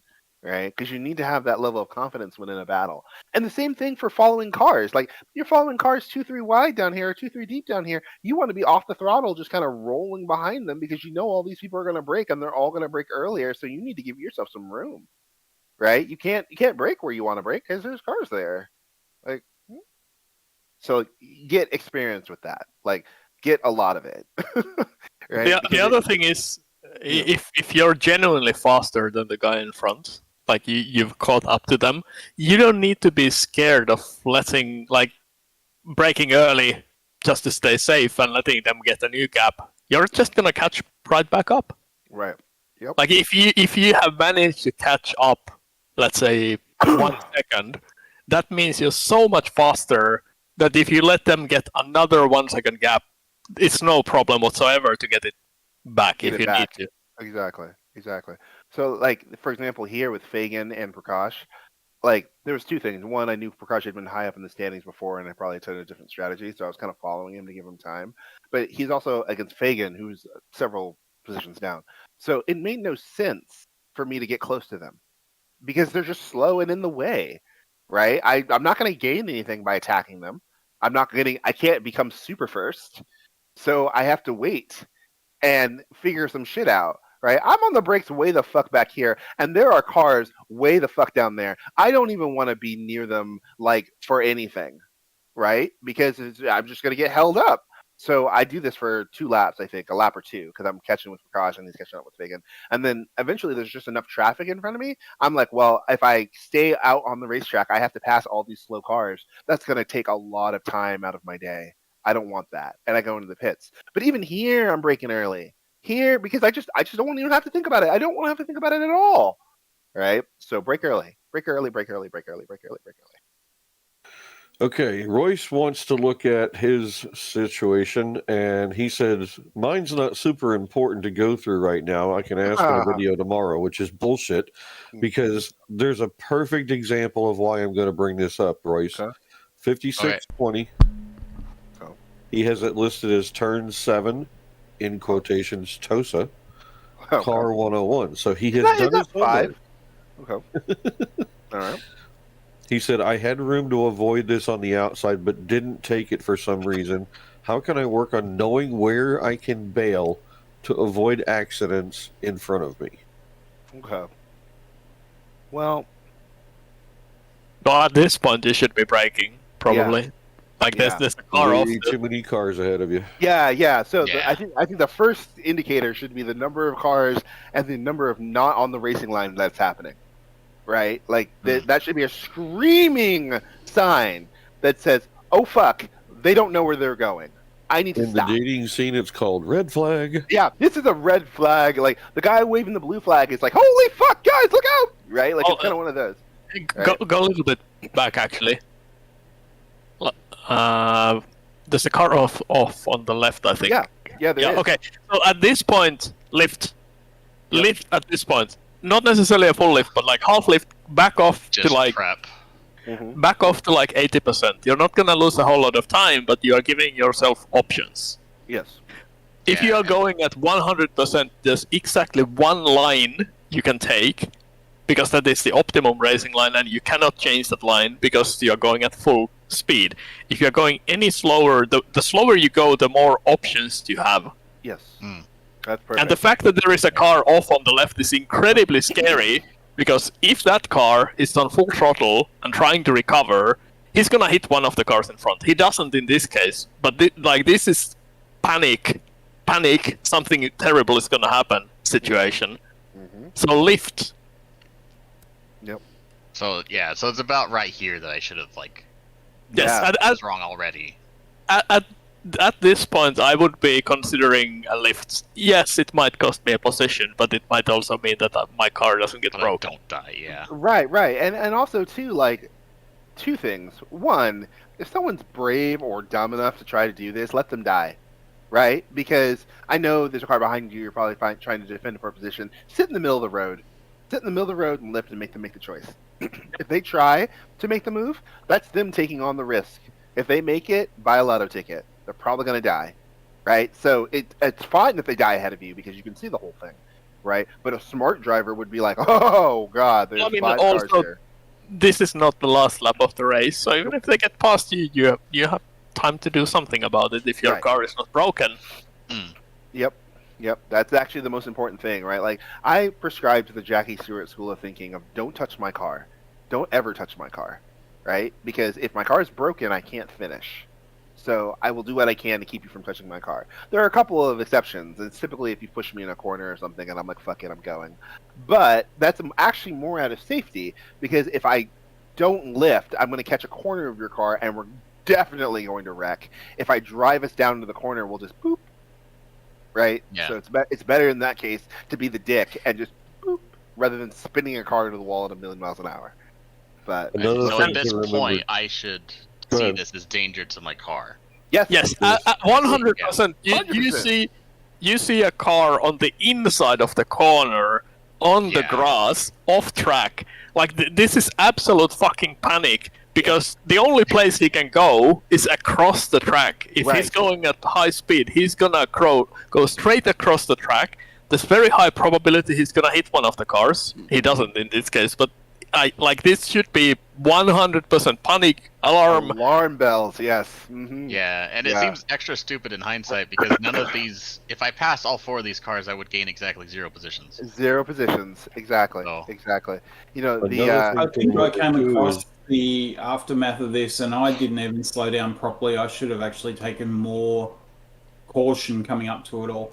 So actually, I'm going to take a soapbox for a minute. This is probably in my top 3 things that most sim racers just don't do. Not calling you out, Mark, just saying there's a good opportunity. Is that there are incidents that are happening in front of them where their cars spun off track, and they don't get their car to a safe space. They just kind of try to drive through it as if it'll be gone before they get there. They don't know what is actually going to happen, and so they end up putting their cars into these risky spaces because they're not really giving themselves time for the crash to finish. Right, so it happened like in the Tuesday race, in the Tuesday split. There's a crash in the chicane right before, and like a bunch of cars came to a stop because there's wreckage across the track, and then the row behind them just smashed right into the front of them. Yep. And I was like, why are you doing that? You can see what's in front of you. Like, there's headlights in the car. You know? Yeah, more work for him. More work for me. More work for him. And I was fucking pissed. I was just like, why? I'm stopped. Right? I think I gave someone penalty for ignoring yellows, actually, at some point in the race. Yep. It's kind of rare, because generally speaking, we are kind of lenient on it. But yes, so this is the number 1 sin of sim racers, because there's no physical danger to you, there's no financial danger to you, so we tend to be way too aggressive when there's an accident happening. Or even a potential accident happening, because this is kind of like a gamble. Yep, 100%. One other thing I want to say about it too, Royce, is make sure that you don't get into a situation where you are tunnel vision. You're concentrating on both just yours what's ahead and of others. you. Yeah, you want to make sure that you're watching as much as possible in front of you. You're not just concentrating on what's happening to your car or the car ahead of you. You have to watch the full width of the track and anything out beyond that also, because like Ilpo said, there's a car in the grass. You should have been like, no, we're not going to do this. This happened to me at Suzuka last season too, and I think my problem here is I'm tunnel visioned on the braking point. Right. Well, okay. There's 2 things. One, that braking point's going to be there whether you do it correctly or not, so don't worry about that. Yeah. And then the other thing is, like, tip that I do, because we're also on mute, I talk myself through strategy the whole race. The whole time. I will be following, and I'm like, I'm 7.1 to the car in front. There are 4 cars in front of me that I'm not fighting for a position. They are all hazards. I will wait for them, right? And I talk my theory through the race in real time the whole time, because it's for my dumb animal brain that can go, I can make it, right? No, it's stupid. It's stupid, right? So I have to tell myself the whole time, don't go there, Davin. And then I'm like, oh yeah, okay, sorry. So for being focused on the braking points, you just need to get more experience. Like, make the driving more automatic. Yeah. That is the reason why some people, like the streamers, can talk to their audience. Like Jadier is talking all the time and driving really fast all the time. That's because the driving is 100% automatic. Like, unless he's in an extremely close battle, he doesn't need to think about it. Even when he's in the battle, he's not thinking about the steering inputs, the brake inputs. That's all automatic. He's only thinking about, like, do I take the outside line here? Like, high-level strategy. Right. Yep. So you just need more seat time. Agreed. There is no way around that. No way around but also, for this particular scenario, you need triggers. Like, a car off, bad thing. Car off on the inside going into a corner, panic. Because the only place you can go is across the track. Yeah. So anytime you see a car on the inside of a corner off track, that's like absolute panic situation. You need to lift. You need to give yourself the space to do something about it if necessary. Yeah. It's the same with, like, first lap, people are going 3 wide into the S's at Suzuka. that should be a signal, a cue, like something bad is gonna happen. There's very low probability they're gonna make through that part 3 wide. So you need to give yourself more space, slow down a little bit, have the opportunity to do something about it when they eventually fuck up. Yep. Just give myself options. Give yourself options. Yeah. Because I mean, worst case, right? Worst of worst cases, you get past here. Okay, your car's still in one place. I don't care, right? I would rather you come in 6th with a car that has all of its panels on it than broken on the back of a trailer, right? Like every day, all day, every day. I would just be like, bad luck race. That sucks. Sorry, man. Right? But better than a completely wrecked car. Because now you're definitely out of the race. Like, you're definitely not finishing 5th. You're definitely not picking up points. Nothing's happening. Right? So, and if you position your car in an intelligent way, drivers with more experience will know what you're doing. Right? So they'll see you lift and they'll be like, oh shit, there's 4 cars. Oh god. Like, I don't want... Right? We'll go together and we'll buddy up and cuddle and then we'll get through the thing and then we'll attack once we're all safe. Like, oh, that was crazy. Right? I'm also looking at your point of view video that you dropped in the DM here for me. Your in-car with all that stuff in VR is absolutely polluted with extra information. That's only on the stream. That's not in my VR headset. Okay. Well, I'm looking at this screen going, yeah, I need to. I'm still learning how to do that. Your Skynet. Oh my god. Yeah, but back to Ilpo's point about racing more and running in house of practice. There is actually a fundamental inherent safety reason why I don't like seeing people hot lapping, because they build up muscle memory for only hot lapping. Their brain literally doesn't know what to do, because they don't have the confidence to know where to brake early when they have even more room. It's such a subconscious animalistic instinct, but they don't give themselves the time to practice. So literally their brain is going, ah, until they get to the qualifying brake point, and they're like, oh yeah, I could brake here. Well, that doesn't make any sense. Right? You're just going to die.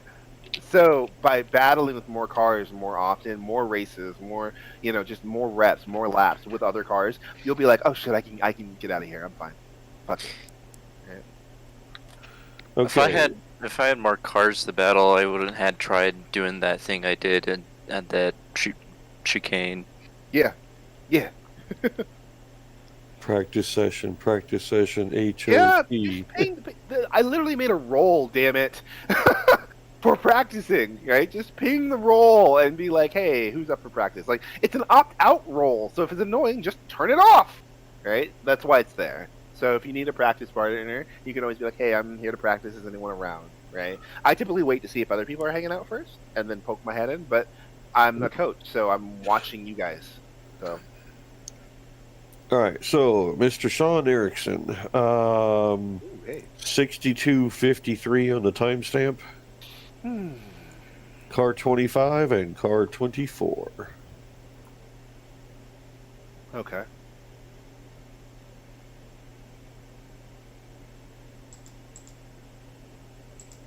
What's car 24? Damn near Or 52 then. Or 74. It's just the angle I was looking at him. Okay. Yeah, alright. Where are you braking here, Sean? Right at the flag guy. Yeah? The guy flagging. Alright, so who wants to answer this one? Jaden. Anybody, I don't care. This one's tough. That's not that tough. I mean, if I would have braked at the same point, honestly. Nope. You can't. There's a car physically in that spot. What have I been yelling about for the last hour? No. I mean where car 24 braked. Where Erickson was braking, yes, he has a full right to brake at that point, but the car behind cannot. Yeah, he got hit. Like 25 got hit. This had nothing to do with 25. It's not 24. Jaden just kind of bumped him from behind with a vengeance. There's literally nothing Erickson can do, right? He's braking where he should, and he's leading, and don't hit what you can see, right? That's what we forgot to say. Don't hit what you can see. Don't hit what you can see, right? You can see him, so you can adjust for him, right? And you're nowhere near any sort of overlap ever here to try to maneuver with him side by side. So by the rules of engagement, you are 2 cars isolated alone. You might as well be on separate islands, right? Yeah, so I think there's 2 things here. One is that this is not for position. This is a lapping situation. So what we discussed earlier about when you are lapping someone, they are gonna brake earlier than you think. Correct. So you need to be more careful because they are 100% gonna be slower, probably everywhere. Because I mean, if you are full lap faster, you're a lot faster. Yeah. You're 2 laps faster. Or no, a lap Right. faster. Lap faster. Yeah, lap And faster. also, why are you showing nose when you're so far away that, and you're not even trying to get like, you could have probably gotten the overlap before the turning point here because you did brake later, but like instead of staying on the inside, you just drive straight back Look to how the far racing away line. you are. Look how far away you are. Yeah, but so this goes to the thing, especially when you are This lapping. is going to Jaden. This is not going to Ericsson. Yes, No, especially when you're lapping. Especially when you're lapping someone, you need to make your intent clear. If your intent here is to go to the inside, then stay on the inside. Don't drive back to the racing line and hit the car on the outside. Right. Yeah. Look how far away you are. Like, look how far away you Could are. have drove another car in there. You actually could. Look how far. You look damn good doing it. Look how far away you are. Like, I'm only drilling that because it's like everyone seems to try to do this last minute dive. Passing should not be a surprise. This is basically the equivalent of going, surprise, bitch! Right? Because he can't see you. There's no overlap. He doesn't need to adjust for you. He's slow. So he's just, right? And so you just basically shoved him down the last 2 flights of stairs right before you got to the bottom, right? You don't need to do that. You were running along all just fine, and if you had waited a bit, you could have caught him on a straight. Or if you had been closer, look how far away you are. Right? Like, this makes sense. Okay, next one, 1451. All right. And the sentence says, ballsy pass, then a crash. Same car? Same one initially. Damn it. All right, 1451. It'd be me and then 777. Wait, who's me? 24. Sean. Oh, okay. 24. And 777. Sorry. 25, actually. Yeah, Sean. Well, you Yeah, need I to keep pick your switching own up number, one. buddy, because I'm looking at 24 and 777. Yeah, but I wrote the wrong thing. Okay, Hey, thank you for putting that one in because I was curious about this one as to who would technically take the fault. So are we taking it? Yeah. At 25? Are we looking at 25? Correct. It's and 777, which is me. I feel like it would have been me, but Let's back up. Yeah, I think it's you, Erickson, but I'm not sure. Yeah. So I want clarification. Can we pause it here for a second? What does this look like? Shrek? No. Oh. It happened earlier. With me? No. Yeah, that's right. Yes. It was This is Mark. the beginning. Me and him were going at it for a while, though.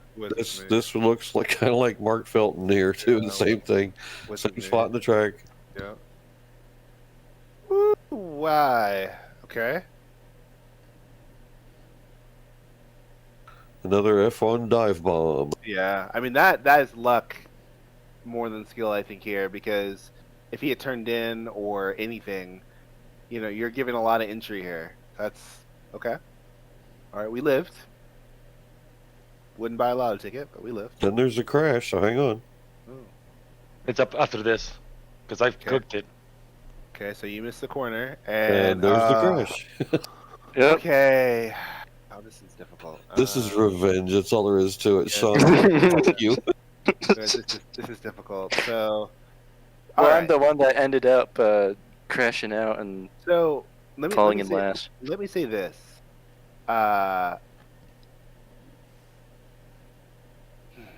Yeah, we both braked both at the of same you time. No. Yeah. Can I just say something? And I'm gonna say this as diplomatic as possible, and I don't want you to cry, but I need you to know this. Who? Me or Erickson? Both of you. Both of you. He is you both in the picture. Yeah. You're both in trouble. You're both in trouble. Neither of you know where the racing line is. That's right. Because both of you missed the corner by an egregious amount, right? And they're so far to the left. And they're so far to the left, right? So like, right? So that's the first problem of your first problem. And to be fair, and I'm trying to be polite about it. No, this corner is long enough that you had enough time to get the hell back on the racing line and turn and make the damn corner. So it's not like we were a late move or anything like that, where I just ran out of time, right? You just didn't decide to go there. You tried to use car positioning at the sacrifice of speed. Speed is your greatest defense. So just putting yourself on the inside and missing the corner is just making you really slow. But Sean also didn't recognize that and didn't stay on the racing line to let your slow ass miss the corner so you could just drive by. You both just missed it, right? Yep. And that's the first problem, right? Is that neither of you are on the racing line. Javi, worse than you, but still, you're both dicked, okay? You both missed the corner because the line takes you into the grandstand. You killed the people over here, right? So that's your other problem, is that physics takes you out this way, so you're kind of stuck. Now, Sean, you're in the character of don't hit what you can see because you have the ability to adjust for the green car that is killing itself, right? Yep. So more of the ownership I'm going to have to put on you because Javi just missed the corner. You followed him and missed the corner. So you could have done a lot of different things and you did none of them. So that's why you fell off. And then he's in the gravel, so now he's, wounded, and you're still kind of trying to take the outside line, which is not really giving him any room. So I would put a little more ownership on you again, Sean, because you could see, don't hit what you can see. You can see him, he's off the track, he's fallen off, he needs room to get back on, not only because it's polite, but also because he's a physical object, right? And you run him out of room. I try to keep it straight with the white line to give him the room. Yeah, but you're in the dirt, dude. Like, that's not giving him room because he's. No, I'm the green car. Oh. Yeah, yes. But you're fine. Yeah. So technically speaking, the 777 is never off track. Yeah. He was always within the track limits, so he has every right to stay on the track. Mm-hmm. So the 25 needs to stay tighter to give the 777 room to actually stay on the racetrack. On the exit of the corner. Mm-hmm. I'll note that this may be different from what you may think. So in Formula 1, it's okay to force a pass by forcing the guy on the outside to either lift or go off track. It's not okay in GT racing. In GT racing, the rules are different. The rules say if you are at any point in the corner, you go too wide, both cars have a right to be on the racetrack all the way to the exit. Yep. But I mean, this whole thing is a shambles anyway. So yeah, it really is. It really is. Like, so I mean, I think the most kind of frustrating part looking at this is that the 25 would have made this pass if they actually braked properly going into the corner. Yep. Yeah. If he knew where the racing line is, he would have been dead to rights, right? And one of the reasons that I really am focusing on people going to house of practice, and like, please, again, don't be mad. If you're 5 seconds to lap off the pace, you just don't know where the line is. Most of that is line, right? It's nothing special. You just aren't using the track well. You're not putting your car in the right place. You're not carrying the momentum because you don't know where to go. And so you need to start watching other cars. You need to start replaying track lap videos. You need to start following cars. And like, fundamentally, to a certain level of pace, not to the ultimate pace, but to a certain level of, let's call it competent pace, you're just driving big U's. A corner is nothing but a U that you're going from the outside to the outside, effectively. So anytime you're on the inside of the U, you're going slow. I don't know how many of you were in the eco race in the preseason with me, but if you saw me doing those 202s while saving fuel, that's 100% by just driving the correct racing line.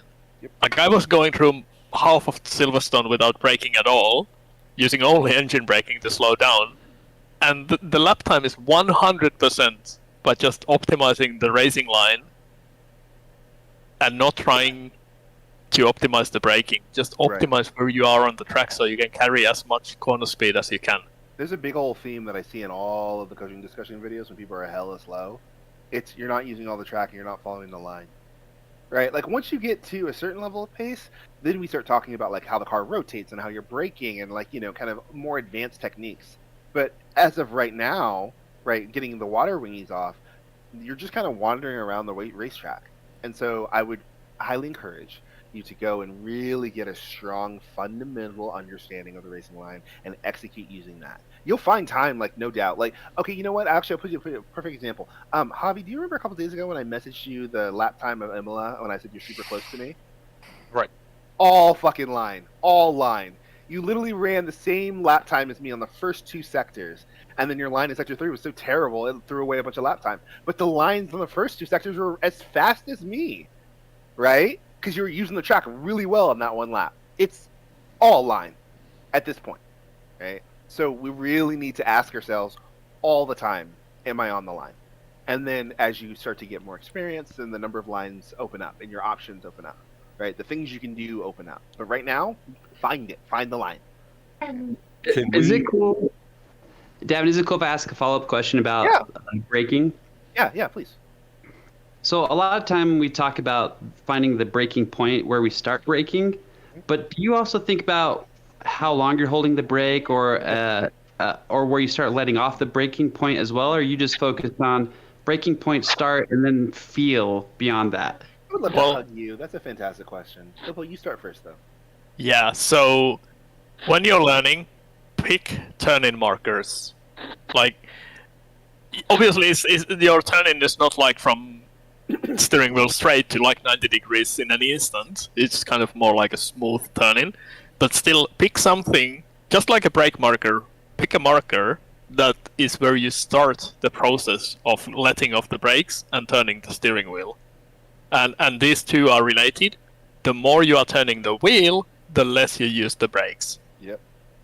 But I'll note that I personally have almost no turn-in markers. I have some very specific corners where it's incredibly tricky, but then again I have like 2,000 hours in ACC and some real-life track experience. Yep. So it's natural for me. But in the initial phase, and even when I was learning, like I started doing motorcycle track days, that was my first track experience, and I had very specific markers on the track where I start leaning the bike into the corner, because that way you can repeat the same thing over and over and over, and you can adjust it. Like if you feel like I'm turning in too early, well, if you have a marker, all you need to do is go like, okay, this marker plus half a car length. Right.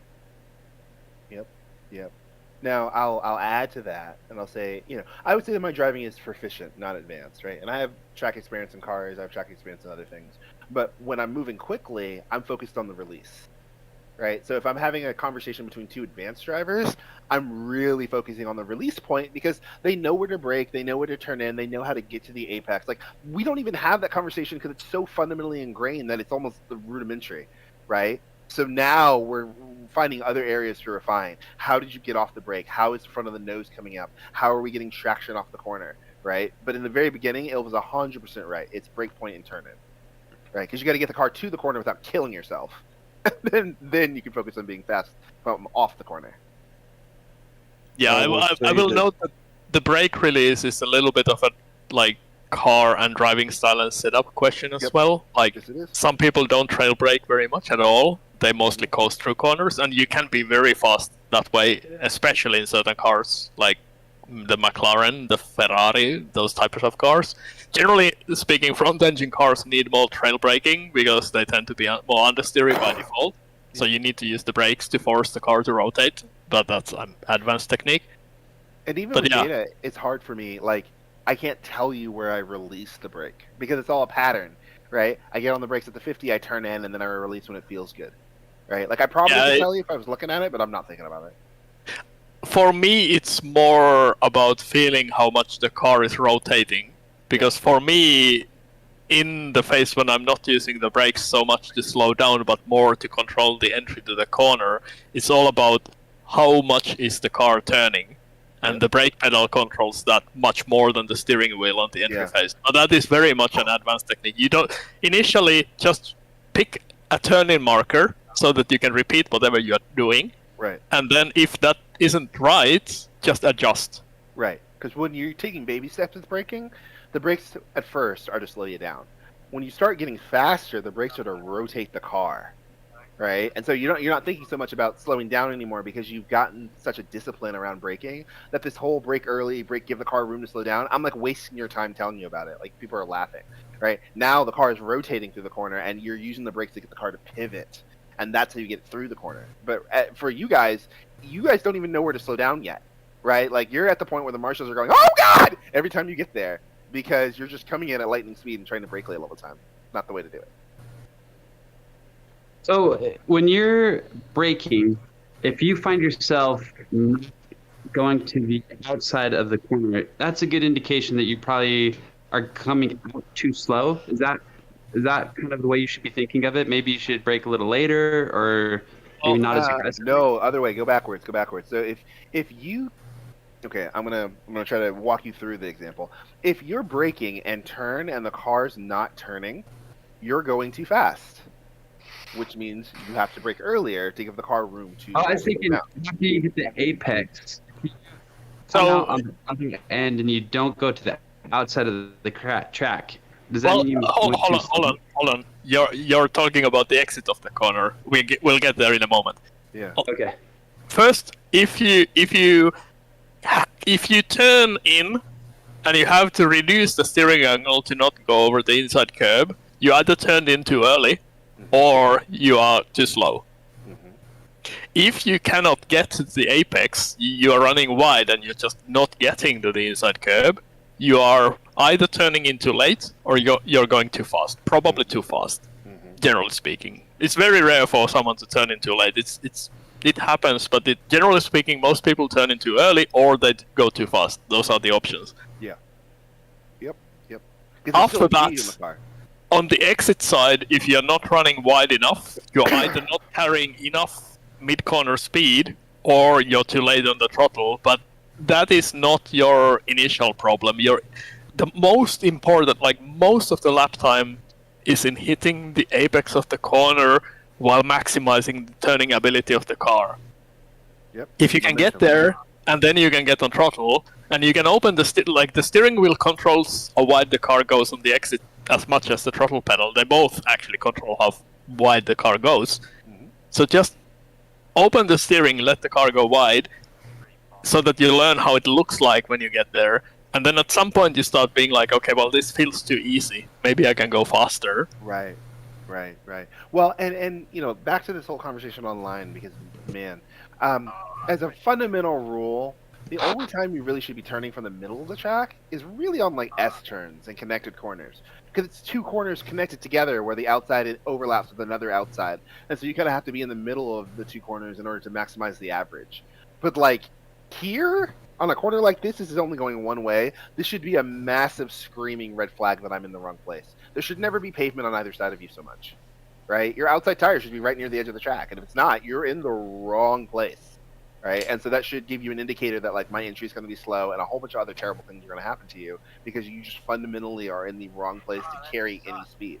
You just can't. We can actually show this, Devin, if you'll go over top of the two cars to the previous set of corners. The reason I say this is because Javi makes a dive into the chicane, and Ericsson catches him on the exit side because Javi's fucked it up so bad. Well, that's why I was like, this is a bad idea, because what you're doing here is if you look at the lines between the two cars, right? It seems like a smart idea at first. Oh, I'm in front. But you have to turn so much now because you're so far. And you have to do it a whole lot slower to get it to work. That now Sean can sit here and wait for you out of the chicane because you can't invent more speed, right? Like energy can't be created or destroyed, right? So you can't all of a sudden just accelerate and become faster. You gave away all that momentum here. So, I know he probably didn't mean to, but he baited you. So, all right, great. Oh no, that was definitely on purpose. I'm just, Right, No. This is what we need to see. Ericsson catches you because you have to fix the fuck up. See how he is all the way out? I do want to make a point here. If just let it run to the exit from Villeneuve, because this actually would work. You do this, you're gonna be slow on the exit. You stay all the way to the all the fucking way to the left, and take the inside through this hairpin. There's absolutely no way anyone can go out around the outside. There's no grip on the outside in this hairpin. Yeah. And if you guys want to know about the places where you need to, like the place where do I absolutely need to defend, feel free to ask. I'll tell you. I'll tell I've you. done all these tracks so many times, I'll tell you exactly which corners are the places where you absolutely 100% have to defend if the car behind is faster. Yeah, yeah. Well, I'll tell you. Hell, I'll run it with you, and just be like, "Here, look, watch. I can't do a thing about it." Right? Like, I'll sit on a chat behind you, trying to drive around the outside of Toza, and be like, "I'm significantly faster than you, and I still can't make this work." Right? So it's good to know those places because it'll help you. Right? And as far as like learning taking corners and stuff, there's some pretty awesome videos on Driver 61, if I'm not mistaken, about where you should be looking, where the apex of certain kinds of corners are, and different cornering techniques and stuff too that are designed for basics. Yeah, Yeah, no, go ahead. Him and about probably like 20 other YouTubers. Yeah, I mean, there's a lot of resources. If you don't know where to find them, ask. We can tell you. There's a guy actually I like that's called That Sim Racing Guy, who's like even more rudimentary than Driver 61. Like just literally takes all of the driving thinking out of it, and it's brilliant, right? Because I have a lot of track experience, and when I listen to him, I'm like, oh my god, that makes so much sense. Holy shit, right? But part of it is like you guys need to have the line, like you guys need to like enter the church of the line, or like become samurai and embrace the art of the line. I don't care what you have to do. Right? But Worship the old holy line. Worship the old holy line. I don't care how you do it, right? But you guys need to T-shirt. T-shirt, yeah. You guys really do need to have a strong understanding of the line and how you're using it.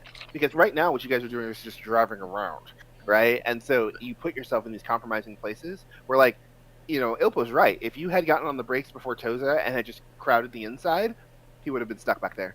Nothing to do. And I would have been like, how brilliant! You're such a genius! Right? But it's a fine line between genius and fool, so here we are. I'm more fool. Is that sim racing bloke? Is that what you were talking about? Yeah, David? that's sim racing bloke. Yeah, that's sim racing bloke. Yeah, he's because I typed in guy and he had like 6 videos. that's sim racing bloke. That's right. Yeah, I like him because he does a really good job at making like a rudimentary 101, like where the apex is, how do you trail brake, what's oversteer, what's understeer. Like it's something that like anyone can understand. My mom gets it, right? Like, And she drifts really well. right.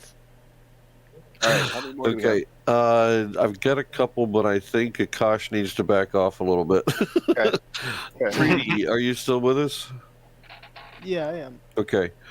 Can you read this? This is a bit of a personal thing, I think. Oh, like my comment. Yeah, if you would.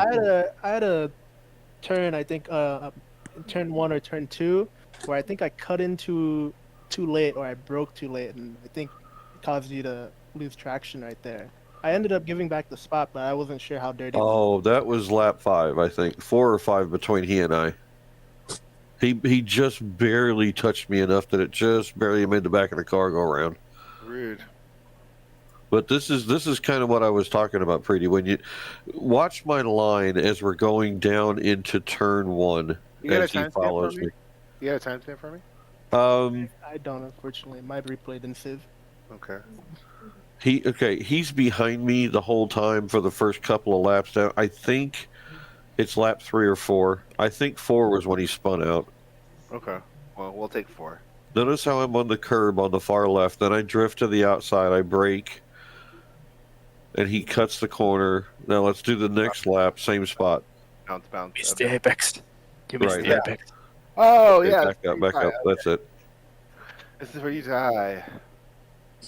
Now, watch how I approach the corner. He has been following me for the last couple of laps. And like you do, Davin, I kind of adjusted a little bit. I didn't change my brake point too much. But watch how I approach. He's catching me in the draft. Yep. I block. I move over a tiny bit. And he tries to dive again. Yeah. And then watch this. Actually, that was my fault. I slid the car. Yeah, I actually spun out. Well, I think first of all, your line was screwed because it tried to avoid him. Right. Like, this move is never on. Yep. But the other part that catches me here too is like we have never really decided like Okay, I'm going to be Davin again. You didn't get. And I will tell you if you go back to turn 2. Oh, hold on. I'm just going to let it play. I think I'm gonna head out. I am tired. We appreciate you coming and hanging out, sir. Just remember, we have HOP switching over tonight. We'll be on Brands Hatch next week. That's like the worst track ever. It's the best track ever. Shut your mouth. It's the best track ever. It's amazing. You're just wrong. It's definitely a track where you need to know your line. Yeah. That's very true. Yes. I was actually going to make a point about brands in the sense that it's a really good track for learning where the track limits are and how much of track you can actually use. Hey Devin, so how much do you charge an hour? Don't worry about it. If I charge you the rate I would charge you, I'll go broke. Just be happy I'm here. That's fair. Have a good night, guys. I already am broke. Good night. Yeah, but this was a bit of a guess, right? Like that weave at the end was basically, I don't know where I was going. I don't have a plan. I don't know what's going to happen. I think I can pass. I mean, I that's was just watching it in my mirror and I was cracking up the whole time. I mean, that's just a non-move. Like doing things like that in, like, let's say LFM gets you penalty every single time. Every day. Because they are the guys there are not like Larry. They are not gonna give you any space when you don't have any right to the space. They're just gonna turn in, and you're gonna hit them, and then they're gonna report you, and then you're gonna get a penalty. Just like that. Yep. Like at this point, you know that there is no move. Yep. You're 100% behind him. There's no way you're gonna be able to get alongside before the turning point at this point. So your only option is just to keep braking behind him. If it turns out that you're braking too late, go to the outside. Always go to the outside. Yes, it screws your race, but at least you don't get a penalty for hitting someone else and screwing their race. Go back to this same spot, Davin, on lap 2. And watch him follow me through this section. He's starting to catch me here. Obviously, he's not close enough. Let's try lap 3. This is my normal line, way, way wide like that. I was actually trying to get around Raphael here. Oh. And he finally made the mistake. This is where Preety got ahead of me, but I left him some room. Yeah. Ooh. Oh. Ooh. He lost it. I was like, never mind, see ya. Well, if he didn't go wide, you were gonna either force him wide or hit him. Yeah. I don't True. think there was space. But as soon as he hit the brakes right where he did, I was like, that's mine. Yep. Yep. Well, you know, and if anything, I would have tried to get the car slowed down just a little bit here, and then that way the two of you have to negotiate with each other. And Right. I've got more control now, right? Because if I'm leading you and being a dumbass, I just die alone. If I'm next to you and being a dumbass, we have to be together, dumbasses together. So it's better to just cuddle with him, and you know. If you really want to get to the battling at that position, what I would do is to brake really hard and try to get the switch back. Because Larry's line is incredibly compromised. He's way too far to the right. Yep. Yeah, I did go deep on the corner to let him in.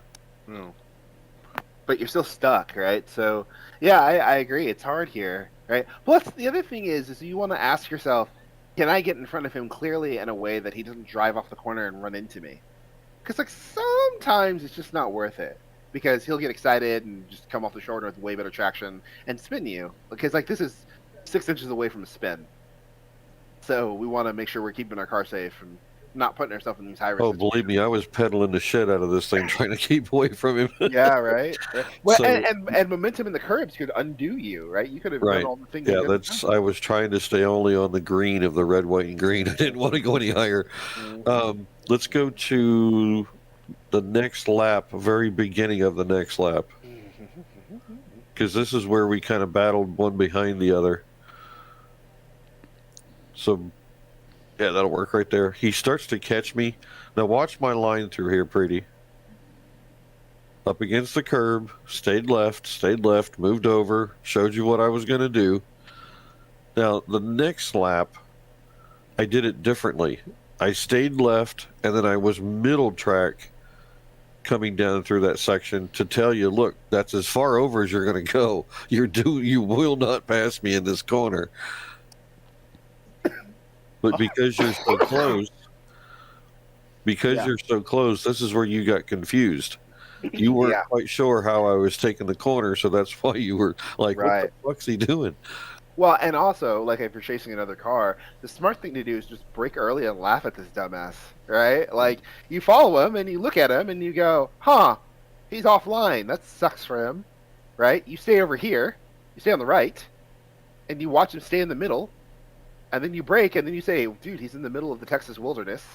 And then by the time you get to the corner, he's so compromised that you kill him in the next section, right? Like, he's giving you free room for, because he's trying to defend because he knows you're going to defend. But in the future, you want to get right back on the racing line. Like, you're chasing him. You want to use all that road, and you want to shovel him up off the other side because he's giving away free entry real estate. Like, the pass could have been done on the other side of this because he gave it to you right here. You just tried to take it from him prematurely. Yeah, I should have been slightly further to the right for sure. Yeah. Late, that was what my problem was. Yeah, for sure, because your car's unbalanced now, and it's hard to keep stable. But, it's a free golden sign. Like, if you embrace the way of the line, I guess this is the way we're going to call this for the rest of the night, right? You'll know that, oh, he's off it. I should get on it. Yeah. All hail the magic line. All hail the line. Like, if that's what it takes to get you, I will make a thing. All hail the line, right? Like, there's something Larry is doing here that I think is probably a little bit overcomplicated for this discussion. But and I'm gonna go to a little bit of a tangent here. But if you listen to the commentators in like GT3 races or whatever, they talk about the body language of the car. And for a long time, I was like, yeah, that makes no sense whatsoever. How can they sell anything from? Someone's just driving as hard as they can. But there actually is a certain amount of wordless communication in the way you, like, tiny details in how you place the car, where your turning point is, where you are braking, how you're approaching the corners. And this is very much more of a thing when you get to, like, multi-class racing in endurance and whatever, where you have to deal with significant speed differences in traffic, whether you're the faster or the slower car. And I can't tell you how it works. It's really kind of a thing you build with experience, but get as much experience as you can driving with other people. Don't just practice for hot laps. Yes, obviously you need to spend a certain amount of time getting faster, but that does you absolutely nothing if you don't practice being close to other people, reading their intentions. Like Larry's intention here, at least to me, is very clear. He's in the middle of the track. He's semi-defensive. He's not fully defensive because he's not all the way to the left. There's more than a car's width on the left, so he's not fully defensive, but he clearly wants to say, I am defending lightly.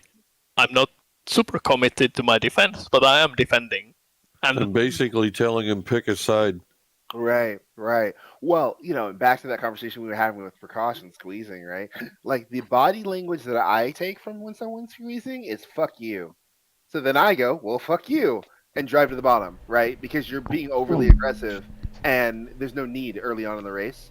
So I don't typically back down from situations like that. If there's room at the end of the straight, I'm just going to make you suffer for doing that, and we're going to drive down together, right? But I also know that now I can make you panic because you're like being overly aggressive. So I can trigger you to do things that I need you to do rather than having to do any work myself. So that's nice, right? So you want to pay attention to your body language of the car because you give away a lot. Like, there's some folks I can tell when I'm chasing them around that they are trying to, like, outdo me on a lap because they're overdriving suddenly. And so I'll just sit behind them and watch them overdrive till they fall off the road. So I'm like, okay. But yeah, that's something I think, like, once you get to the point where the driving, especially if you're driving behind someone, like, let's say on House of Practice or whatever, you're practicing behind someone who is significantly slower, so that the act of driving behind them at whatever pace they're going doesn't actually require you to, like, really think about it. Pay attention to how they place the car. Are they being defensive? Are they just driving a normal racing line? Maybe the racing line is weird. That's also important to actually be able to spot someone who is taking a weird line through a corner. Yep. Because, I mean, if you're gonna lap someone, you're gonna be in a situation where someone is significantly slower than you, and there is a reason for that, and the reason is, generally speaking, a bad racing line. Yep. Yeah, there's a like a hidden joke I always look at. There's some folks that they will talk about driving, and then I'll look at their lap time, and it's like 5 seconds off the general pace, and I'm like, that guy doesn't even know where the racing line is. Like, why, right? And so finding the line is like a good, safe place to be. Like, if you can find the line, you can beat everyone in a public lobby with your eyes closed, because you just know where to put your car. You're not even driving fast. You're just using the track well, right? And then you can experiment as you get more laps. So, Well, that depends on the public lobby. I ended up in a spa lobby with someone doing 17s. oh, it's ridiculous. Yeah, but you get my point though, right? Like, still, and the other thing is like, ask guys. Like, most of the guys who are quick around here aren't here to flex. Like, we're trying to help. But if you don't ask, like, we are not going to ask you. Like, if you're happy doing a 50 around Imola and you're having fun, then I'm happy that you're having fun, and you can just keep doing that, and that's really great. But if you want to go faster, like, no one's going to say, shut up, don't ask me. Most of the time, we're sitting there waiting for you to ask me. Like, if I'm sitting in the pits, I'm really just waiting for someone to ask, and no one does. And so I'm like, oh, I'm going to go do laps because I'm bored. One of the reasons why I start giving you guys pointers is because I'm so pissed at watching you guys drive wrong. Yeah, I can't take it after a while. Yeah. Well, Eventually, I'll pull you to the side and be like, dude, please. Yeah, or let's like, go over this. when I sit behind you and pull up on you and then pull to the side, it's not a flex. It's literally, I'm just trying to show you with my stupid pink car, hey, put your car over here. Put your car over here. Put your car over here. Right? And so when you drive down the inside, I'm just like, oh, I guess you don't know where my car is. Follow the pink car. That's why the coaches are typically one color, like all that other stuff, right? It's for your benefit. You just have to use it. And I will say it's not just the coaches. Most of the faster people, we want more fast racers. It's more fun when you have more people to race. Like, if we could have a lobby with 30 people within half a second in their quali time, that would be fucking fantastic. Amazing. Yeah. The fist fights the whole time would be great.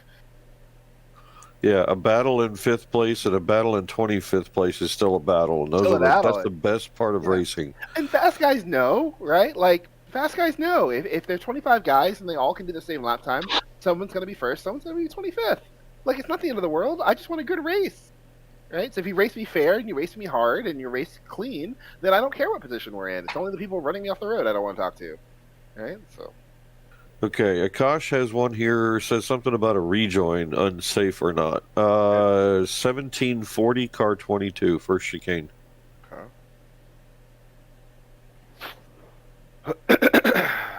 Oh yeah, this is when I was sprinting.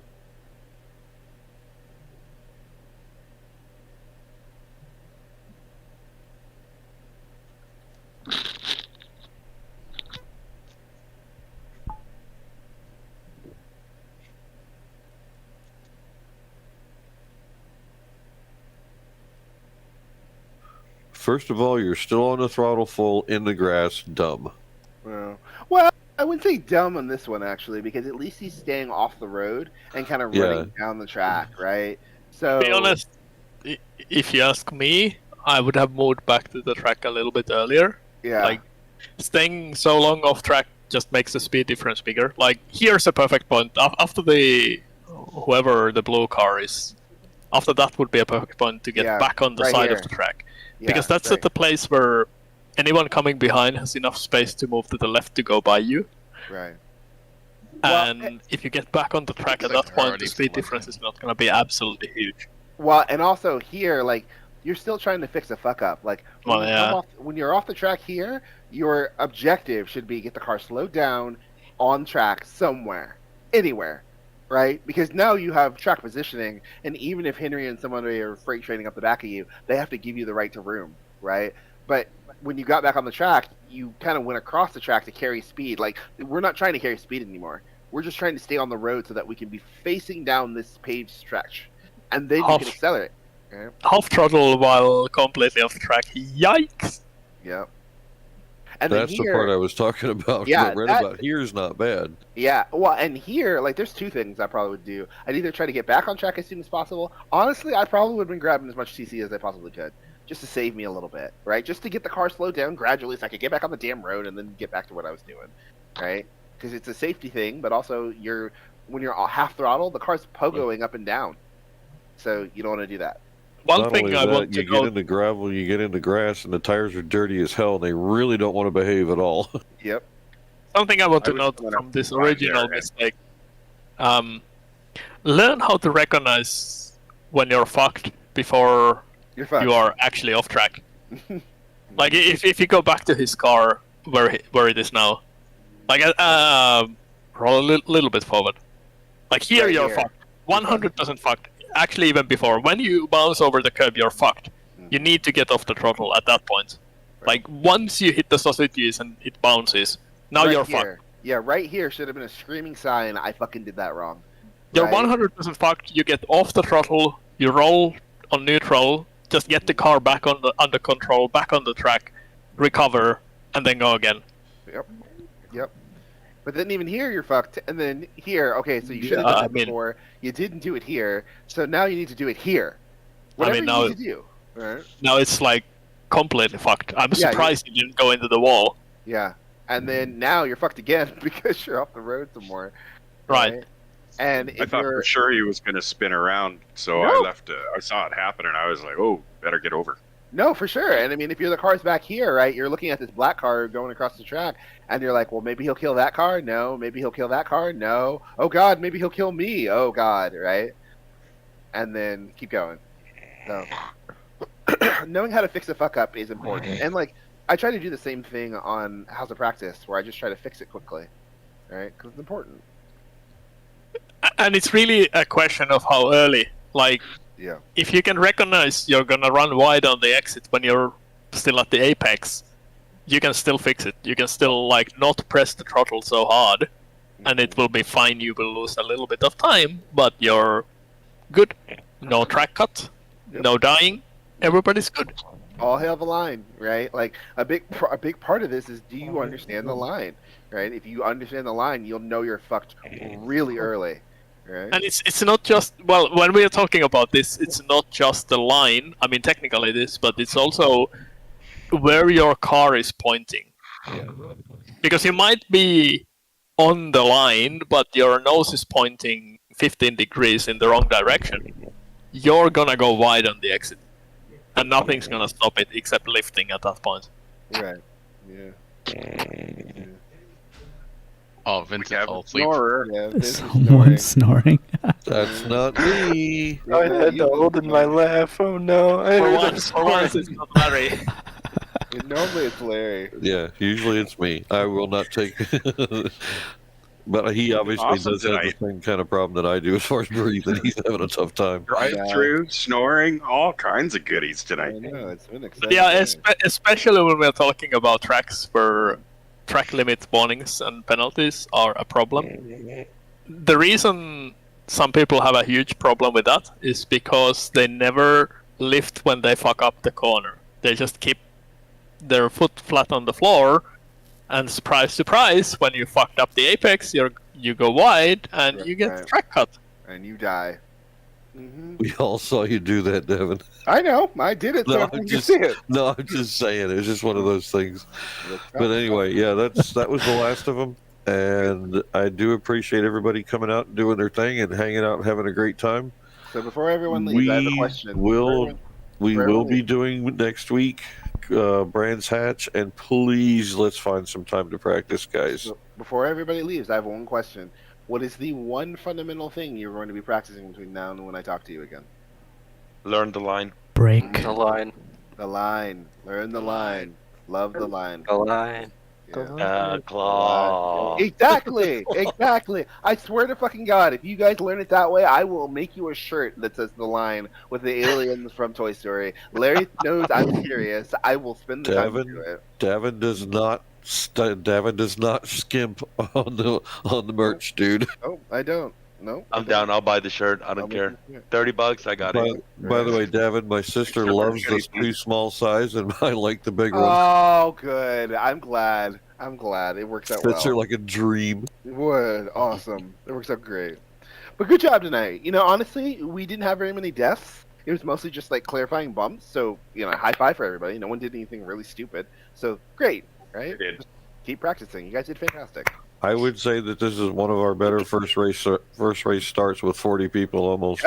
Yeah. No, you guys did really, really well. Like all of you, up and down, right? So good work.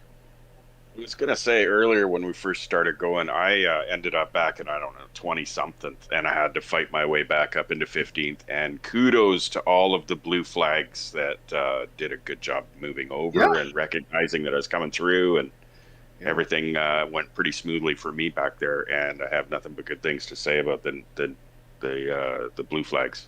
Yeah. Imagine if you guys came to practice and I could tell you how to do it. Right. You guys, we drill you really hard, but you guys are putting in good work, right? It would be nice to see a couple more people practicing a little bit more. And honestly, I would appreciate more people asking more questions because that will help you. Like some of this stuff is just fundamentally like, can you put your car in the right place on the track? Like we're not doing anything super special. It's like your car's on the middle when it should be on the right. Like fix that shit. Yeah. You would be very surprised at how much better you can get into a corner if you're on the edge of the track versus one or half a car's width to the left. Yep. Like, it makes a giant difference. Like my driving is not good; it's just proficient, and it's mostly just because I use track width. Like it's nothing. There's nothing special. There's no hidden secret. There's no magic bean or anything. It's just, am I using the track width? Right. And so if you just start using the track width, your life will be better. Use all the track you paid for. I am not the fastest one in the world. I try to be as consistent as possible. And unfortunately, I watched Preety do a spin behind me. How did that happen? After that chasing stuff was going on. Yeah, I hit the curb a little too much. Same thing. That's what I thought. You were trying a little too hard, hit the big sausage curb, and I looked back and it was like, where'd he go? But still, like, keep up the work, keep practicing, keep going. You guys are doing fine. Good start, guys. Really good start. We got to get better, but it all comes in time. Seat time, having fun and hanging out. And unfortunately, you have to listen to me. How is the debrief 3 times as long as the race? Fucking amazing. So much to talk about. Alright. Well, thanks, Either way. thanks Davin and Ilpo for all the tips, especially on mine. I forgot to say that earlier. Not you, Larry, though. Yeah, you suck, Larry. Yeah, no, and Larry. Sorry, I didn't mean.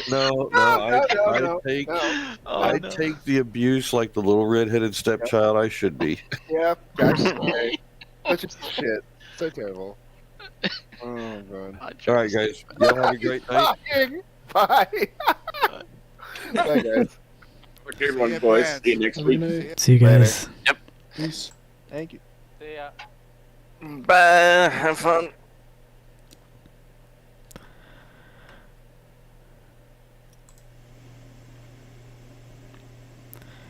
Peace, guys.